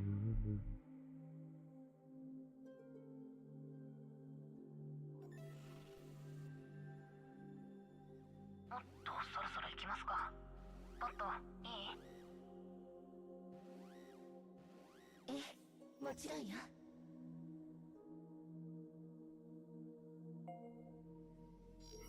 まずはこの場所と地球を結ぶネットワーク回線にハッキングするね。さあ、行き。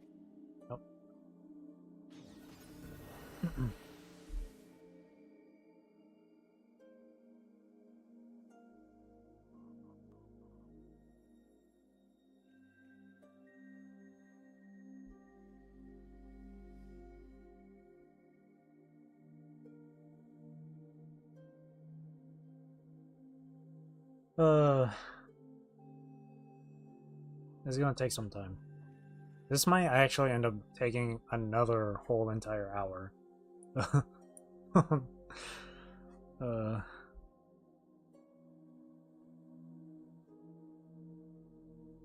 Because obviously there's also, you know, reading the hidden stories in the Lost Archives to go through.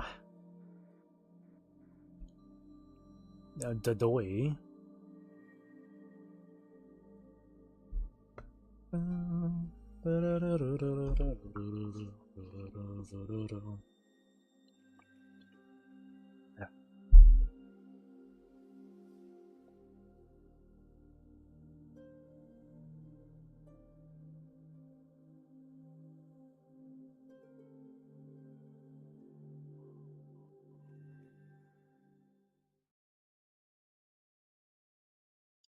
Return.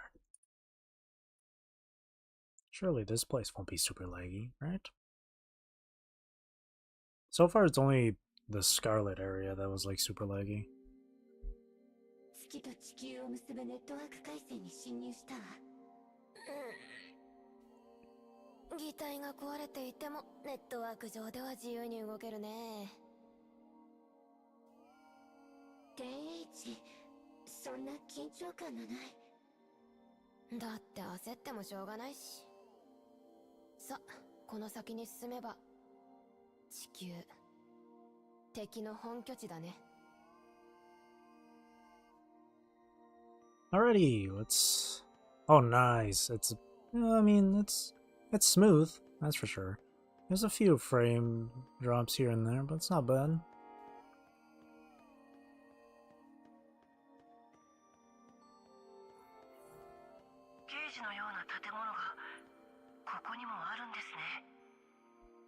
Indeed. きっとまだ刑事に近いエリアだからだ。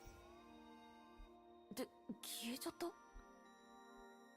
敵の妨害を受けてデータ表示の容量が制限されているのね。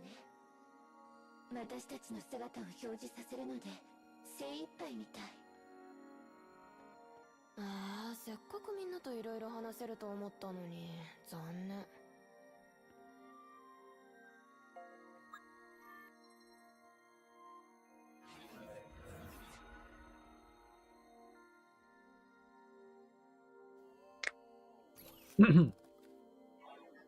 Whew.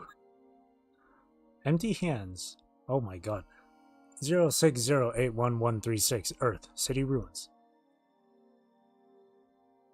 Huh. Long ago, an unknown disease overran humanity, and they went extinct. Skip ahead a little, and machine lifeforms then invaded the empty planet. We Yorha fight tooth and nail day after day to take Earth back. Well, they do, at any rate. This is so stupid. Why do I have to work so hard for people I've never met? I look up to the sky disregarding my colleagues as they carry out their assigned missions. I take a deep breath, sweet air filling me. The air was once polluted, they say, but it cleared up once humanity bit it. Well, that certainly says something, doesn't it? I stand staring at the sky for a while, and a glittering bead of light falls to my nose. It's rain. My oblivious colleagues continue the work. I don't want to get wet. Oh, right, that thing I picked up. The umbrella. A relic of humanity. I open it and wait for my endless hours of boredom to pass. I see. So these are other androids, and the one hole right here is 10H. Okay. Gotcha. Okay.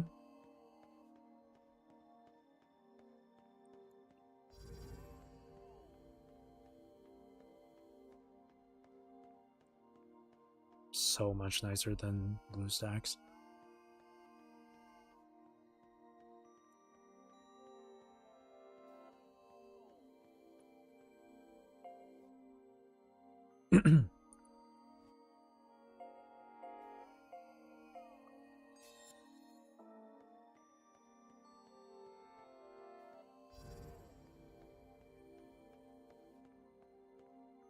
Oh, laggy.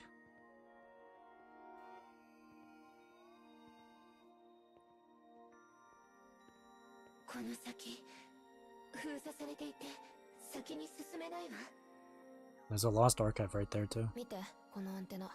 黒く汚れてる。これが道が封鎖されている原因かも。そうね。敵に汚染されてしまったんでしょ。まずいなあ。このアンテナは月と地球のネットワークをつなぐ大切な衛星につながってるのに。早く汚染を取り除きましょう。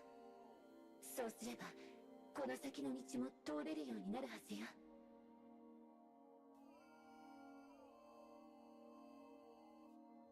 Well, I don't want to access it now. I got a hidden story over there to pick up. Wait, give me a moment.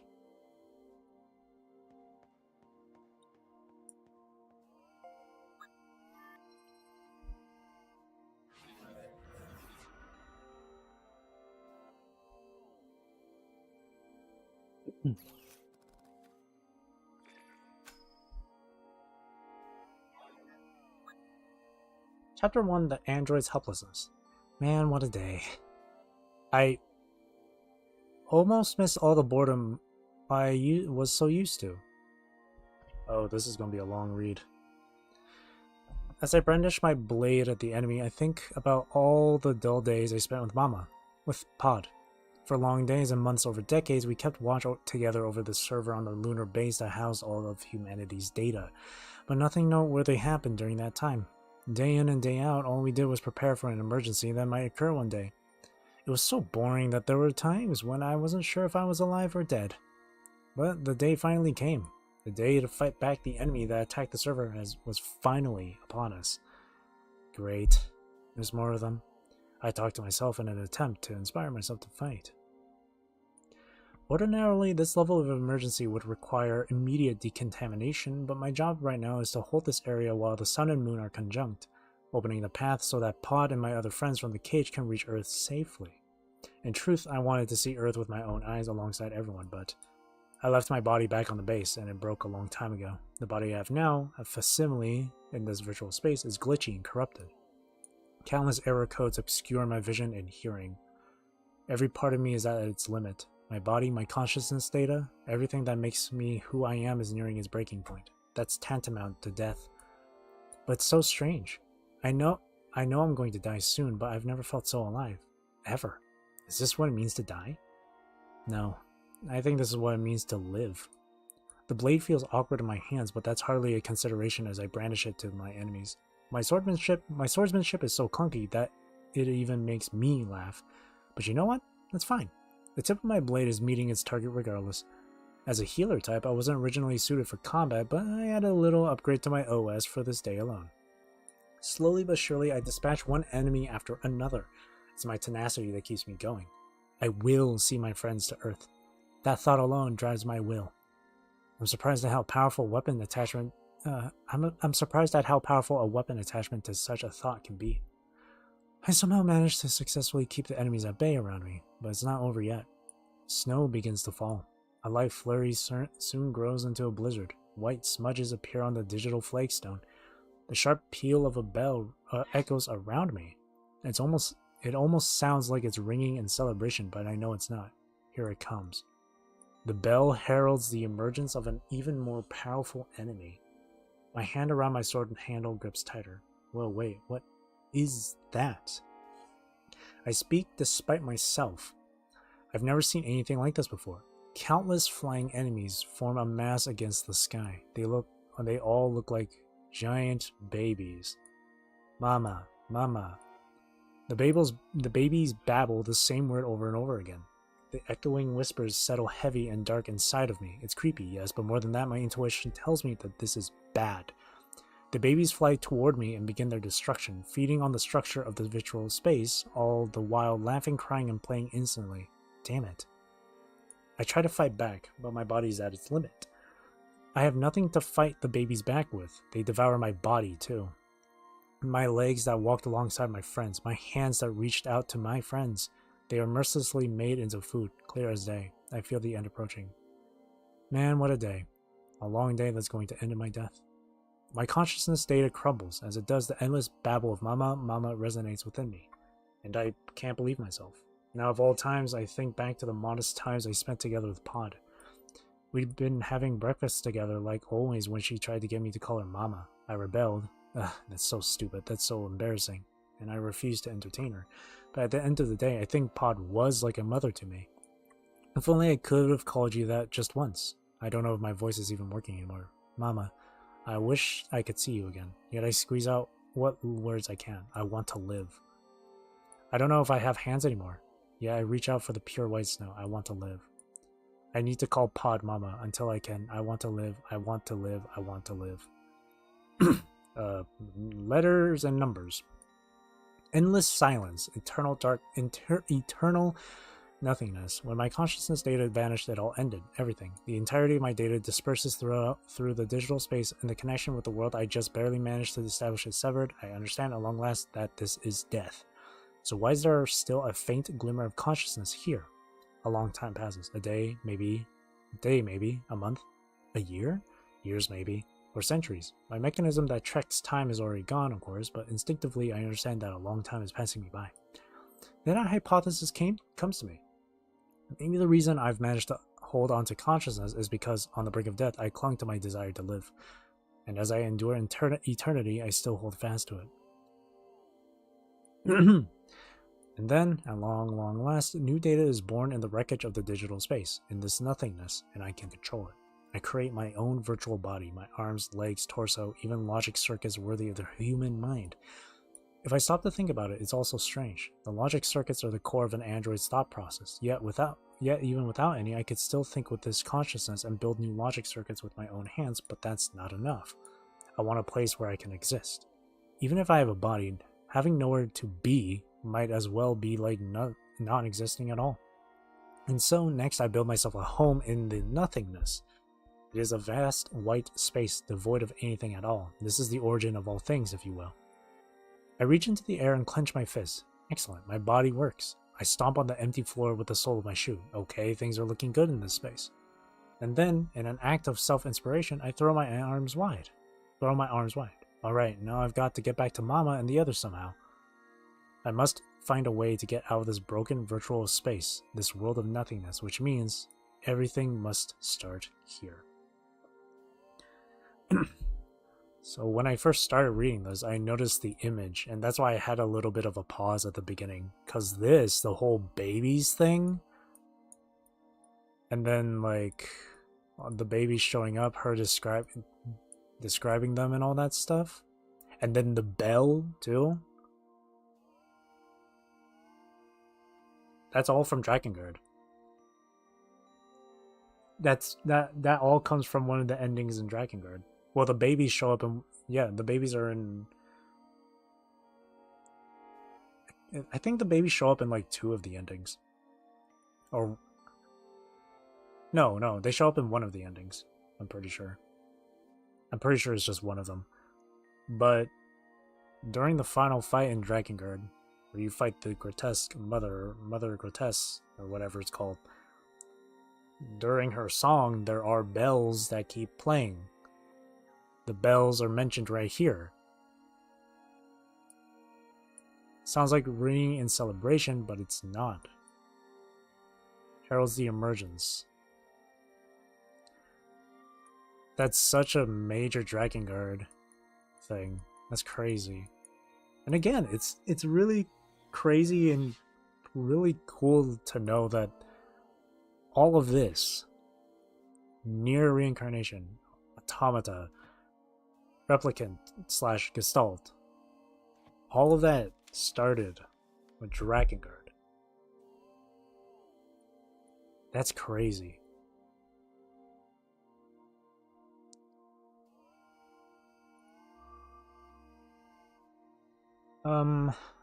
Okay, I'm unsure, so I'm just gonna clear this here and then move forward from here to pick up the Lost Archive, because I don't know if I go to that one point, I have to, like, I don't know if I'm able to go backwards, you know? Because there are times where you can't backtrack.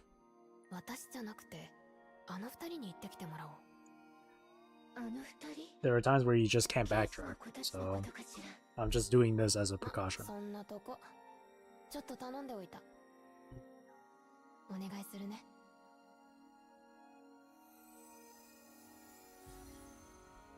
That was a lot of reading. Oh god. Yeah, this is gonna take a long time. I don't think 1 hour is gonna be enough either. Oh.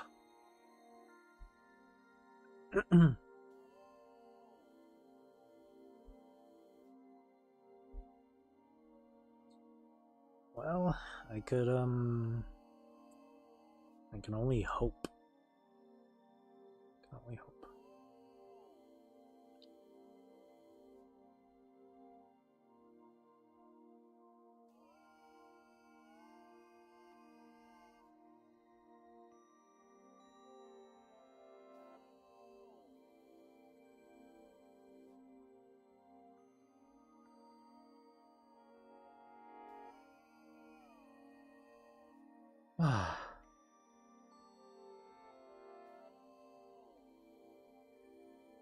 So much reading.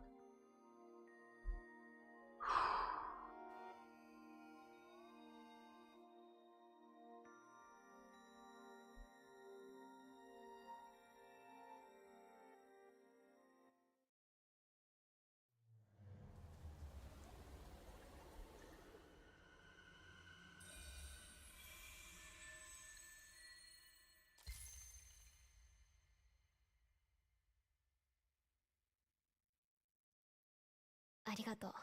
頑張ってくれたんだね。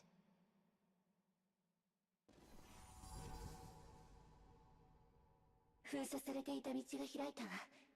先に進みましょう。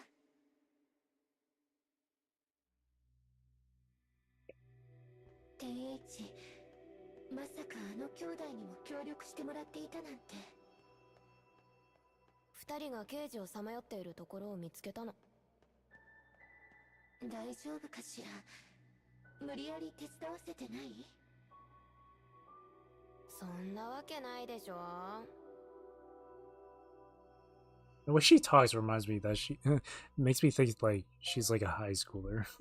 The way she's talking. A lost voice recording. Oh look, it's 10H. In the desert? Dear people in the cage, I'm leaving this for you. We didn't have a lot of time together, but I'm so grateful for the journey we had. I'm wondering, did your wishes as a fan come true? You know? I really wanted to visit Earth, but oh well. Pia, Lavania, you've got to lead everyone, got it? Hina, Yuzuki, if you fight again, I'm gonna start haunting you. And Mama, try not to annoy everyone too much, okay? Sorry, I think it's about time. See you again someday. Author data lost.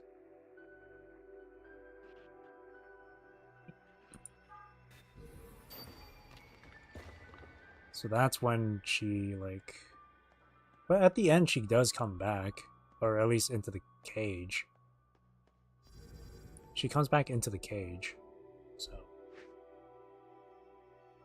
But it really makes it seem like she's, like, gone.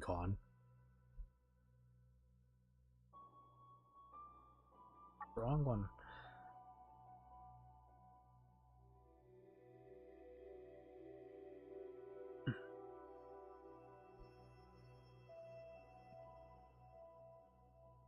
There's one up ahead.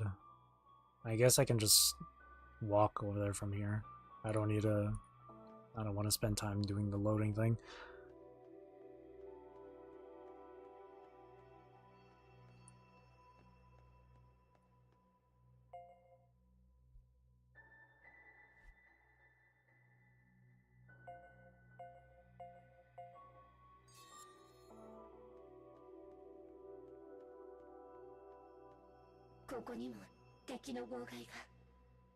今度は私が。あの兄弟ばかりに無理させられないもんね。It's a barrier.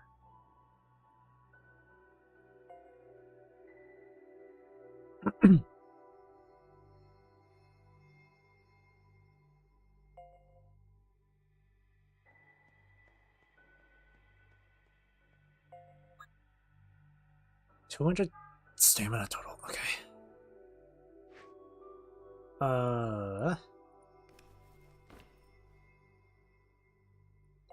I have the 10H Dark Memory quest unlocked, but I'm not gonna run those. I'm not gonna clear those quests because I really want to like save time. I really want to like go through this quick. But there she is. That's all of them, but I haven't gotten everything done yet, so we just gotta be quick about it. Gotta really grind and farm this out.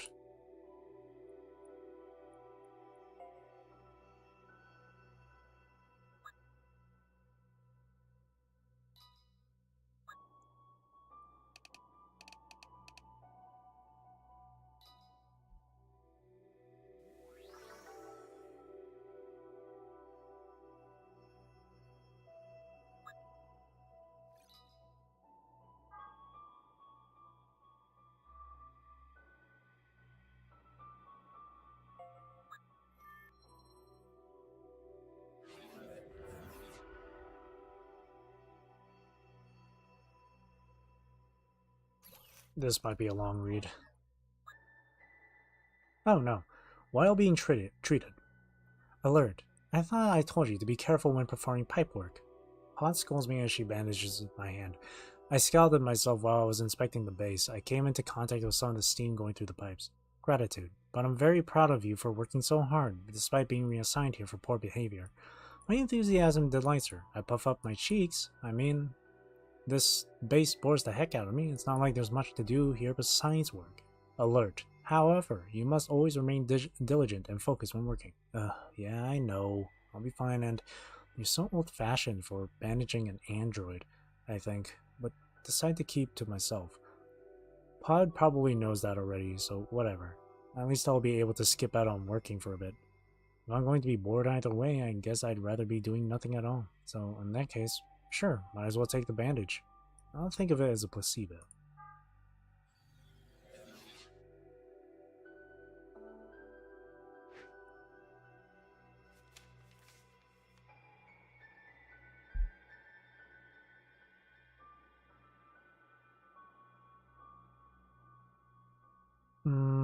I don't know if I'll be able to get back into this spot, but let's see. I don't know if I'll be able to backtrack.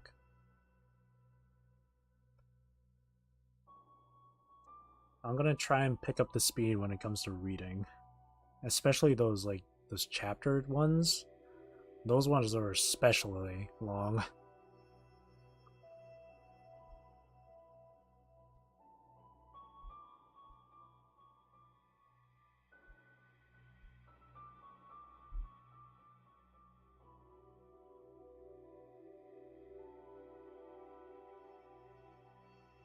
It's not like I'm pressed for time or anything.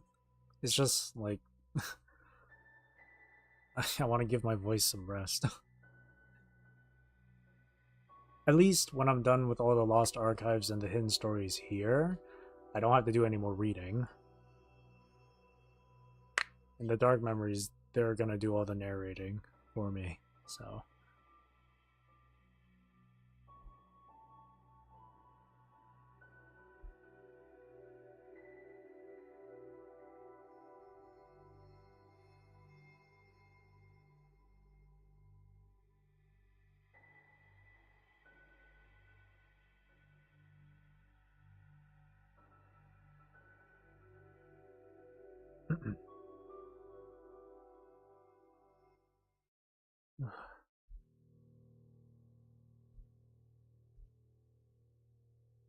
Give me a moment here. Hang on.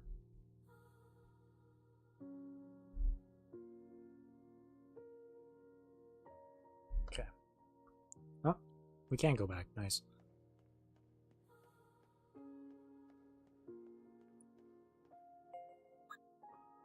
Oh, man.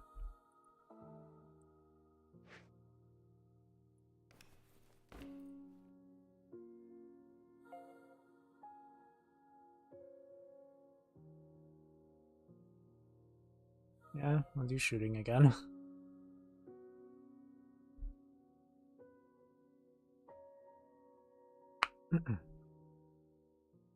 Go.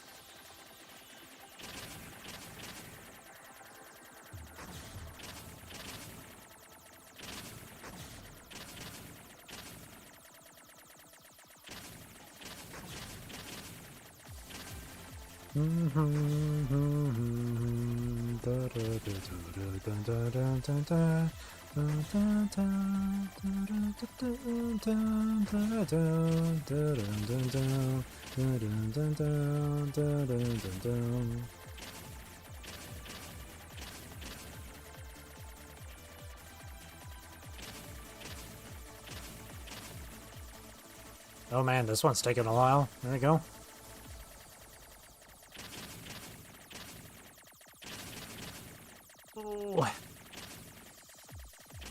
damn it. It's such a tight squeeze there.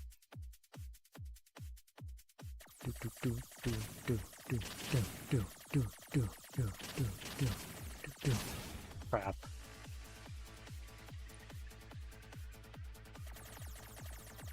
I think I gotta move a bit out of the way here.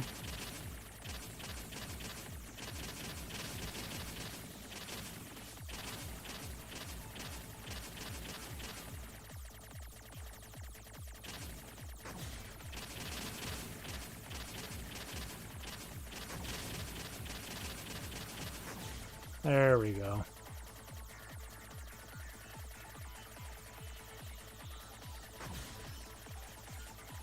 Oh god.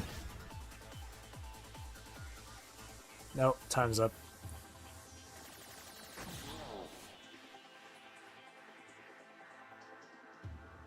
That was tough.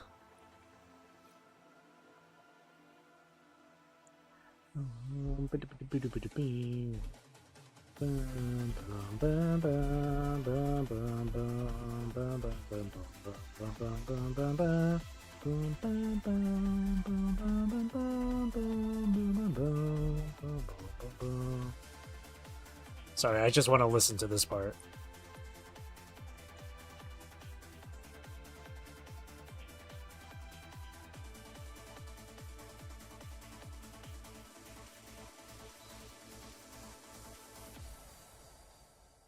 Such a good song. There. I just really wanted to hear that. Okay.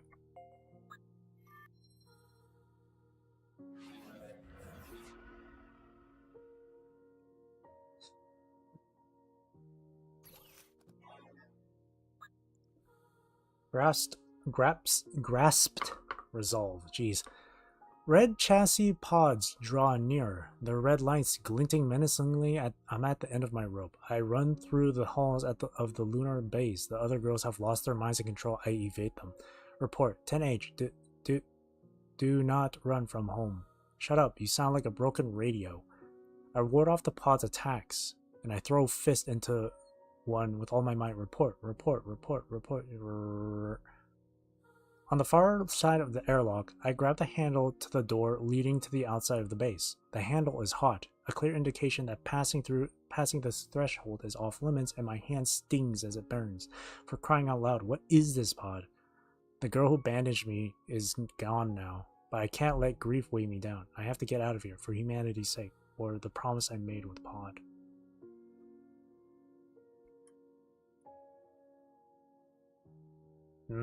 So this was when the logic virus started infecting everyone.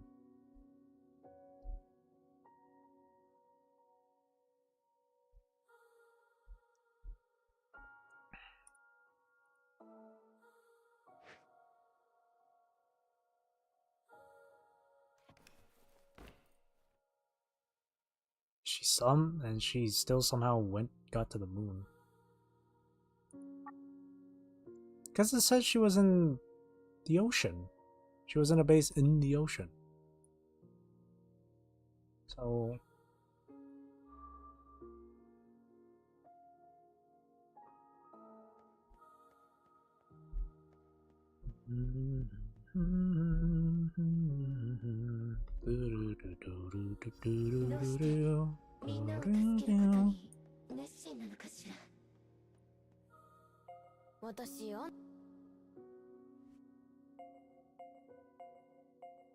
に隠れて刑事のサーバーにアクセスしてたでしょ。あれね、みんなの記録をこっそり見てたんだ。リオンの旅路からユディルの逃避行まで全部ね。調べていくうち気持ちが熱くなった。あんなの初めて。退屈な基地での生活であの子たちの物語だけがあなたの心を動かしたのね。そう。だからその恩返しがしたい。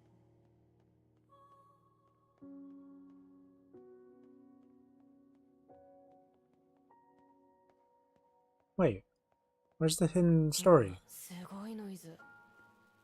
衛星は大丈夫なのかしら。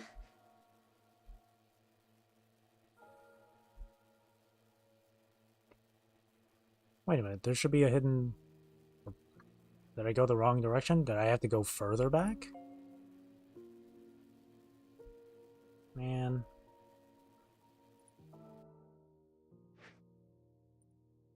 It's really hard to know where I'm going with this.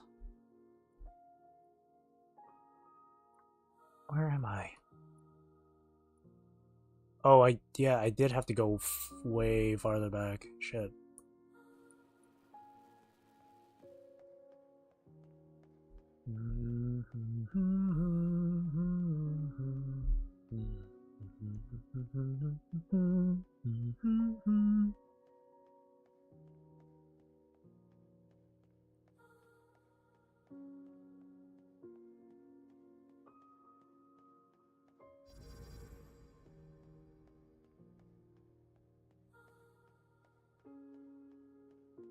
Gotta keep going. Gotta keep going.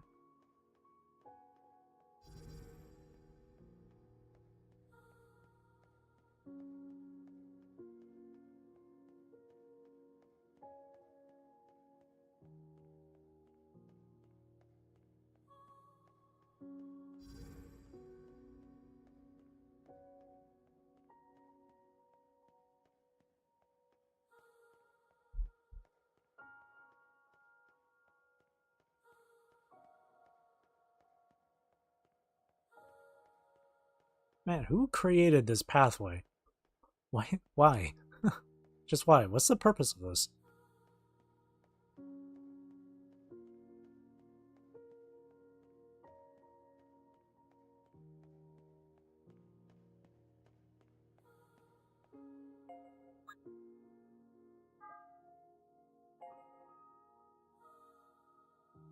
Items.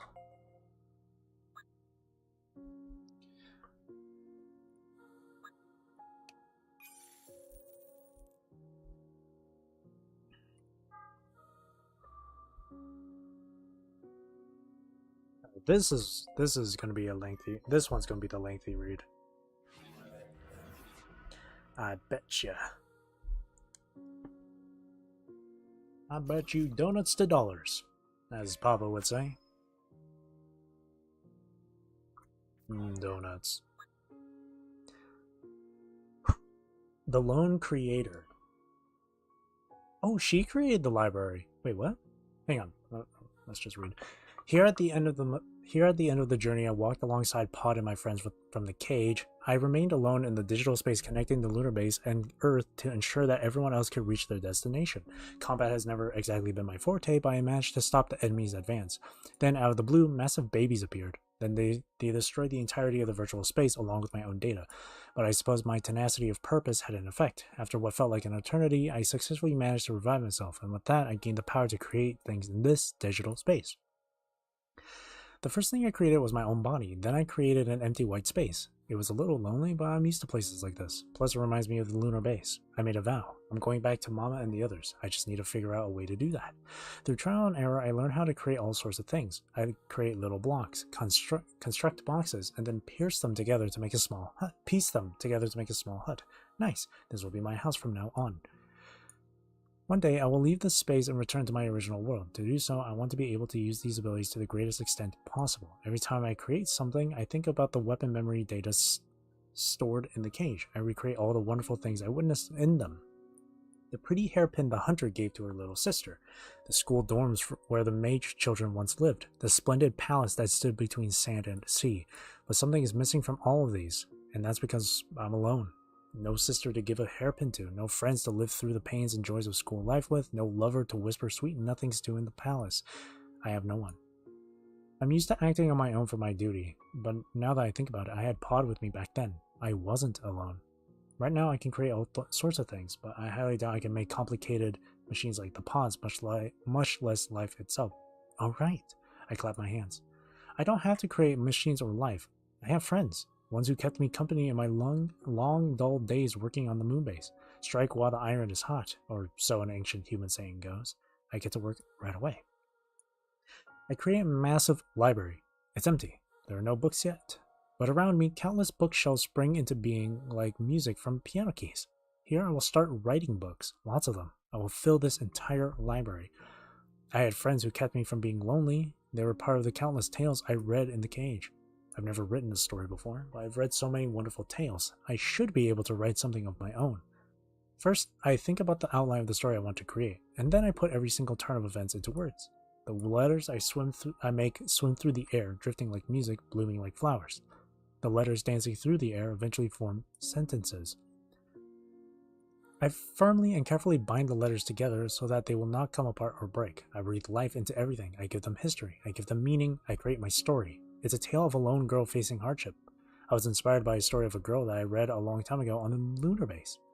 When my piece is finally finished, I bind it together as a book and place it on the empty shelf, and then, a strange light gleams before me, and despite myself, I raise my voice. A light spills from the book I just put on the shelf. It's a warm light. The light spreads, envelops me, and takes on the shape of a person, and eventually it shows itself to be a girl. Her lips are drawn into a thin, firm line. She stares at me silently. A human. I didn't think I could make humans, but here she stands right in front of me. Did you come from the story? I ask with hesitation.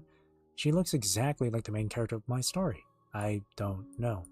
I have a little eureka moment when I hear her trembling voice. Hold on a sec. I just made life, didn't I? Go me. Am I a god? Hey, can you tell me about yourself?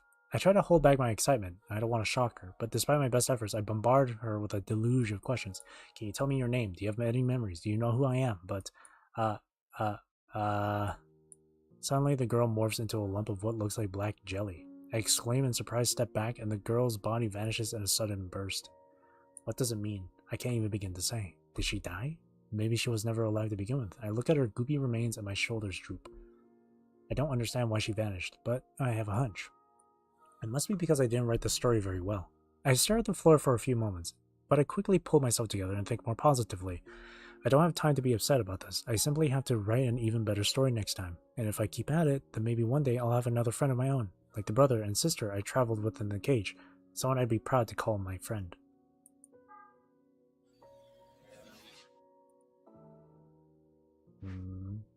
Now she's in the position of a god, of a creator. There's another, okay, hidden story just got unlocked over there.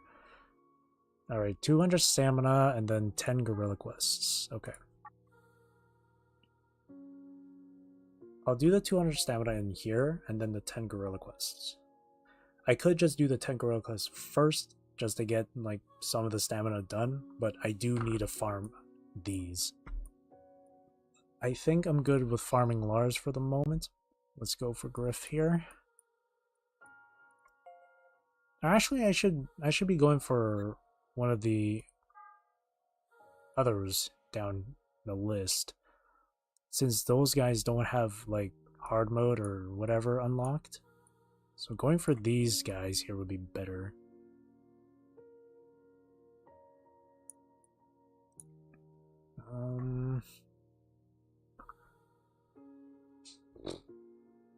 Well, I did say I was wanting to get at least these 3 done, so. Because for me to do this, especially like on stream, I would have to like I would have to stream this for the entire week. I don't really want to do that. I don't know. I'm not sure. Level 200.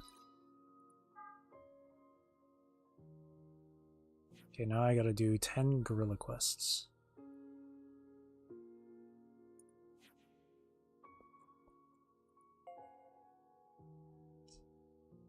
Man, this makes me wish I really caught up with the story far sooner.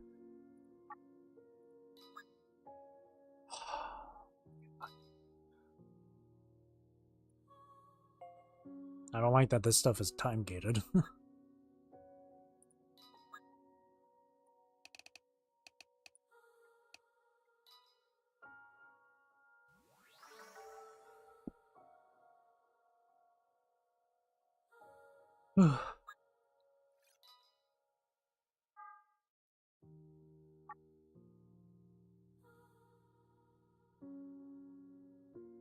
Okay, I'll just auto it from here so I don't have to deal with load screen.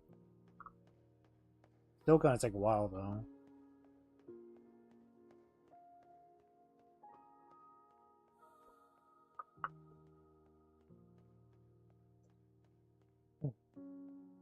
And then after I'm done with this chapter, there's just like one more chapter, I think, for me to go through, and it only has the one Lost Archive. So yeah, this definitely is not going to take the hour. It's going to take more than that. Probably like an hour, another half hour.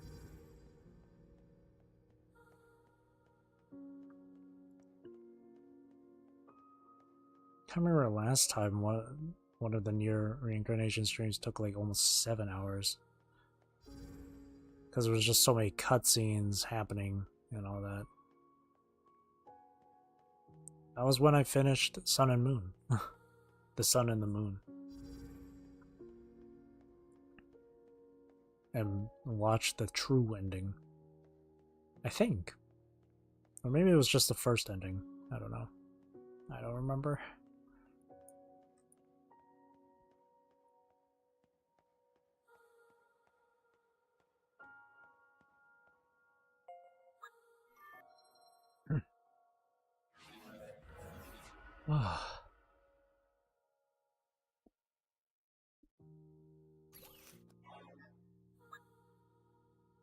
Oh boy. The reason for lifelessness.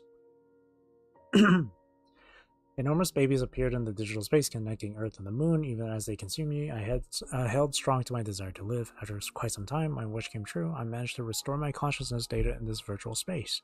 I gained the power to create objects here. I created a space out of nothingness, and I built a town to live in, but something was missing. After considerable thought, I created a library without books. I decided to write stories to fill these empty shelves personally. It'd be nice if these stories could be my friends, I thought. And when I finished writing the first story, the main character materialized and appeared before me. Aren't I incredible? I was overjoyed, but my elation only lasted a moment. The main character vanished in a blink. That was unfortunate. She wouldn't have disappeared had I been able to write a better story. She could have kept me company in this empty space. I wish I had friends.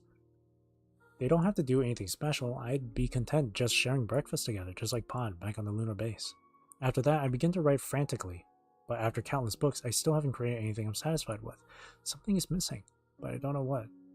What I'm doing over and over again isn't creating stories. Rather, I'm simply copying the facade of the memories and the weapons that I read so long ago on the lunar base. Does this mean I have no talent? I place another good-for-nothing book on the shelf as I feel the irritation build in me. As I do, one of the books from the stuffed shelf falls and hits me on the head. It's just one thing after another, isn't it? My frustration explodes. Ugh.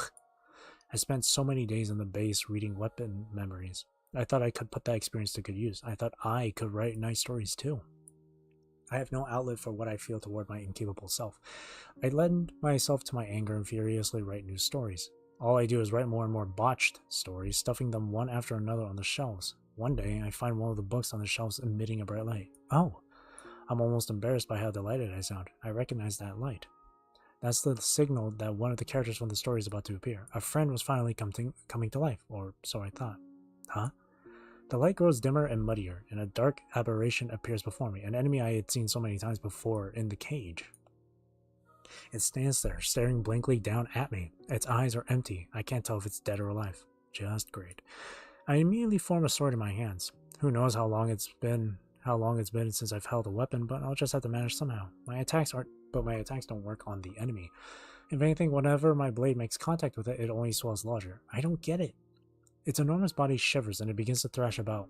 Countless books fall from the shelves and shredded pieces of paper flutter through the air like snow. It destroys the ceiling, the floor, the ceiling, the bookshelves, the library. It breaks my town, my sky, my sea. It shatters everything without mercy, like water seeping from a broken vessel. I watch as the world I created vanishes into nothing. My attacks aren't enough to stop the enemy. I'm out of ideas. There's an old human saying, "She who runs away may live to fight another day." So I escaped the world I created. I escape to a place outside of my world. I float through the empty nothingness and think to myself, man, the world I worked so hard to create was taken from me by an enemy I created myself. But that's fine, I guess. All I have to do is create a new home, then I'll write a new story. I heave a sigh and look behind me. I can see my world breaking apart, a gleaming white shattering star. The world I created, it resembles something familiar to me. Oh, right, that's right, the moon, long ago. Long ago, Pod and I spent all our time on that little satellite. Pod said that when you look up to the night sky from Earth, you can see parts of the moon gleaming white. Glitches and corruption eat away at the world I created as it darkens. I'm sure the enemy is still rampaging, making a whole mess of my town, my library, my books, everything. You know what? I don't have to put up with this. I tighten my grip on my sword. I can't bear seeing my world, all the stories I wrote, be destroyed. Because that world, those stories, came into being all because of the weapon memories that Pod and I once worked so hard to protect.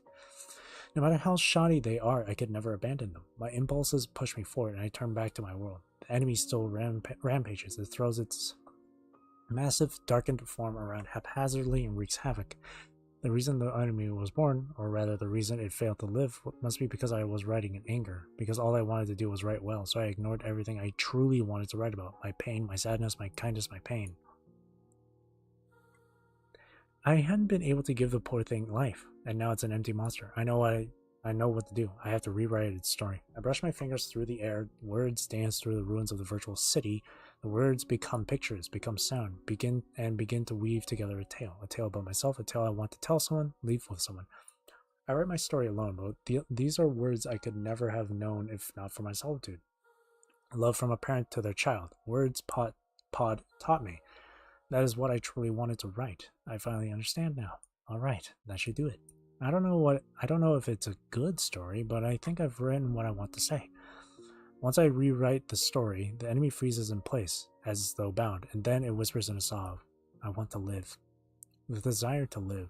That is everything I am. What Pod gave me at the very end. And I too have passed it on to this child.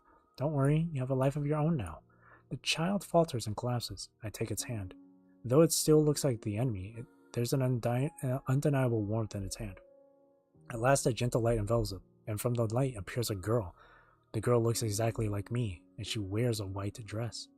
As I watch her clothes flutter, I think of Pod, of Mama.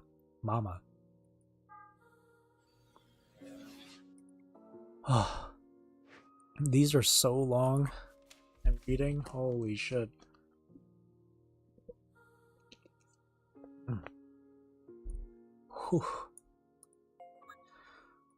25 bosses? Okay.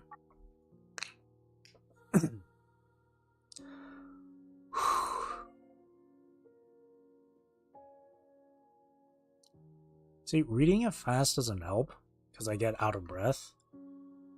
But at the same time, if I read it at a normal pace, or even a slower pace, it's going to take too long.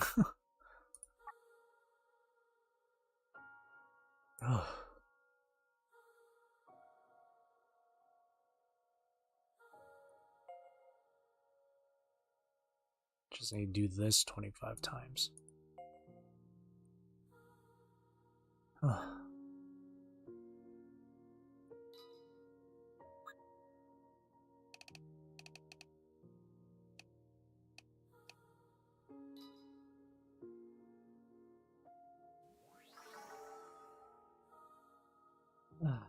Man.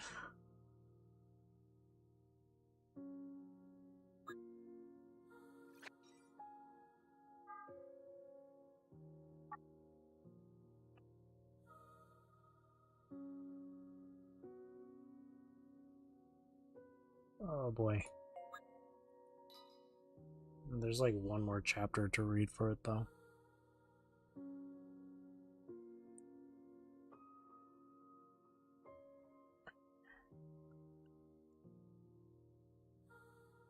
So I think these are the last 3 hidden stories for 10H. One of them's gonna be really lengthy. I know that for a fact. 10H now knows what it's like to be a god, I guess.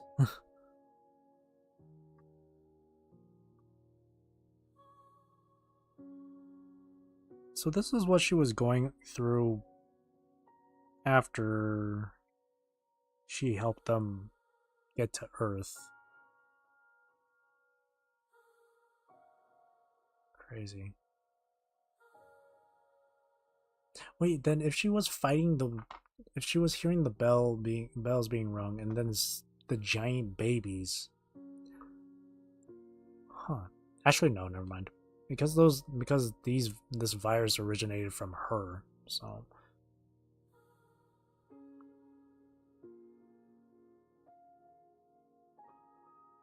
It's so interesting. Not saying that it's directly the seed of destruction or whatever. Somehow the seed of destruction always finds its way.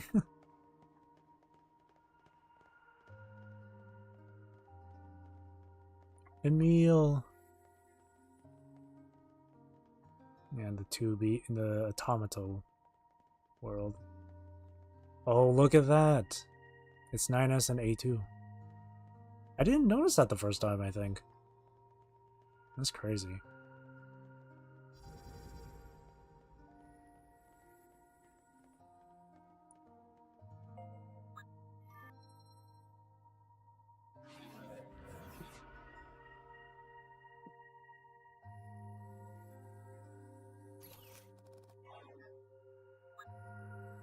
Missed opportunity. I was embarrassed, as though waking from a dream with other people in the room. The virus infected my logic circuits, and emotions I thought I'd kept buried deep ended up on full display to the brother and sister pair. Okay. But they accepted me without a second thought. They were the first friends I ever had, and I will never forget them. Thank you, both of you. I attempted to stand and offer my gratitude, but I'd just recovered. My body faltered and staggered. Are you okay? They'd offered me a hand then too, but I wasn't used to the warmth, so I didn't take their hands. All I could do was try to hide my embarrassment, but thinking back on it, I wish I'd taken them. Thank you.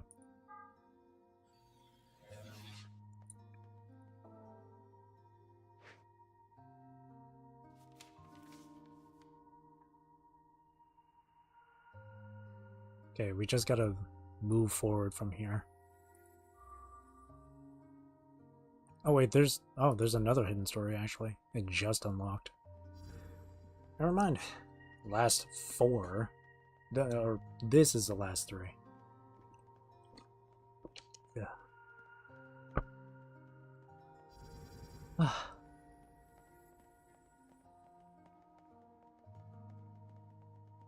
あのさ、私のこと友達って呼んでくれたよね。なんか一緒に友達らしいことしてみたいね。反応に困るな。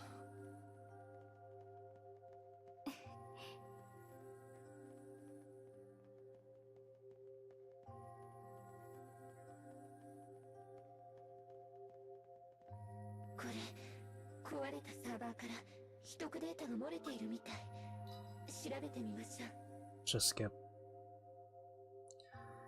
I just want to get through this and finish up with the hidden stories and lost archives. It's taking all night.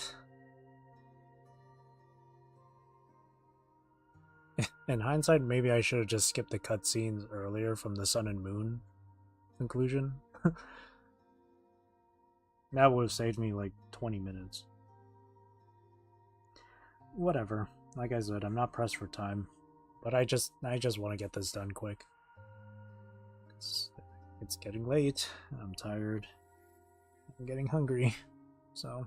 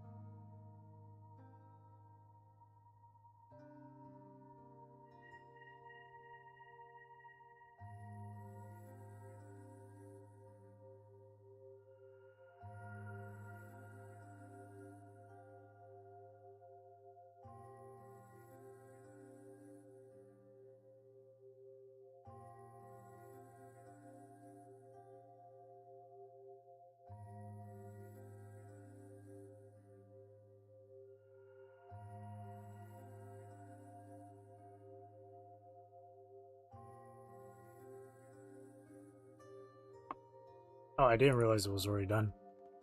I thought I was being put into a loading screen, that's why I wasn't doing anything.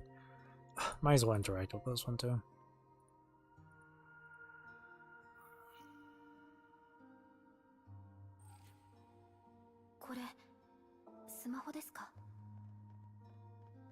こんなものをどうしてわざわざ記録に。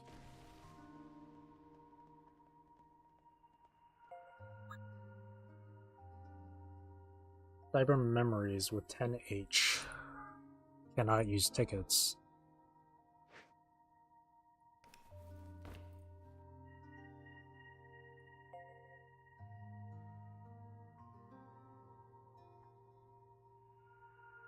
Okay. It shouldn't be like super difficult though. The desert one though was a bitch. Because of all the the blind debuff. Now I'll just use my dark team. I'm too lazy to manually sort it out. And I can't skip too. Skip won't count, so I have to actually go through it.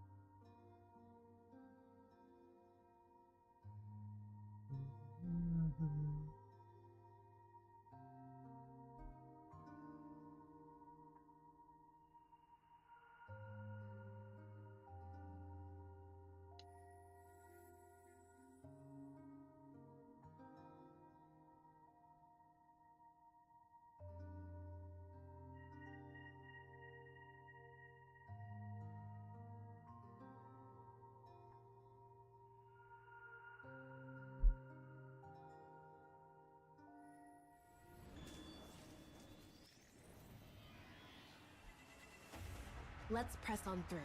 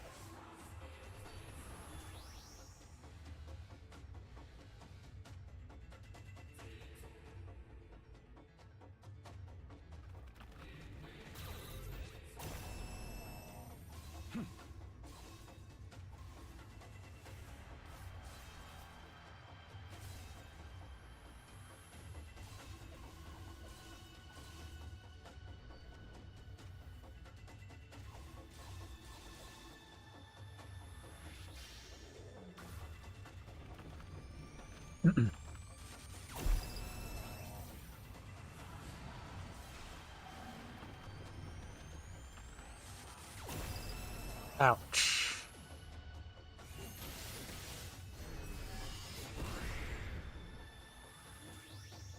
Thanks.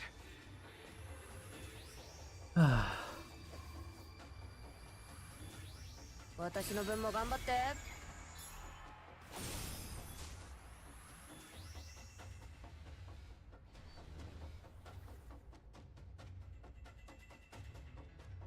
Oh, that wasn't the boss. I didn't even realize that wasn't the boss.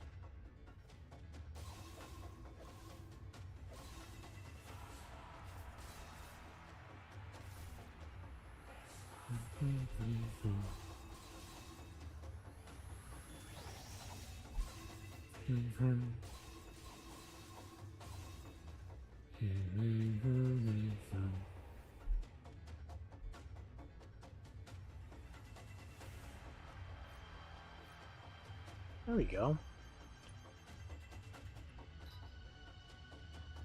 Alright.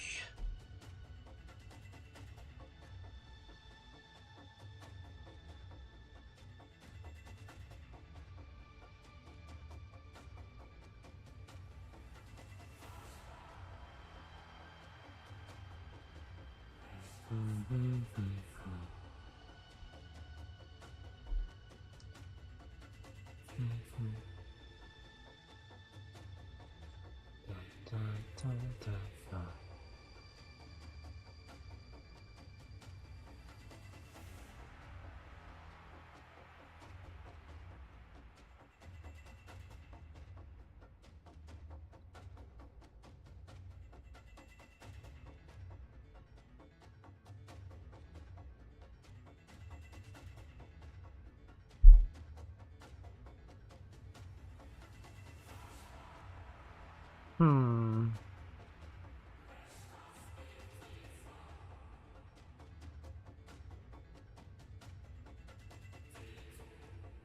Hey, Lindsay.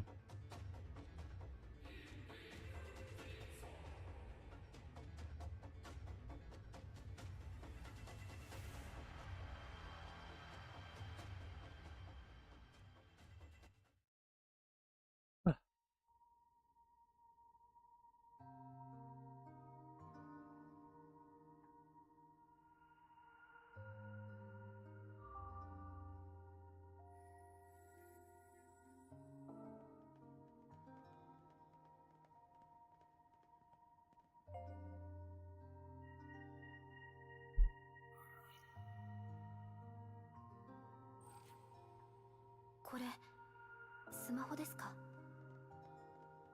こんなものをどうしてわざわざ記録に？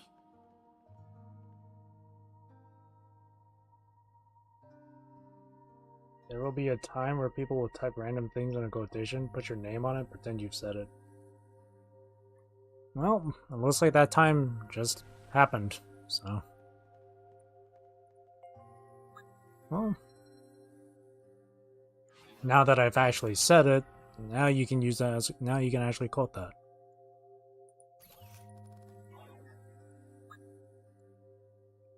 Hands full of happiness. What are you writing about now? The girl beside me takes my hand. An idea for a new story came to me, so I started writing it. Having been outside for a long time, my hands started to numb, but slowly they warm. I think that's still a secret. The girl pouts and looks away in a huff, but the theme of this story is our relationship. I want to keep that much a secret until it's done. But then, white crystals begin to fall from the sky as though betraying my hesitation. Oh, it's snowing. The pout on her face eases, and she raises her umbrella to open it. But in my right hand, I write, and in my left hand, I have a warm connection with her. This is my everything right now. I don't have a free hand to open an umbrella, so please, just for a little longer, I want to stay connected.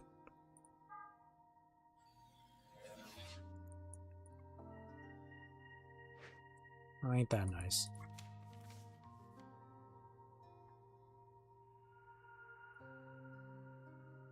Up ahead, okay.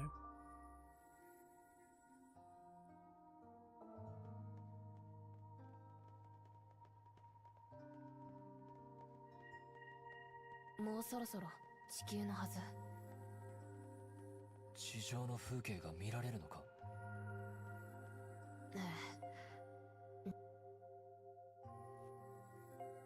？Oh, 20,000 dark coins, holy. でも、あなたたちがいた時代とは違う景色になってると思う。それでも見たいです。天一さんと一緒に。そうだね。まだちゃんと話せてない。他のみんなとも一緒に。そろそろ着くわ。地球にアクセスするための最後のポイントよ。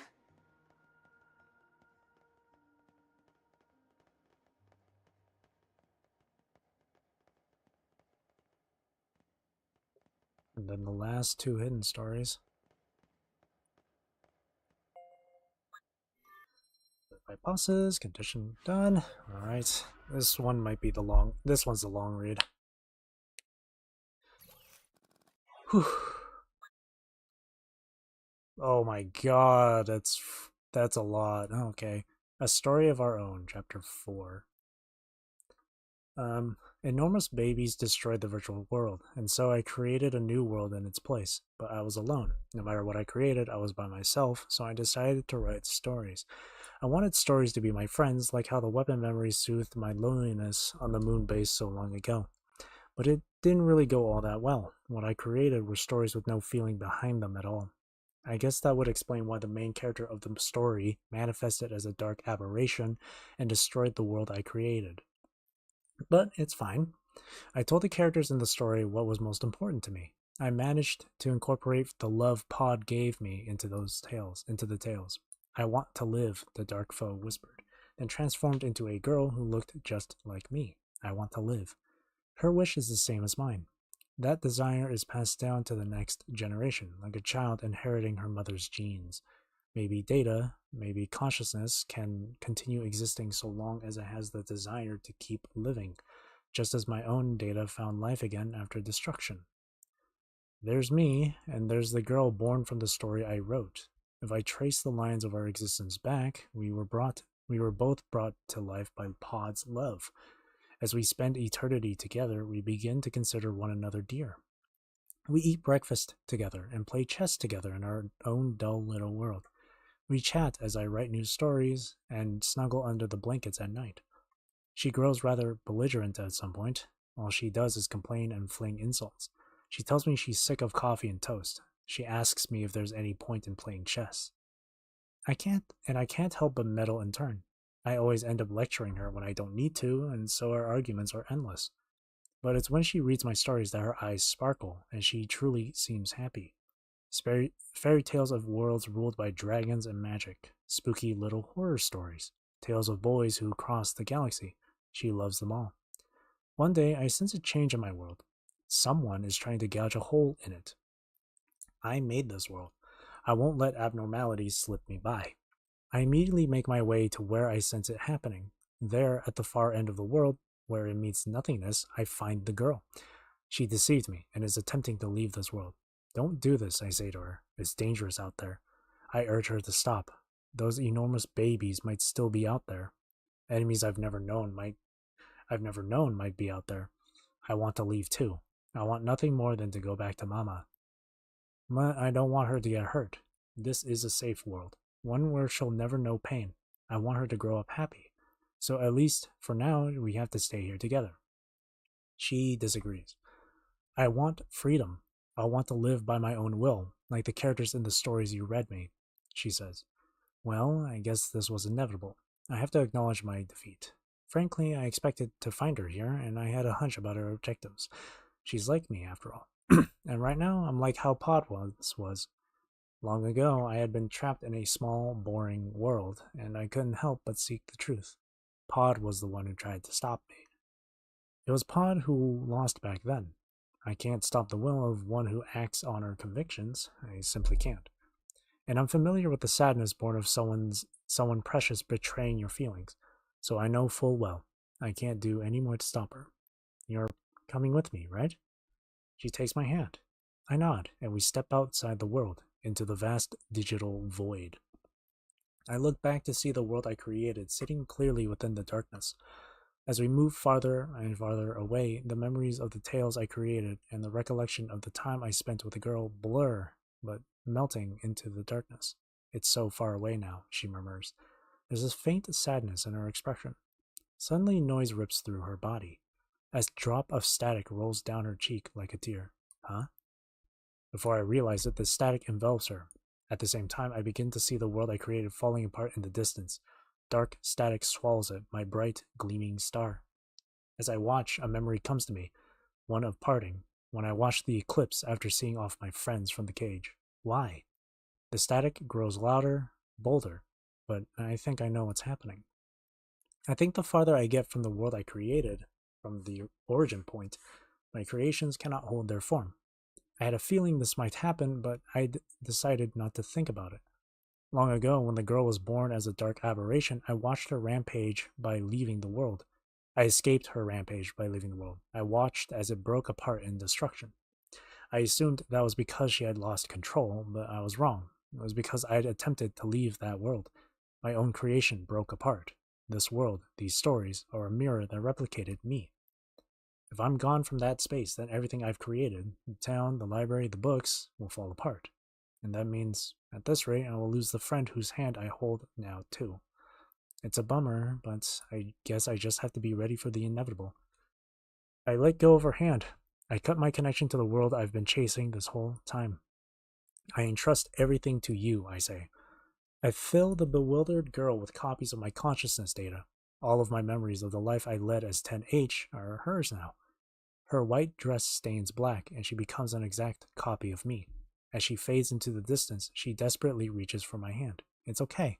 I haven't let go of the memories we shared together. I wave, and I call to her vanishing form once more. Goodbye. To be honest, I don't even feel like shouting so loudly and energetically. But I'd feel bad for her if I made this parting any sadder than it already is. I'll find you again. But I think she understands how I feel. She doesn't reach out to me anymore. If you find Mama, tell her I said hi. Okay, I will. You are my best. Her form shrinks into the distance. I had so much fun, you know. And then my lone friend sets off on a journey to a place far, far away. Then a bunch of numbers and letters. Endless silence, eternal hours of solitude. After seeing off the one friend I created with my own hands, I returned to my lonely world once more. Now I have the power to create everything. I have a godlike power, the sort humans once worshipped, to breathe life into the characters of the stories I create. But I never make myself a new friend. There's nothing else I need to create. I have given all of my most cherished things to my friend, who ventured off into the far distance, because for her, this world, her beginning, is my end. All that's left in me is loneliness and my adoration for my friend. I live on alone for her sake alone, and strangely I do not feel loneliness, because I know that the girl who has set off, carrying my hopes and dreams, will eventually meet all sorts of people. Snow falls in the virtual sky. The ruined city is blanketed in snow.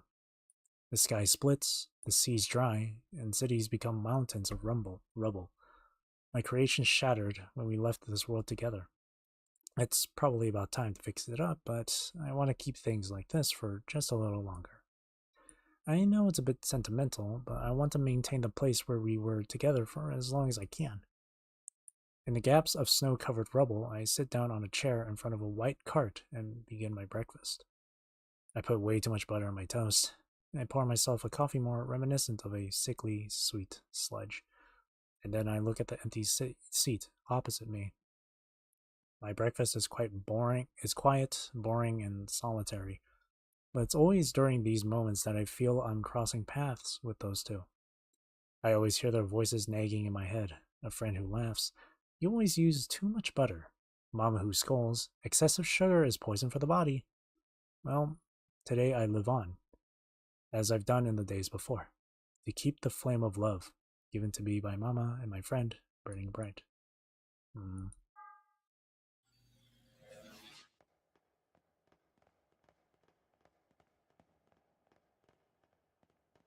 Loneliness sucks. It definitely does. その前に、君たちにはここに入って最後の汚染を取り除いてほしいの。一緒に来ないのか？うん。二人を外部から支援する必要があるんだよね。それなら行こっか。Not yet. Not yet. There's still one more hidden story right there.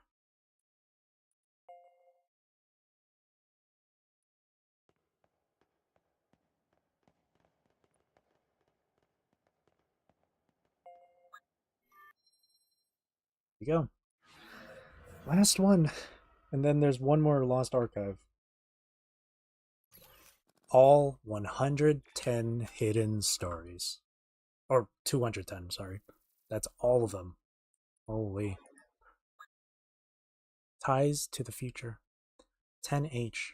Unlike the others, you weren't originally meant to leave any records behind. You're an android, after all. You're not what we're meant to be reviving. You're not human, but you are, without a doubt, in my mind, a dear child of mine.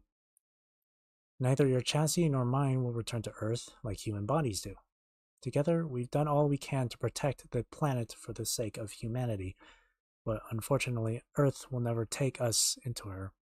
But you see, it's because we will never reconcile that we had our own home on the moon, the lunar base.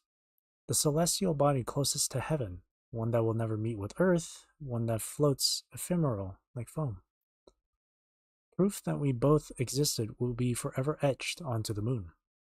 We fought daily, and you seldom listened to what I had to say, but you were truly so sensitive and thoughtful.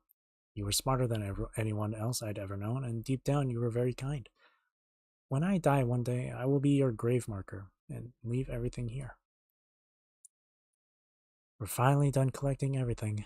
This is the last of the evaluation records of the people in the cage that the mamas made, and it is likely the last of the hidden stories. Hidden stories. They first came about a few years ago, didn't they? Data that should have been stored in the cage had been quietly locked and altered to be inaccessible even to the mamas. So that's why I've been busy running around the cage, undoing the shell-like locks and spending a great deal of time restoring a mountain of data.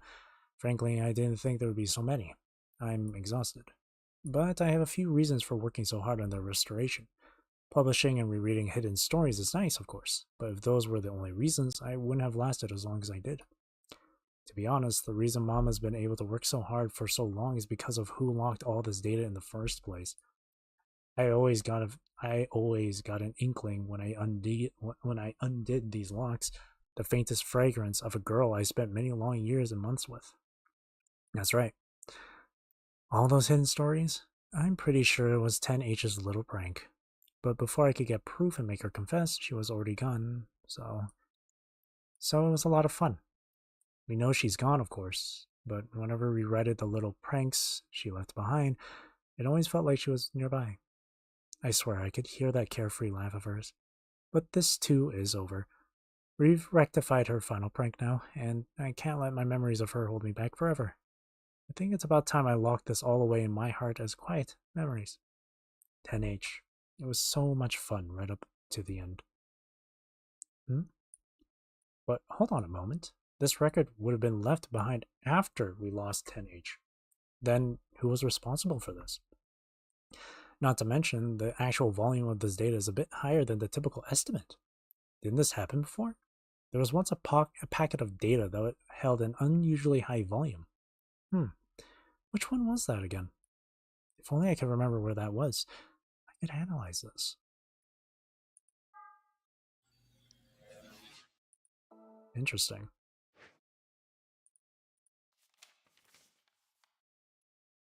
Yep. That's all the hidden stories. Holy. And then one last thing. One singular lost archive here. This is the very last one. Let's go and give this a read now.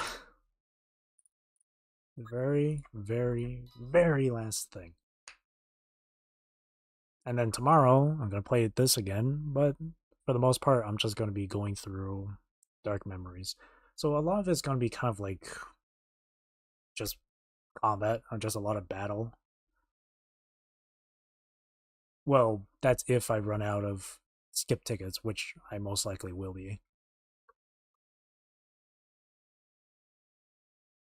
But yeah. Man, that's kind of crazy.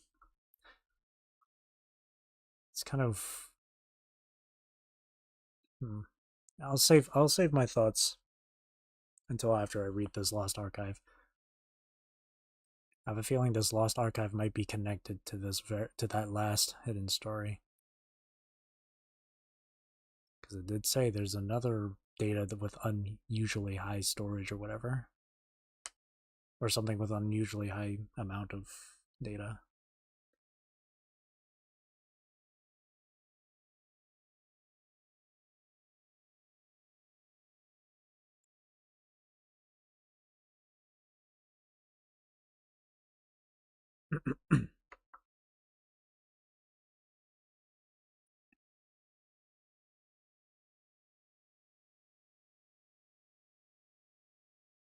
But 10H came back. She did come back. I wonder if that's the 10H that was created by the original 10H. Or it was the original 10H that was stayed behind in the world she created.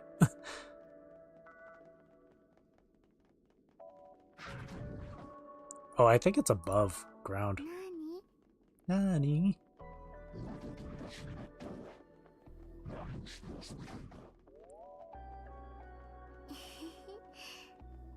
私ね、怪物さんと一緒に踊りたいな。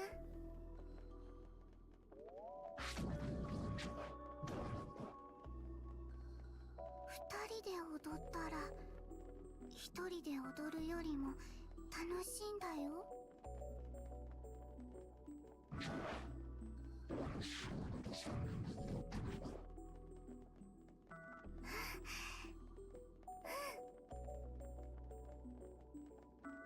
Theo's so precious, man. And despite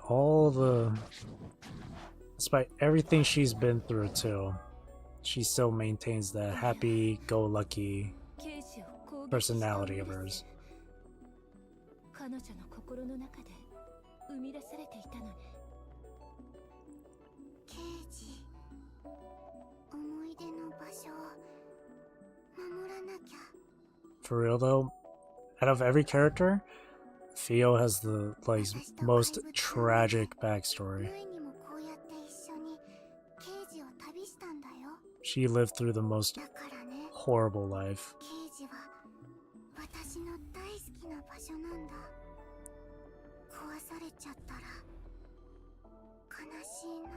I remember when I first read through it, it broke my heart, man. It messed me up.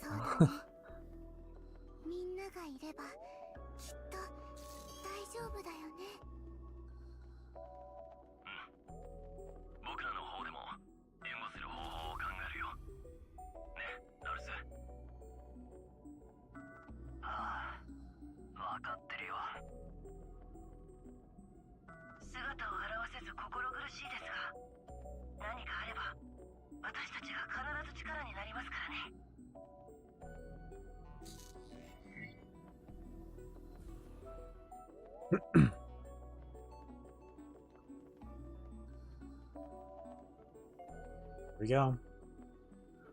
The very, very last of them all. Final record. It's finally over, huh?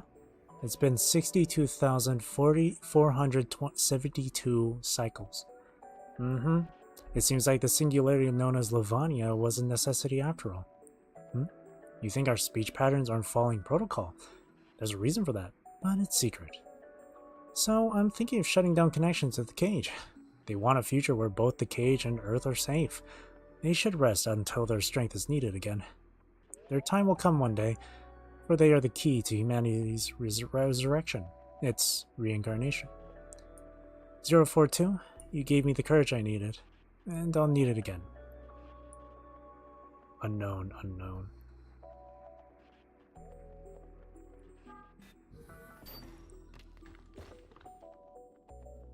That's it. That's all of them. Man, it's crazy.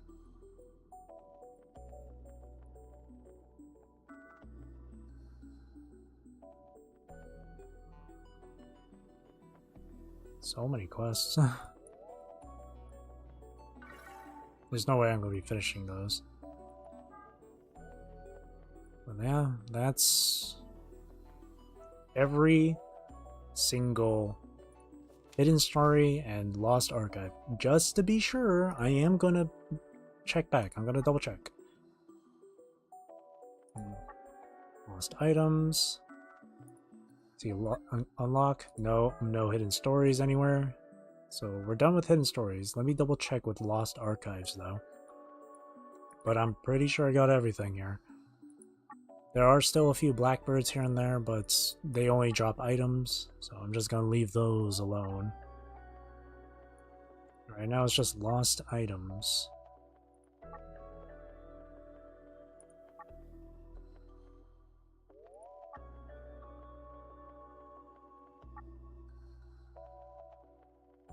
Yep, that's everything.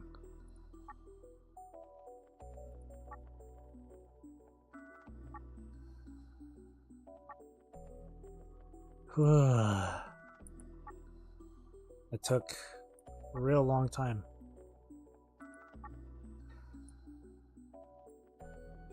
Altogether, how long did that take? From finding all the hidden stories in lost archives. The first time I did it was like 3 hours, and then the other one was like around 5 hours. This one's 5.5 hours. So that took like over 10 hours to go through them all. Crazy.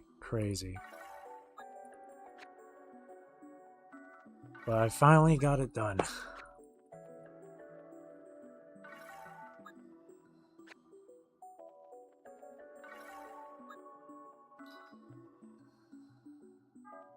Right.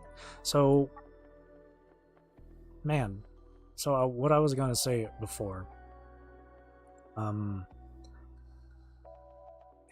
It's and I feel like this is the same sort of thing, same sort of feeling everyone else gets whenever you finish something, you know what I mean? It's kind of a bittersweet feeling. It's bitter because now it feels like now you have like what's next to come, right? What's there to do next? Which, in my case, with this game, there's still dark memories for me to go through. And of course, recollections, but recollections difficult, so. But also sweet because, you know, you got it done. It took a while. The hidden stories were really nice because I got to learn a bit more about each of the characters and more of their personality, and a few other bits of information on them here and there. So it was really nice. Granted, I'm not going to be able to remember all of it. Bro, it's a lot of information to take in.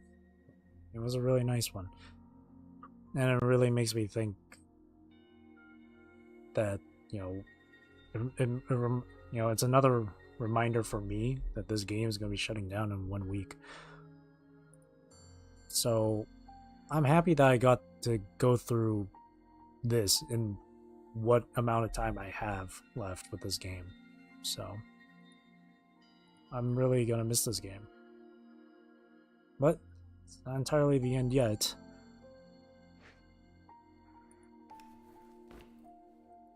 So with that being said, that'll be it for me for tonight. Thank you for watching. Thank you for chilling with me. I really appreciate it. Hope you have a great rest of your day or night, wherever you are in the world. Take care, stay safe, drink plenty of water, and I hope you enjoyed the stream. And I hope you enjoyed my little bit of like voice acting earlier with reading through the hidden stories for Udil and Yuzuki.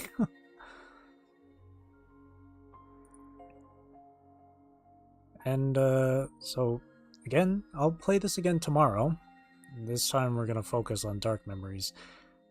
I don't think I'll be able to get through Lars, Griff, Saryu, Priyet, Marie, Yuri, Udil, Zeraphym, Hina, Yuzuki, and 10H.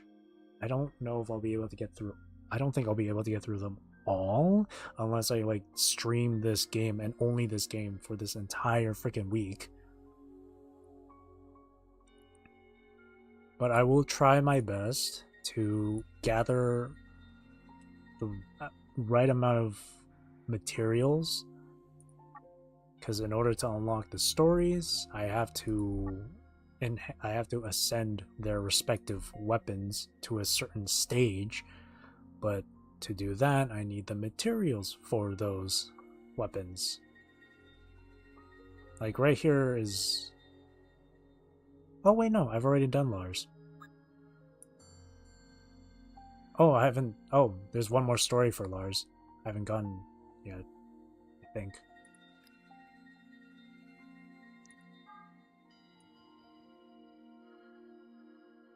Okay, so that's Lars, and this is... Okay, yeah, I haven't gotten Lars yet. When I get the character is when I'm done with their dark memory stories.